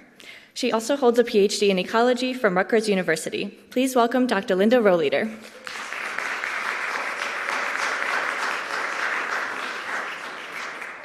Hi, everybody. Thank you for inviting me to come today. It was nice to get to Long Island. Actually, it's the first time I've ever been on Long Island, which didn't know. So I'm going to tell you a little bit about Wildwoods Restoration Project. It's a nonprofit that I started in 2022. This month is our 4th birthday. We're celebrating our 4th birthday. And we're all volunteer. We do have one seasonal employee who starts next week, yay. And so I'm going to tell you a little bit about what we're doing. And I'm hoping that for many of you it will be inspirational because, thinking about how old we are and that we're volunteer, to see what we are able to do and accomplish. And I hope that some people will be inspired to do something similar, even a smaller scale. So I'm operating in the Hudson Valley and in North Jersey, and this is pretty much what our forests look like if they're not filled with invasives. But say, the park is on top of things and they're doing invasives removal, or they have a volunteer group that's doing invasives removal. This is pretty much what it looks like. And, I started thinking about this. It really, when you think about biodiversity in our forests, most of it is in this understory layer. And so when the deer or whatever else the impacts have been, remove that layer, you're removing a heck of a lot of biodiversity. And if you think about that, we're in the Northeast deciduous forest, that most of our biodiversity is probably in that layer historically. So this is really what they should look like, a well-developed layers, the subcanopy trees, the shrub layer, herbaceous layer, leaf litter layer. So, you know, why are we focusing on the forest? You know, I talked about this. So a little bit more detail about that biodiversity. So forests are historically the dominant community type. The forest understories represent about 90% of the plant diversity in the temperate deciduous forest. Think about the pollinators in this region. If our community is Northeast deciduous forest and 90% of the biodiversity is in that understory, how much of the pollinators are dependent on that? There's been some recent studies, and I've referenced them below. 1/3 of our native bees in the Northeast are forest associates. Now that doesn't necessarily mean they need the understory, they're strongly associated with the forest, and there's more research that needs to be done there about what pollinators are using the forest understory and whether they're restricted to those species. So the forest understory has critical biodiversity. If we're not restoring it, we're not preserving it, we're losing, right? So I started thinking, well, how can we restore our forest? Go to the nurseries. Not a lot of nurseries are growing forest understory plants. They're not specifically growing them. And, most of the pollinator-focused efforts are growing full sun species. I know first, in order to restore the forest, we have to control the deer. And we haven't said a lot about that today, but that's the elephant in the room. I mean, in order to do any kind of restoration, you have to have some kind of deer control. And then you have to remove the invasives, which are, if they're there. But at that point, I think a lot of people think, okay, I've done this. I can sit back and watch. The natives will come in. And in our area, as we learned this morning, we've had these exotic species around for a long time, and there's a big seed bank of them. And often what you get when you remove the invasives and you control the deer, more invasives, right? So you have to actively restore. But the problem is that costs money. And I've seen it, I used to lead the Lower Hudson Partnership for Invasive Species Management, and we had many partners who were actively removing invasives, but they just didn't have the funding to do restoration. So, it didn't happen. So I created Wildwoods Restoration Project, and our mission is to restore the health and diversity of our Hudson Valley forests with local native plants grown by volunteers and to inspire a passion for continued stewardship. And I'll explain a little bit of that. So what we do is we partner with parks. We approach parks approach us and say, hey, we've got this restoration project that we want to do, or we say, hey, it looks like this area needs to be restored. Are you interested? And we come up with a plan and species that we're going to try to restore. We collect and sow the seeds. We train our volunteers on responsible seed collection. So we make sure that we're not impacting the species, the populations that we're collecting from by collecting too much or collecting when that population is already under stress. And we don't collect rare and endangered species. Unless the park wants us specifically to do something like that, then we only have our most experienced grower deal with that. So our volunteers are involved in collecting seed, they're involved in sowing the seed. Then we go to the local park that we're doing the restoration in. We take all of the potting soil, the pots, the seedlings, and we have a potting up work day. And I sort of liken this to like a quilting bee for plant nerds. So we all sit around, we pot up, and we chat, and we get to know each other. And at the end, we have all these trays of potted seedlings, 32 in a tray. Like, okay, what are we going to do with that? Well, they're not coming home with me, really. So the volunteers take them home, and they grow them at home from June until September.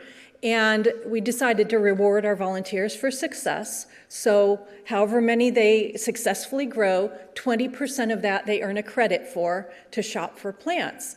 And so, as I mentioned, we're sort of focused on the forest understory, and we're realizing that our volunteers don't necessarily have forest understory habitat to plant in, so we grow other plants as well that are good for like full sun or dry or wet conditions, all native, all local ecotype that they can then shop from. And our volunteers have been largely successful. I'd say 80 to 90%, maybe closer to 90% are very successful because they only have that one tray usually to take care of. And they're making sure every single plant gets watered. And oh, this one's not quite getting enough sun. I'm going to switch it with this one. So they're really looking in more detail about those plants than we are at the main growing site at my house, where we're just trying to get everything watered. So what this ends up doing unexpectedly is they become very attached to their plants, right? They want to see those plants succeed in their planting, and sometimes they even want to be the ones that plant them in the restoration project. So this is one of the keys that we found that helps inspire this connection to the restoration that you don't just get by going to do the planting or going to volunteer at a nursery. They've spent a few months with these plants. The other benefit is they tend to learn that they can do it.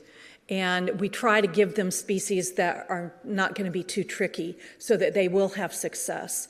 We've had volunteers that have never grown plants in their life take this on. And I try to encourage that too. Say, I don't want to take all these home with me. Can you just not take a tray and just try it, you know? It usually pays off. So they also we also do the plantings. So I and now several of our volunteers are trained to lead the plantings. We do the plantings in local parks in the fall. And I was mentioning to some people, we encourage fall plantings. We found the most success. We don't do follow-up care. So planting in the fall, usually we start mid-September. That's when the remnant hurricanes typically give us some rain, although that hasn't happened a couple of times. But typically in the fall, then the plants go dormant. Then next spring, there's more rain. So it gives them a shot at succeeding better than if we were to plant in the spring and then walk away and then they have drought in the summer. So we're finding pretty good success with that. Our volunteers, we also rescue native plants with permission from the property owner. And I did forget to mention with our seed collection, we always get written permission. That's one of the requirements, always get written permission for collecting the seed. So with permission from property owners, we do plant rescues. We've done a couple of plant rescues for local parks and preserves. A couple times they've approached us. They usually tell us, hey, we're going to be expanding the parking lot. Can you take the natives? Or in one case, they're renovating a beach in Harriman State Park. And they thought, oh, there might be some good stuff here. And so we actually did probably about 6 days of plant rescue at that location. And we ended up saving a rare plant population that no one knew was there. It was sort of a different looking blue-eyed grass. We're like, that looks different. We should make sure to get that one. And then we identified it and then found out that it was a rare plant population. But the weird thing is, its native habitat is seashore in Long Island. So what's it doing on a beach in Harriman State Park? Well, that sand probably was trucked in for the beach, so we probably rescued something that came from Long Island. And then we try to get those rescue plants in plantings, in preserves, in parks and preserved land. So we try to save our local genetics that way. So we also are now starting to do some seed increase or founder plots in our volunteers' properties. So this is a picture of one of our volunteers who's planted a founder plot as part of his landscape. So he has, it wraps around a big bed. You can see the fencing is a lot bigger than that. He's just at one end of it. And he has 2 species in there, so he's going to be producing seed for us. This is all local ecotype plants. And one of the differences here is that if you see pictures of the founder plots or seed increase plots that Limpy has, you see the landscape fabric down and holes put through the landscape fabric and individual plants planted. We're doing our founder plots a little differently, and we're planting them as natural populations. So in our restoration plantings, we're going to have the seed increase from that. And also in our woods, at our main growing site, we have about 12 acres of woods. We're doing planted populations in the woods. So they're going to be growing in natural conditions, but we'll still be able to monitor them and care for them, and they're protected from deer, and we can then collect seed from them. So it's a little bit different way of doing the founder plots. And so I just wanted to talk a little bit about our restoration principles, because people always ask me that. And restoration is really more of an art than a science, but as some people have mentioned, right plant in the right place. So basically we look at the natural community that's there, which we can often get an indication from the overstory canopy trees, even if the understory is missing. And monitoring the results and adapting. So we do a pre-planting vegetation survey that records all of the percent cover of the plants that are existing before we plant, so that we can then do that same survey later after the plantings to compare, see what kind of effect we had. We only use local ecotype native seeds and plants. And primarily we're using plants. We found that we can have most success by growing the seeds into plants that we then plant. And one thing I should mention, someone mentioned it can be expensive to do this, where you're doing a restoration with plants versus seed. We don't charge the parks. We're volunteers, we're growing these plants for the restoration, and that means the restoration happens. Okay, because if they don't have the funding, they're not going to do it, right? We do ask them to do some kind of deer protection and invasive species management, so there is some skin in the game for them. And these are things they already want to do. Often they already have a plan for doing that, and they might have some funding from the DEC Invasive Species Grant Program or from their local PRISM. So they may have some funding to do that, but they don't have the funding to buy the plants, so we provide the plants. So the benefit of local ecotype, and I'm not going to spend too much time on this because Yuli talked about that this morning. Red maple is also my poster child for talking about this, and the map on the right is the range of red maple. So you can see, hey, if I took red maple from anywhere in that range, it might not survive if it's transported too far away. He talked a lot about the best adaptation of local things, but I also like to emphasize that local ecotype is also preserving our local genetics. If we're buying seeds from Prairie Moon Nursery or Ernst, that's the same genetics. And if people in New Jersey and North Carolina and Maine and Massachusetts are also buying seed from those locations, we're going to have the same genetics all the way up and down. And by preserving our local genetics, we've got more diversity in the genetics. The added benefit is that it might be better locally adapted. But hey, even if it's in climate change 20 years from now, we still have preserved that genetics for further north, right? So if we miss the opportunity for preserving it now, we may not get an opportunity. And already, I think all of you have seen forests eaten to the ground by the deer. We're already missing some of that. Okay. But we are keeping in time. So here's the ecoregion map. Yuli talked about this. We're working in the lower Hudson Valley. So right in this area, and you can see how complex that is. That's Rockland County. It's in 64. Orange County, Putnam, and the eastern part of Dutchess are in 65.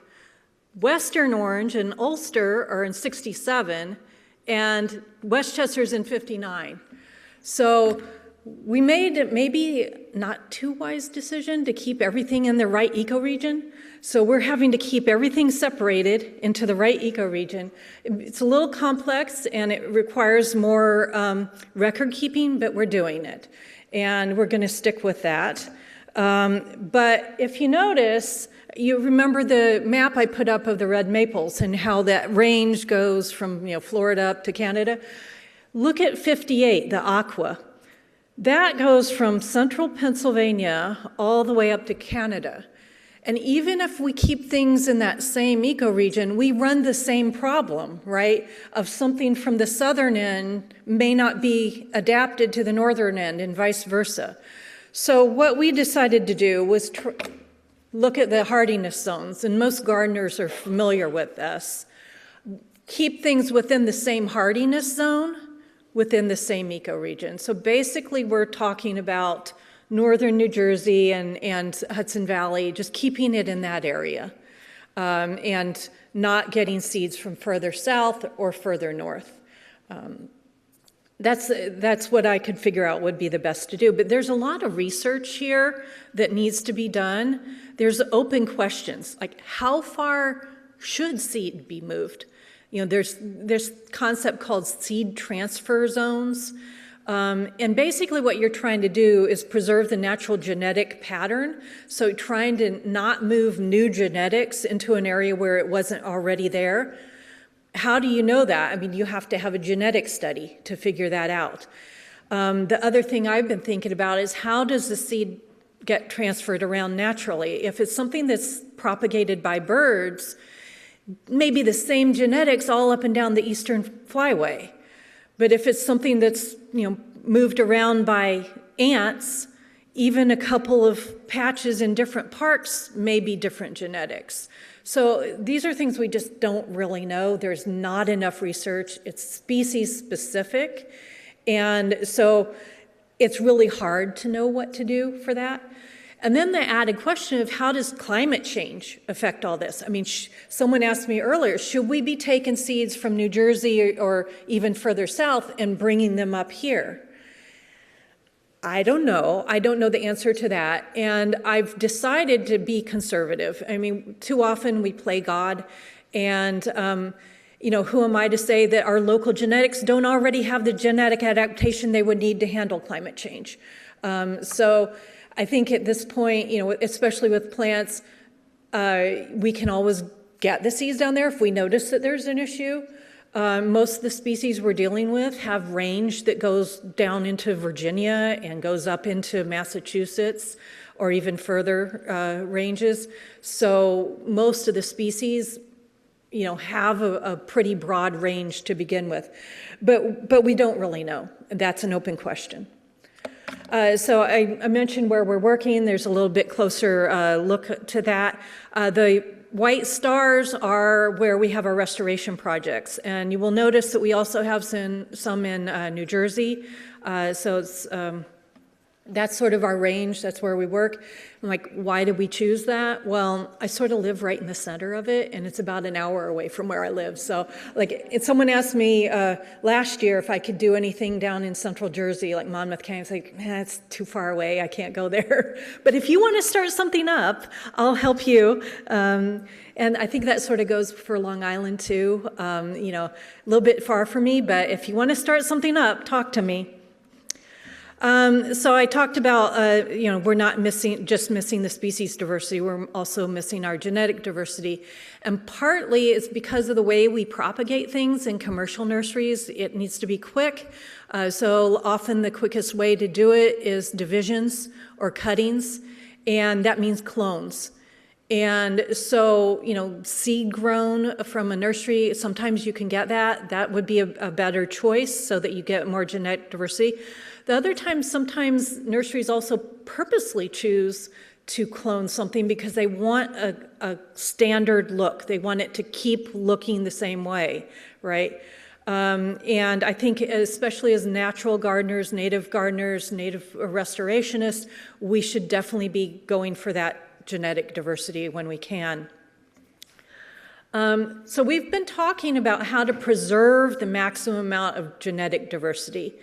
And I think some of these things may not have been thought about, or you may have thought about. So one of the things we're doing is we're making sure to include the inconspicuous species, the species that would not be sold by nurseries because they're not showy.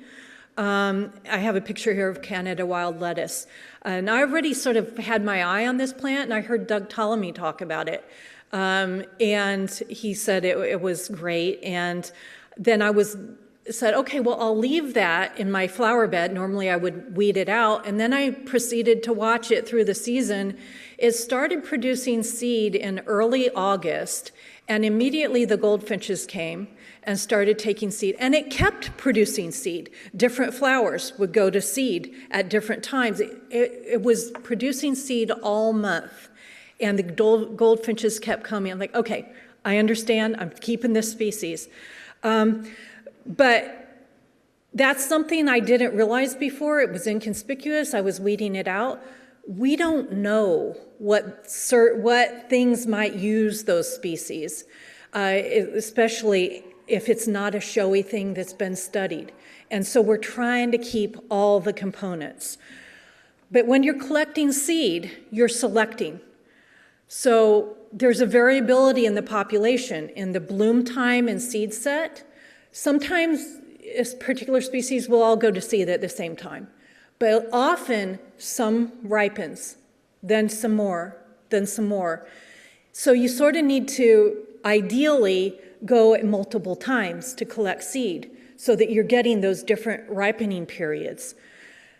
Flower color, you want to be sure to, if there's a range of flower colors, you want to be sure to collect from all the different ones. Heights, plant heights, growing conditions, moist, dry, edge of the population, middle of the population, shade, sun, to get all of that genetics.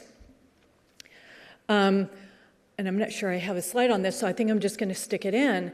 So when we grow plants, we also select. You grow plants, it germinates, you pot it up. What about the seeds that we're going to germinate the next year? Do you throw them out? You probably do, right? You've potted everything up, the soil's gone, right? So we've started thinking about keeping that soil for the delayed germination, because delayed germination is adaptive for that population. You need that in a wild population. You don't want everything germinated in 1 year. You want some of that seed to delay. So we've started thinking about doing that too. A lot of these things are things commercial nurseries just can't do because they can't take the time to do it. And so as a nonprofit, we have the option and the luxury to do something like that. I did put it in here, okay. This is something that's going to be hard. Even commercial nurseries that are growing local eco-type seed, growing plants from seed, it's something that's hard to do to keep that tray taking up space and wait for the next year's germination. So this is something, well, how can we do that if we're not going to keep the tray? Well, when we pot up the seedling, we put some of the soil on the top. So there may be some ungerminated seeds in there. And this year, for the first year, we saw evidence of that happening in some of our pots where there was a second germination from the top layer of our potted up seedlings from last year. Okay, so we also think about ferns. When you buy a fern in a nursery, typically it has been produced either by division or tissue culture. So it's also a genetic clone. So we're trying to grow ferns from spores. This is also something that's very hard for a commercial nursery to do, not in terms of technique, but in terms of time. It's a time investment. It can take like 2 years before you get a sellable plant. But The advantage of this is it can all be done indoors. So someone that lives in an apartment can do it, and you can do it on your windowsill because they're very tiny to start out with. So we do fern spore sowing workshops. To date, we've taught 175 people. That's an old number. And I'm doing another workshop in New York City. It's closed. So we do that as well. Why do we grow ferns? Well, think about what deer eat. The things that they typically leave are the ferns, grasses, and sedges. So if we need to start a restoration project before the deer exposure has gone up, we can do ferns and grasses and sedges. And there's a few other plants that we've found that the deer will tend to leave alone in our area. So that's one reason to have ferns in the landscape. I also talked about the need to get more genetic diversity in ferns.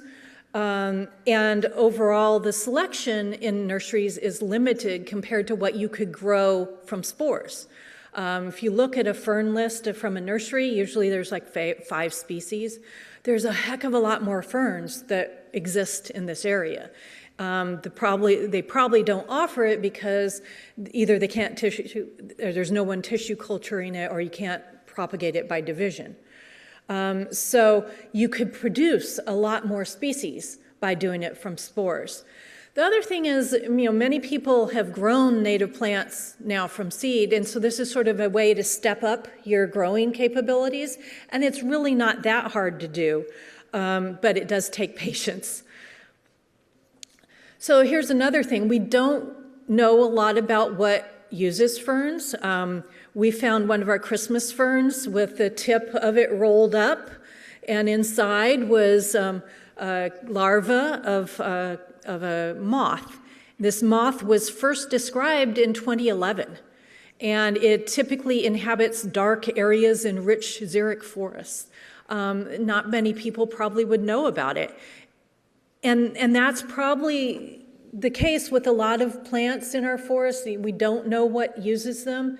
And so, yes, we want to include ferns because they're part of the community. Here's some other open questions we have. How do we handle rare, endangered, threatened species? We don't because there's a lot of disagreement about whether we should be. If you talk to people in the Natural Heritage Department of different states, they have different opinions. They don't want to introduce new genetics to a rare population. Or they don't want to create new populations of a rare plant, but sometimes they do. So there's a difference of opinion there, and we've decided, to not deal with rare and threatened, endangered yet, but we definitely could in certain situations. You just have to know where those plants would go if we grow them. And then one thing we are doing is how to be more sustainable with our potting soils. So you just buy potting soil, it has peat in it, and where does that peat come from? Well, they're harvesting it from a peat bog, probably in Canada, and we're thinking, our whole purpose is to do restoration. We really shouldn't be degrading one habitat in order to grow plants for restoration. So we're trying to move off of potting soils with peat. We've explored a few of them. We're still using a portion of our potting soils, just Miracle-Gro potting soil. But there's also a financial component here because the peat-free ones are a little more expensive, and they don't necessarily have the moisture holding capacity that we need. So anyway, that's something that we're dealing with and trying to explore. Some of the projects that we're working on, and I just want to call attention to the middle of the slide here, Armstrong Preserve, By Preserve, and Clark Preserve in Pound Ridge, because I think that might be the most accessible location for people in the room. Most of these, I don't know if will be accessible. If there's anyone from the Hudson Valley, a lot of them are probably accessible to you, but So we work at Black Rock Forest in Cornwall, that's in Orange County, New York, Granite Mountain for the Hudson Highlands Land Trust in Putnam County, Farnstock State Park. This is an interesting project. We're working with the state park to do several restoration spots for the New England cottontail rabbit. Currently, the habitat is just a complete understory of barberry, which is not actually good for the rabbit because they end up with a higher tick load, but it is good because they are protected from predators. So what we're doing is we're doing a mosaic of patches, getting established native habitat, which is protected from deer browse and the rabbit, and then once the patch is sufficiently developed, it will be exposed to allow the rabbit to use it. We may leave the fence up a little higher or try to have a solution to continue to keep deer out. But so far, we originally were going to start with one patch, and when the state parks realized how well this was going, they added a second patch, and last year we are now up to 8 patches. And so that's really an exciting project. We also have a new partner that's not listed here in Dutchess County. Dutchess Land Conservancy will be starting with this year. So some results. So remember I said this is our 4th birthday. We started in March 14th, 2022. Last year we had 222 volunteers. We grew nearly 27,000 plants and had more than 200 species. We rescued 2,200 native plants at 3 different locations, and we got over 7,000 plants planted in restoration sites. So you might be looking at the disparity between the 27,000 and the 7,000. That we could not have planted any more plants than that. We are outrunning our partners' ability to prepare the area for us. But also some of those plants we've overwintered. We're working more on woodies now, woody shrubs, got spice bush, viburnum acerifolium, black haw viburnum, witch hazel. Those need more years. So we've overwintered a lot of those. Some of the plants went to volunteers as their reward plants. And then some of the plants we produced way too much of and we sold in a plant sale. So that's sort of the explanation for those discrepancies there. So I wanted to leave you with this thought that you can be part of this solution, whether you do it at a small scale in your home landscape or you get a group of volunteers together. This quote struck me. It says, I look at the forest, the forest understory, and I say, somebody should do something about that. And then I realized that I'm somebody and I can do something about that, and we are. And one of our volunteers gave me this wonderful quote. She says, I look forward to contributing next year. Living with a disability, I don't always get to feel like I'm making a difference, so I really love this experience. What we do, growing plants and taking care of this tray of plants, young kids can do it, older adults can do it, anybody can be involved. You have to be a little bit more agile to do the seed collecting, but you don't have to be involved in that part. Our pots that we plant are small, 2.5-inch pots, and we've had kindergartners help do plantings. So anybody can be involved in this, and I love that aspect of it as well. This is my last slide. If you're in our region and you'd like to keep track of what we're doing and maybe try to make it to one of our events, sign up for our monthly newsletter. We send a newsletter out every month at the beginning of the month. And if you'd just like to read it, all of our old newsletters are posted on our website, so go ahead and check it out. And if you read the March newsletter, there's a game that we're running that you can earn prizes. I would encourage you to do that because not many people are playing yet, so it would be great. Our website is listed here. You can follow us on social media. I encourage you, though, if you want to keep track of what we're doing, to sign up the newsletter. Our social media is sort of hit and miss because I don't really do social media, so when our seasonal employee is on, there'll be stuff on there, but during the winter, maybe not so much. Share our information with other people, especially if they're in our region. If you think they'd be interested, let them know about us. And I would like to say, think about starting your own group. It doesn't have to be 220 volunteers. We started out with just a handful, and we're doing stuff in our own yards. Our main growing site, which is at my house, is under 1/10 of an acre. And by distributing the plants to everybody, we were able to grow almost 27,000 plants. So that's how it works. So I think that's it. I can take questions.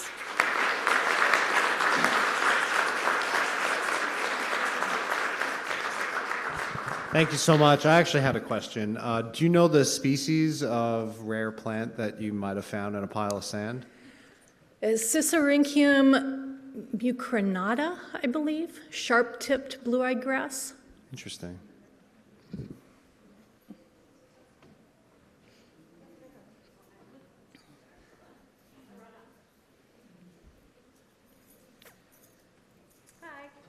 Love your work. Thank Can you. everyone hear me? I heard you talk about plant sales, but I was curious about your funding for all of this stuff. You give it to parks for free and everything, so.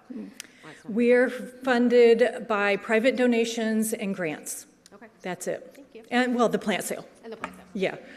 But yeah, the first few years, it was completely private donations. We've managed to diversify, get a few grants, and raise some money through the plant sales.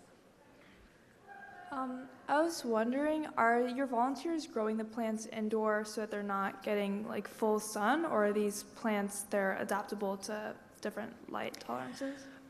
They're growing them outdoors, and we have, when a volunteer says they don't have shade to put it in, we give them plants that can take a little bit more of sun, including some of the plants that we grow for other volunteers, right? So, that is the way we handle that. And you all have also reminded me, we also have a solution. We saw the talk about jumping worms, right? So we're sending plants out with volunteers. How do we keep jumping worms from getting in them? So we have an under tray that we put underneath our tray with spacers of bamboo poles, and the tray has little drainage holes on the sides. And so basically that has been sufficient to keep the jumping worms out. We also have, how do we deal with things wanting to browse, right? So we've come up with a little cage contraption that we make out of window screen that goes over the tray. So if they think that's going to be an issue at all, either one of those things, we give them those when they take it home. And so far, it's worked well. So. I was curious, does the Hudson Valley region we're working in have the same restrictions on deer hunting that we do down Long Island? Probably in certain areas. So one of the problems in Westchester is it's so densely developed, there's nowhere they can hunt that's far enough away from buildings. And some of the areas also experience community pressure not to do hunting, but several of our partners, like in Orange County, Putnam County, do have hunting programs. So. I was curious, so are you always planting in deer exclusions, or like if there is no exclusion, are you solely planting ferns, or are you like doing a management strategy where you're just like putting a ridiculous density of plants in so that hopefully some of them? We are now asking our partners to have deer exclosures that we can plant in. When we first started the first couple of years, we chose our two first partners because we thought they had a very good hunting program that was keeping the deer populations low. And for the most part, that was true, but the deer populations have increased since then, and we're starting to see some predation on our previous plantings. So we're working with those partners to get deer exclosures put in place. So. Okay. Anybody else?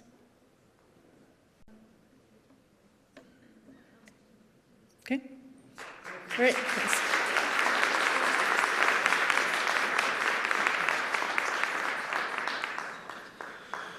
All right, folks, we're almost there. We have one last talk for today. I saw a lot of our tabling partners packing up for the day. I want to thank them one last time for their contributions. I hope everyone visited everyone else's tables, said hello, exchanged emails so we could all continue to work together for a more resilient Long Island.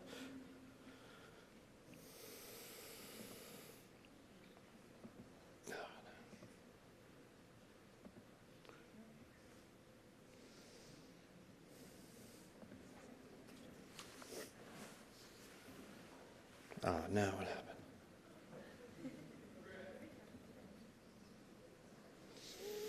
All right, last but not least, our final presenter is Dr. Julie Lockwood as she presents on biodiversity, conservation, evidence-based hope. Julie Lockwood is the director of Rutgers Climate and Energy Institute and distinguished professor of ecology at Rutgers University. Her research focuses on invasive species prevention, the wildlife trade, and the impacts of climate change on biodiversity. Please welcome Dr. Lockwood. I'm gonna have to. I don't know. Thanks, everybody. Am I on? They'll do it.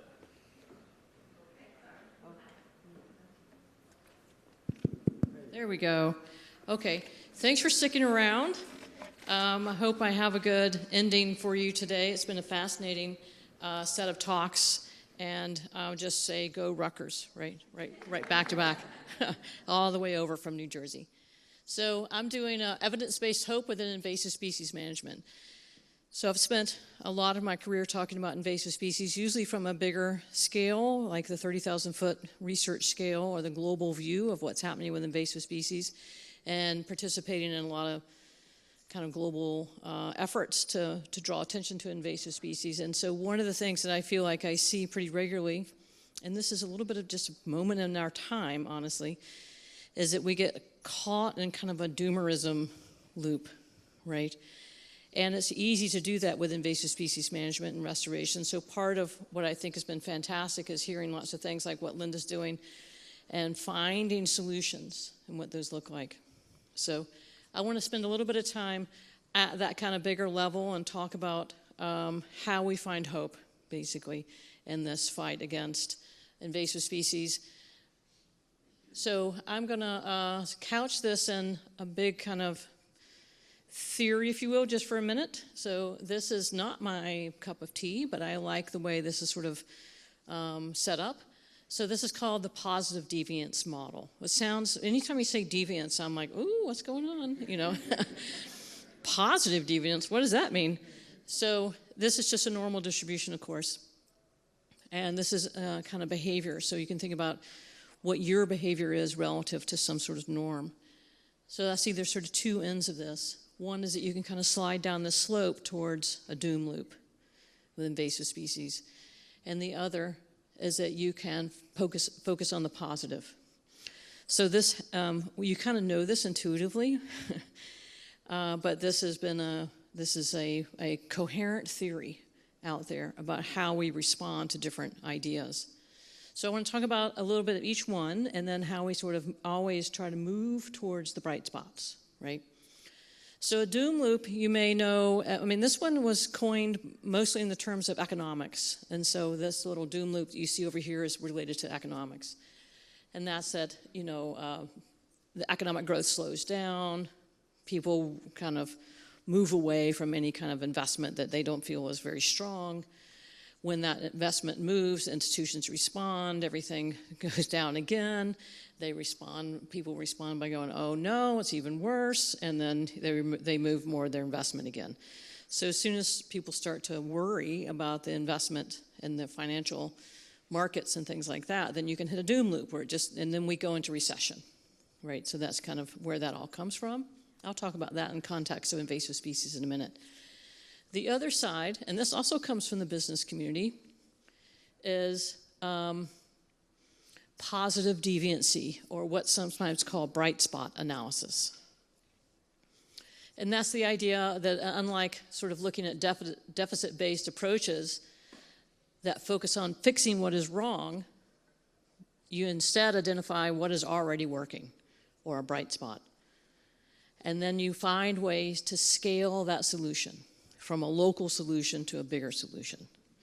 So instead of focusing on, if you were a business person and you're saying, this is going wrong in my business, and focusing on, I got to fix that, and I got to fix that, and I got to fix that, is instead you look at all the things that are going really right, like righter, better than you thought they were going to go. And you focus on that. Why is it going better? What is it that we learn from those better things that we can scale to the whole company, and then you just sort of drag the other ones along, right? So that's kind of how I want to frame this. So this isn't what I would consider an invasive species doom loop, and I realized this morning, before I came in, that I numbered them wrong, so sorry, but it's supposed to, 2 is supposed to be 1. So that's where we start. So for all of us in here, we're kind of familiar with this, where you're wrangling resources, you're trying to fund and organize efforts to respond to an invasive species, right? The second thing you do is you put that on the ground. You make something happen. And you ask yourself whether or not you're making any progress. And if that progress is not there or it's not apparent, then you get these feelings of failure. It was so hard to get all those things together. It was so hard to get the groups on the ground, to get the volunteers to happen. It was so hard to get that grant. And then I did everything, and that was a pain too, and I got bitten by mosquitoes all day, and it really sucked, you know. And so then you finally get to the point where it's like, oh, it didn't work, you know. And then you have that feeling of failure, and then you see on the news, oh, look, there's another invasive species that just showed up, you know. Like a couple years ago, we're like, oh, spotted lanternflies, great, you know. And so then you have this sort of feeling of fatalism or just exhaustion, or in some people it actually turns into denialism. Right? And so then it just starts to feed on it. So to me, that's the invasion doom loop. So I want to talk a little bit about whether or not we really, you know, what's going on. Are we really in a doom loop? What are the sort of components of this at a larger scale? And then I want to talk about how we can think about or elevate those bright spots. How can we move what we're doing into more of a bright spot point of view? So the first thing I want to do is go into some doom. So sorry. Everything I'm going to show you, it comes from this report that recently came out it was last year from the UN International Panel on Biodiversity and Ecosystem Services, or IPBES, which is the worst name ever. But if you're not familiar with it, it's the equivalent of the International Panel on Climate Change that comes out of the UN. So they're the big partnering organizations that deal with a lot of environmental Earth sort of scale issues. So we just did, when I was involved in this, both in North America and then as the whole global part, we just finished up what is the most comprehensive review of invasive species issues globally ever. So you can get it easily online. This is what it looks like. There's a whole lot of great infographics, and there's a whole lot of information that you might find useful. So everything I'm going to show you comes from this. So if you're looking at it and you're like, oh, that's kind of cool, then you can find it in this report. Here's one of them. And I have this is all related to conversations that I have both in academic circles and in other circles, you know, just random, you know, like Thanksgiving dinner type conversations. Is it really that bad, you know? And so the answer is yes, it is. It's a really huge problem that can have huge impacts. Not always. You don't want to include every non-native species that shows up somewhere as being the bad ones. But if you look at what some of the impacts are of invasive species globally, again, you come up with numbers like this.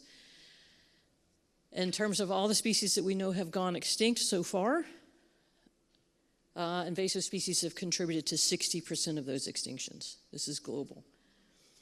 Every decade, the costs of either preventing or managing invasive species goes up 4 times globally.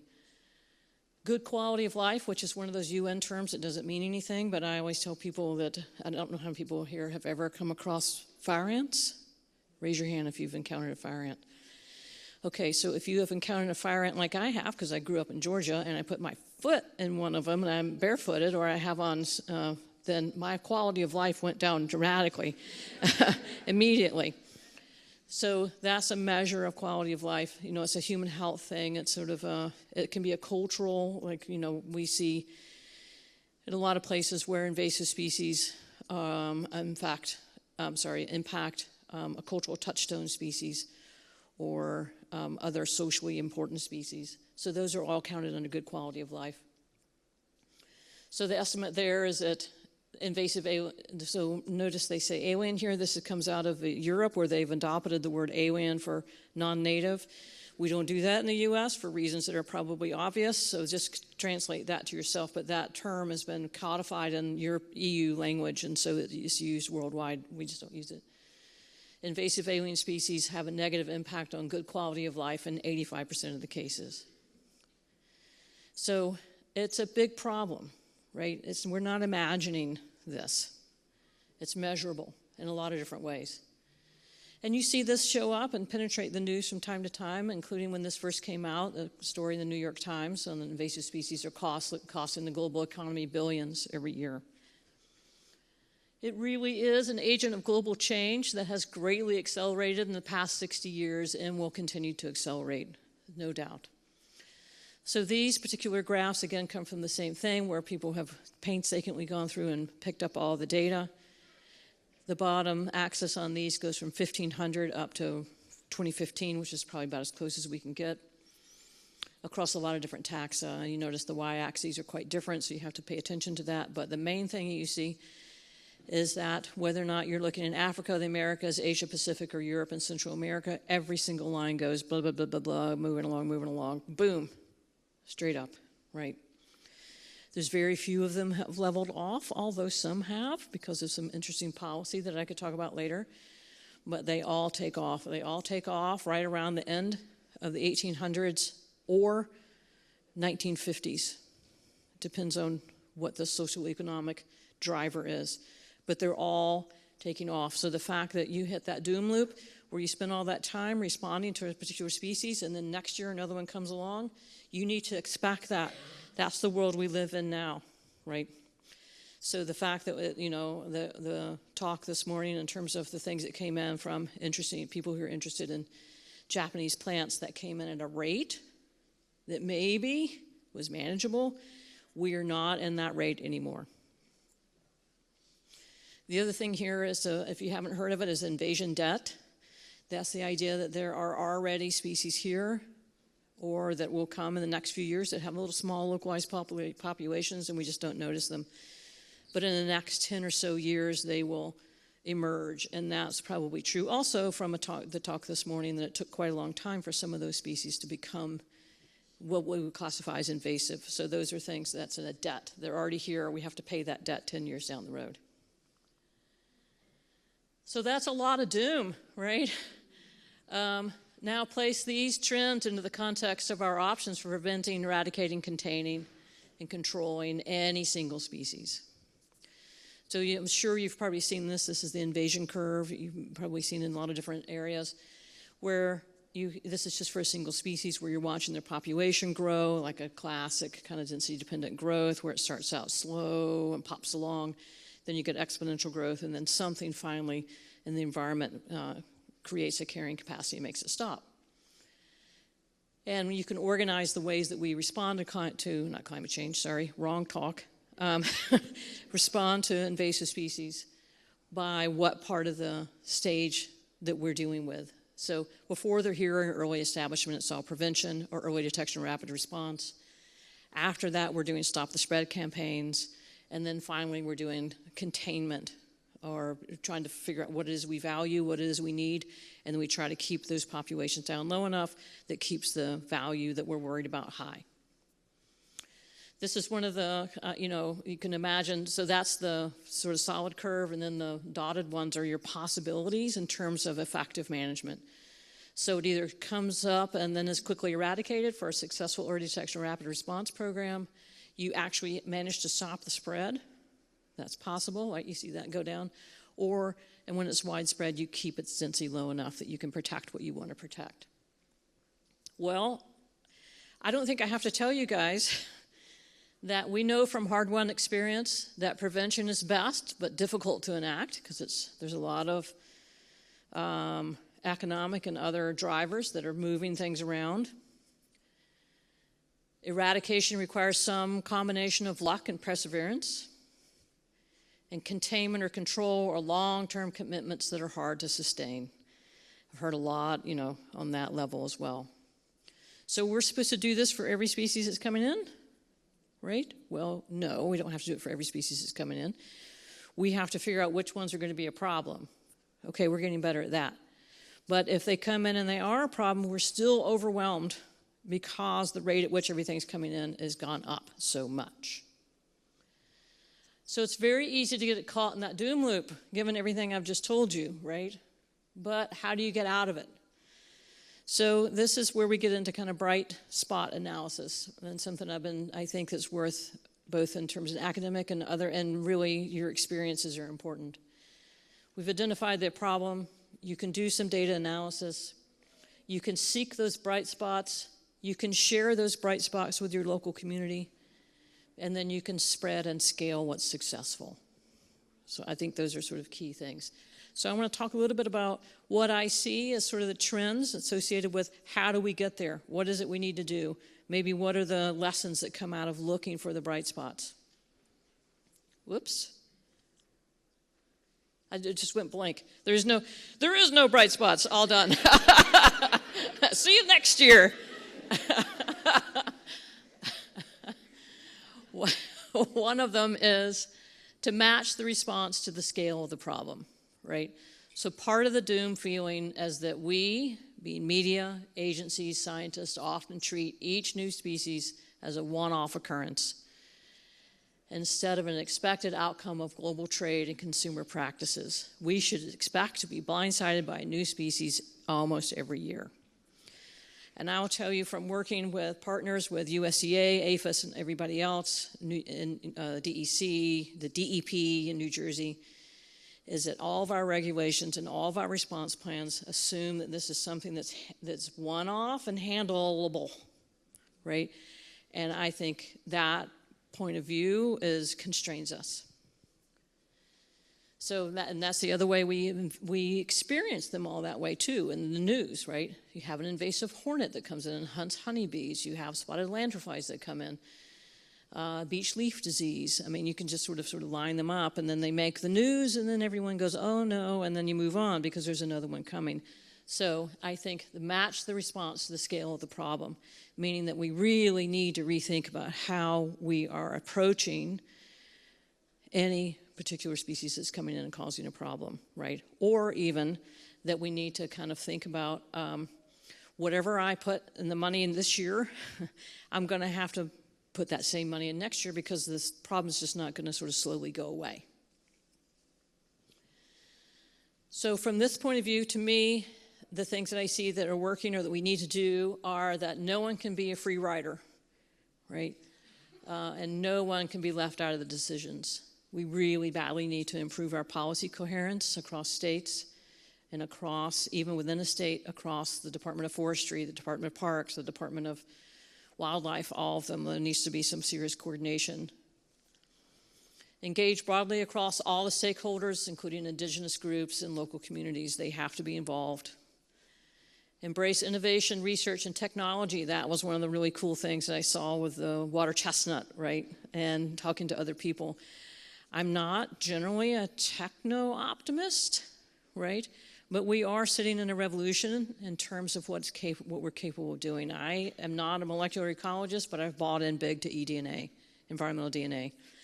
So there are some interesting solutions. We should be open to them and think about what they do and how they transform what we do.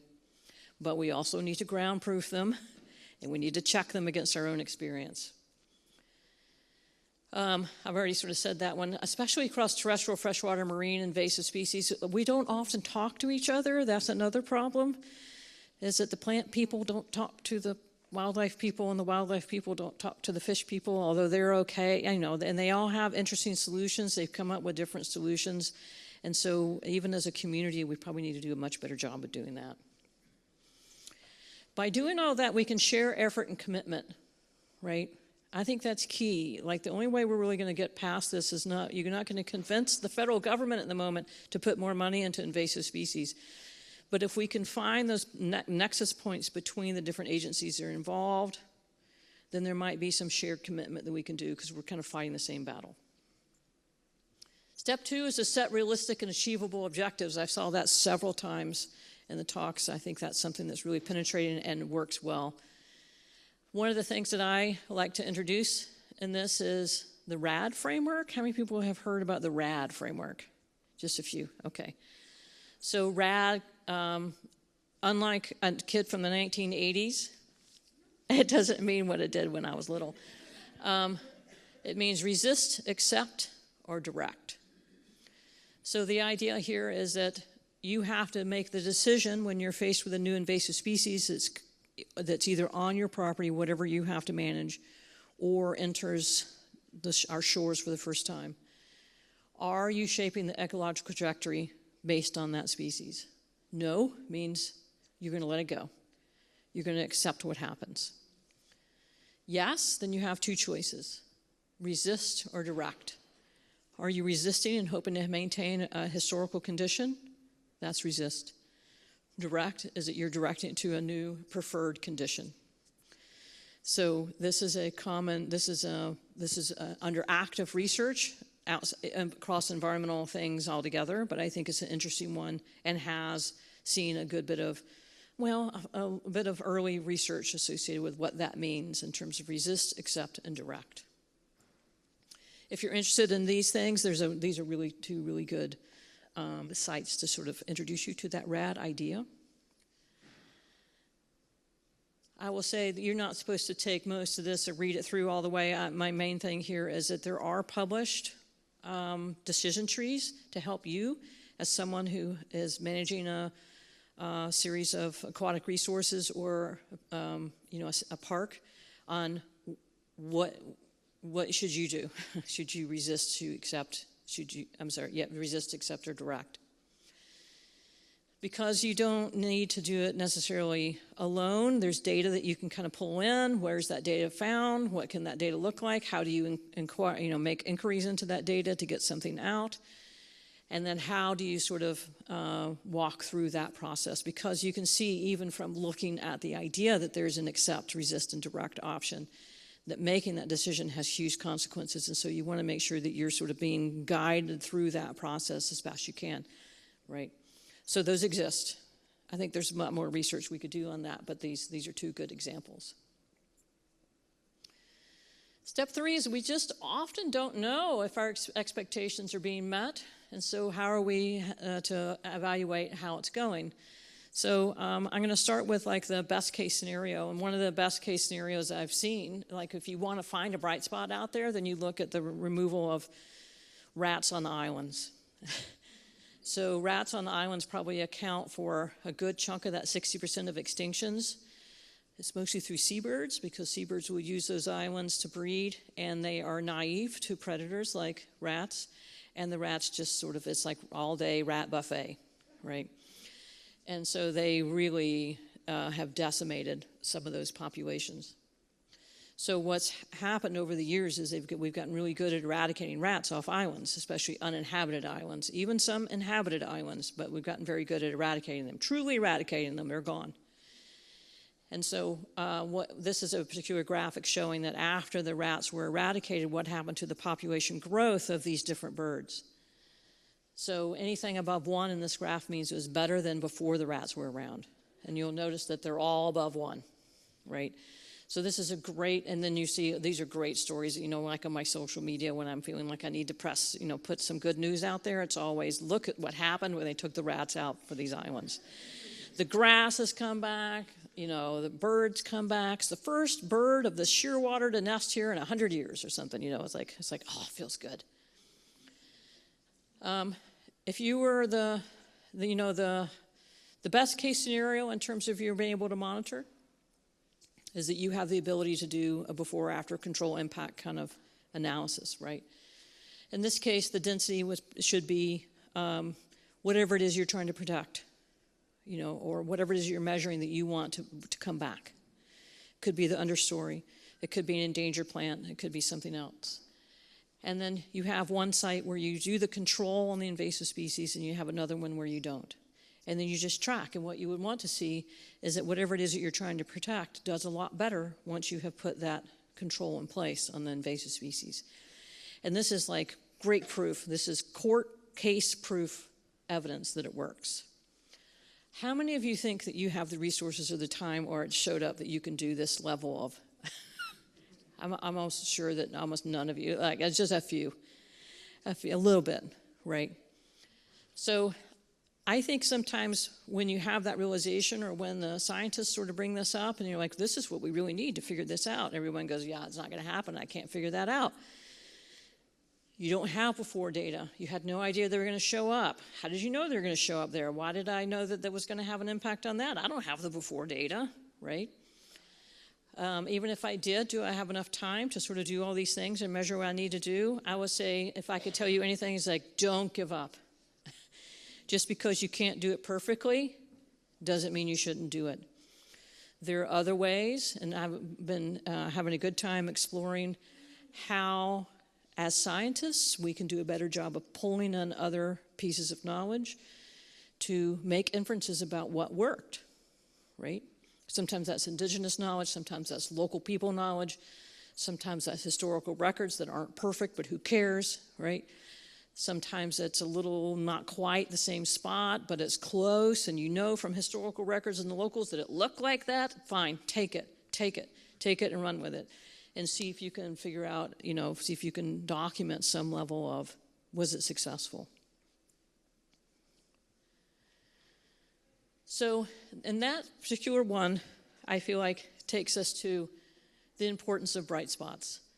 So viewing invasive species issues through a positive deviancy framework highlights high-performing cases that achieve better than expected results despite having access to similar resources, right? And facing comparable challenges. So it's these cases that matter. It's not our failures. It's these news articles that matter, right? An invasive species success story, the eradication of a grapevine moth in California. Great, how did you do it? Did you, I'll show you in a minute, it's like, how do we compare it to other things? In Lake Superior, invasive species success story from that eel, right? What did they do? That's a success story. That's a bright spot. What happened? What was their resource base? What did they innovate? Bird populations recover on islands that are declared rat-free. I've talked about that. At this point, honestly, you could just kill all the rats on any island and it'd probably work. But by focusing on elements that work exceptionally well rather than barriers or failures, bright spot analysis can uncover solutions that can form and scale broader system improvements.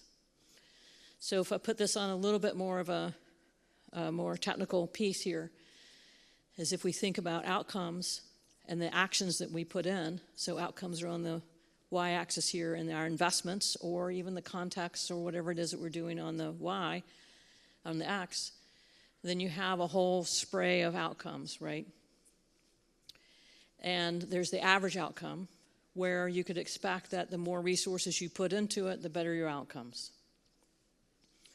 And so anything that kind of falls along that line, you're like, that fits my expectation, right? If I put more money into it, or I have certain contexts that are better, my outcomes are going to be better.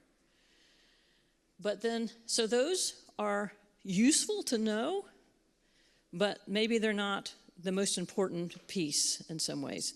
It's the stuff that's on the outliers, like if you go back to that graph, right? So you have the dark spots down there, and those are the things, if you concentrate on the dark spots, you might hit on the doom loop, and those are the ones that did worse than you would have expected given the amount of resources, right? So here's the big one. I spent so much money, so much volunteer time, and it still didn't perform well. On the other hand, how often are you missing these guys, right? And this one is the most interesting. It had the least amount of investment, but one of the best outcomes, equivalent to that level of investment, right? It's doing a lot better than I would have expected. So in a way, as a scientist, we spend so much time trying to figure out what that line is. And maybe I do need to know that line, but the only reason I need to know that line is because I want to figure out what's going on here. What are those cases? And what can I learn from those cases? Crayfish trapping fails to control invasive species, right? Okay, that might take us down here. Why? Sometimes those failures are equally as important And here's another, I didn't put a success one in here. Anyway, so this unexpected jump in feral deer numbers. So those are the dark spots. Oh, I think my point was that you also learned something particularly useful when you look at the dark spots. So we need to know the average and what happens and what even kind of what that slope is for the nerds out there, that what does that look like? But it's also equally important, I think, that we look at these, although these can lead us in dark spaces, and these kind of hopefully lead us to places where we have scalable, good solutions that are cost effective. Okay, final thing I want to do, I never talk about invasive species without talking about prevention, so I want to take 1 second and talk about prevention. And here I always say, don't let responding to all the fires, let the arsonists roam free, right? It feels always like we're putting out wildfires, we're putting out little spot fires all the time for invasive species. That's all we're doing. It feels like we're just the fire department going out and doing these things. Meanwhile, what's the root cause of all these things? It's factors related to global trade. It's an inability to do biosecurity well. It's all, those are the things that kind of bring everything to our shores. That's the arsonists. So we're letting the arsonists run free while we're running around trying to put out all the fires. Right, so don't give up on that. Don't pretend like it doesn't matter, you know, in your daily job in terms of we have to invest in those things as well. And the one thing I'll say here is that there's no one ring to it. It wasn't one ring to rule them all in terms of prevention efforts. There's pathway analysis, there's risk assessment, all those things. If you haven't learned about those or thought about, or just talk to your congressman about doing those, right? These need to be done at a larger scale than what you're usually acting at. But when you talk about invasive species in your area and your problems, please always talk about that with the people who have control, that they have to fund biosecurity measures. We have to fund risk analysis, because that needs to happen at a larger national or even state level. Okay, so I'm going to end here, so maybe we can move from doom loops to hope spirals, right? I mean, I really want to try to find a way to capture the sort of wisdom, really, that's in this room and make it actionable.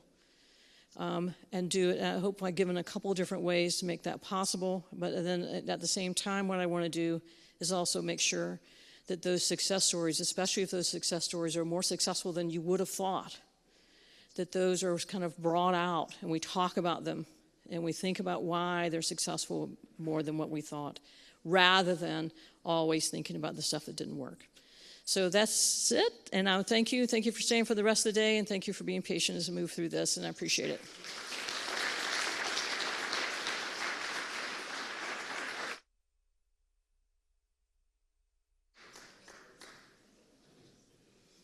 It's probably time for a couple questions, yeah, before we all try to go home. Try to go home. Hi there, thank you. That was a perfect talk for the end of the day, very inspirational and uplifting as we all try to battle invasive species.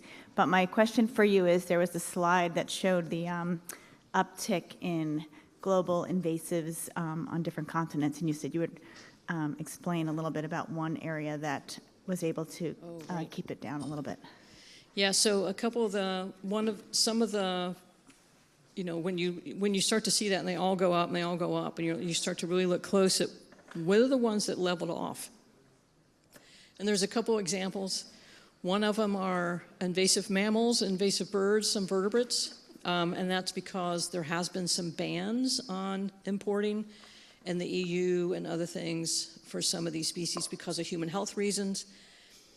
And because for our frogs and stuff, for example, we ban salamanders from being imported for exotic pets and stuff because of BSAL and some other diseases that spill over to our native species. So when you see those go into effect, it comes down. Another thing that you see is ballast water treatment.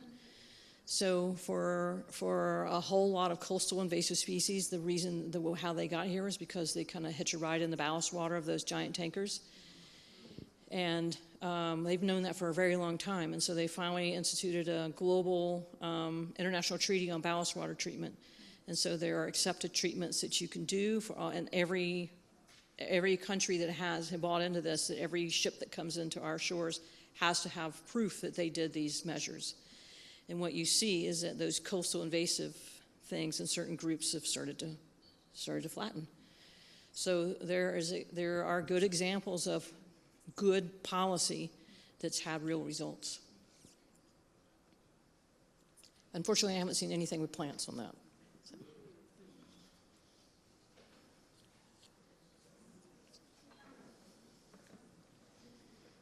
Everybody's ready to go be in traffic. Okay, thank you very much.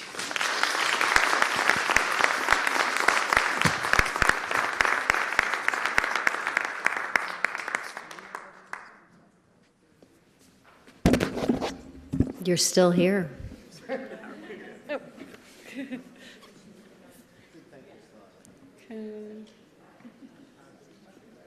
You can talk.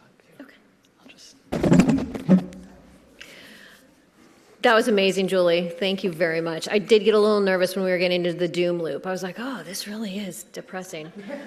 I do want to flip really quickly and have you think about something that inspired you today. We had incredible talks. Thank you. I had amazing conversations in the hallways. Even talking to all of our different poster sessions from last night. And I just want you to think right now about, is there one thing based on this conference that you want to do differently, or that you want to do, some new project, something that you want to try?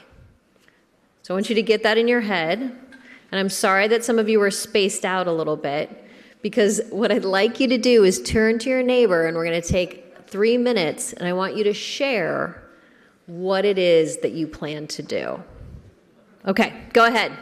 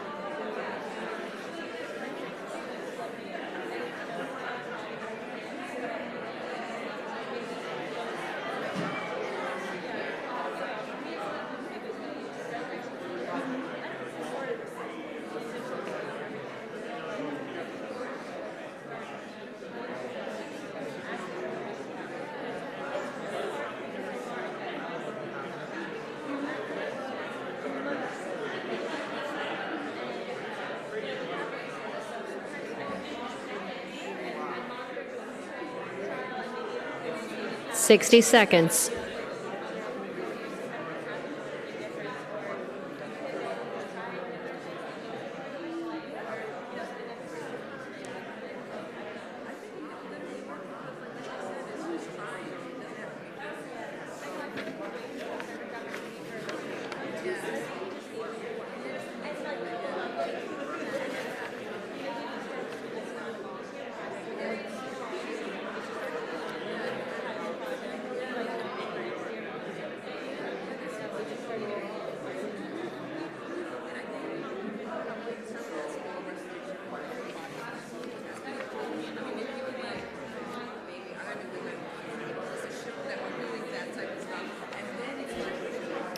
Okay, I'm going to bring us back. The thing that's so crazy about sharing this with someone is that it ends up increasing your commitment and your accountability to do it and share that responsibility by like threefold. So I'm so grateful to every single one of you that attended today, because just by the very nature of the fact that you would attend an invasive species conference speaks to the caliber of who you are. You're doing so much work that never gets acknowledged. And I just want to say, I see you, and thank you so much for everything that you're doing.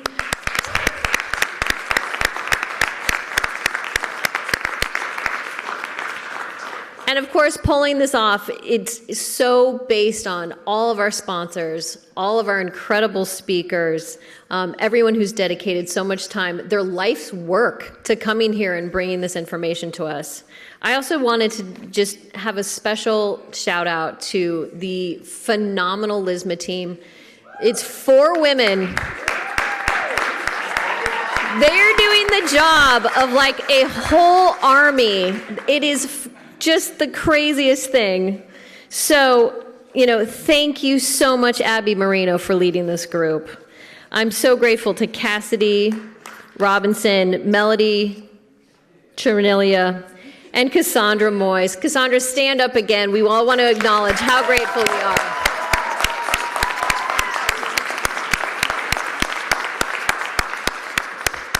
For those of you joining us at Hempstead Plains tomorrow, we're looking forward to seeing you. For those of you heading out tonight, please go peacefully, not into the traffic, but just be soaking in the goodness and in that hope cycle that we talked about with Julie. Thank you all so much for coming. Have a great night.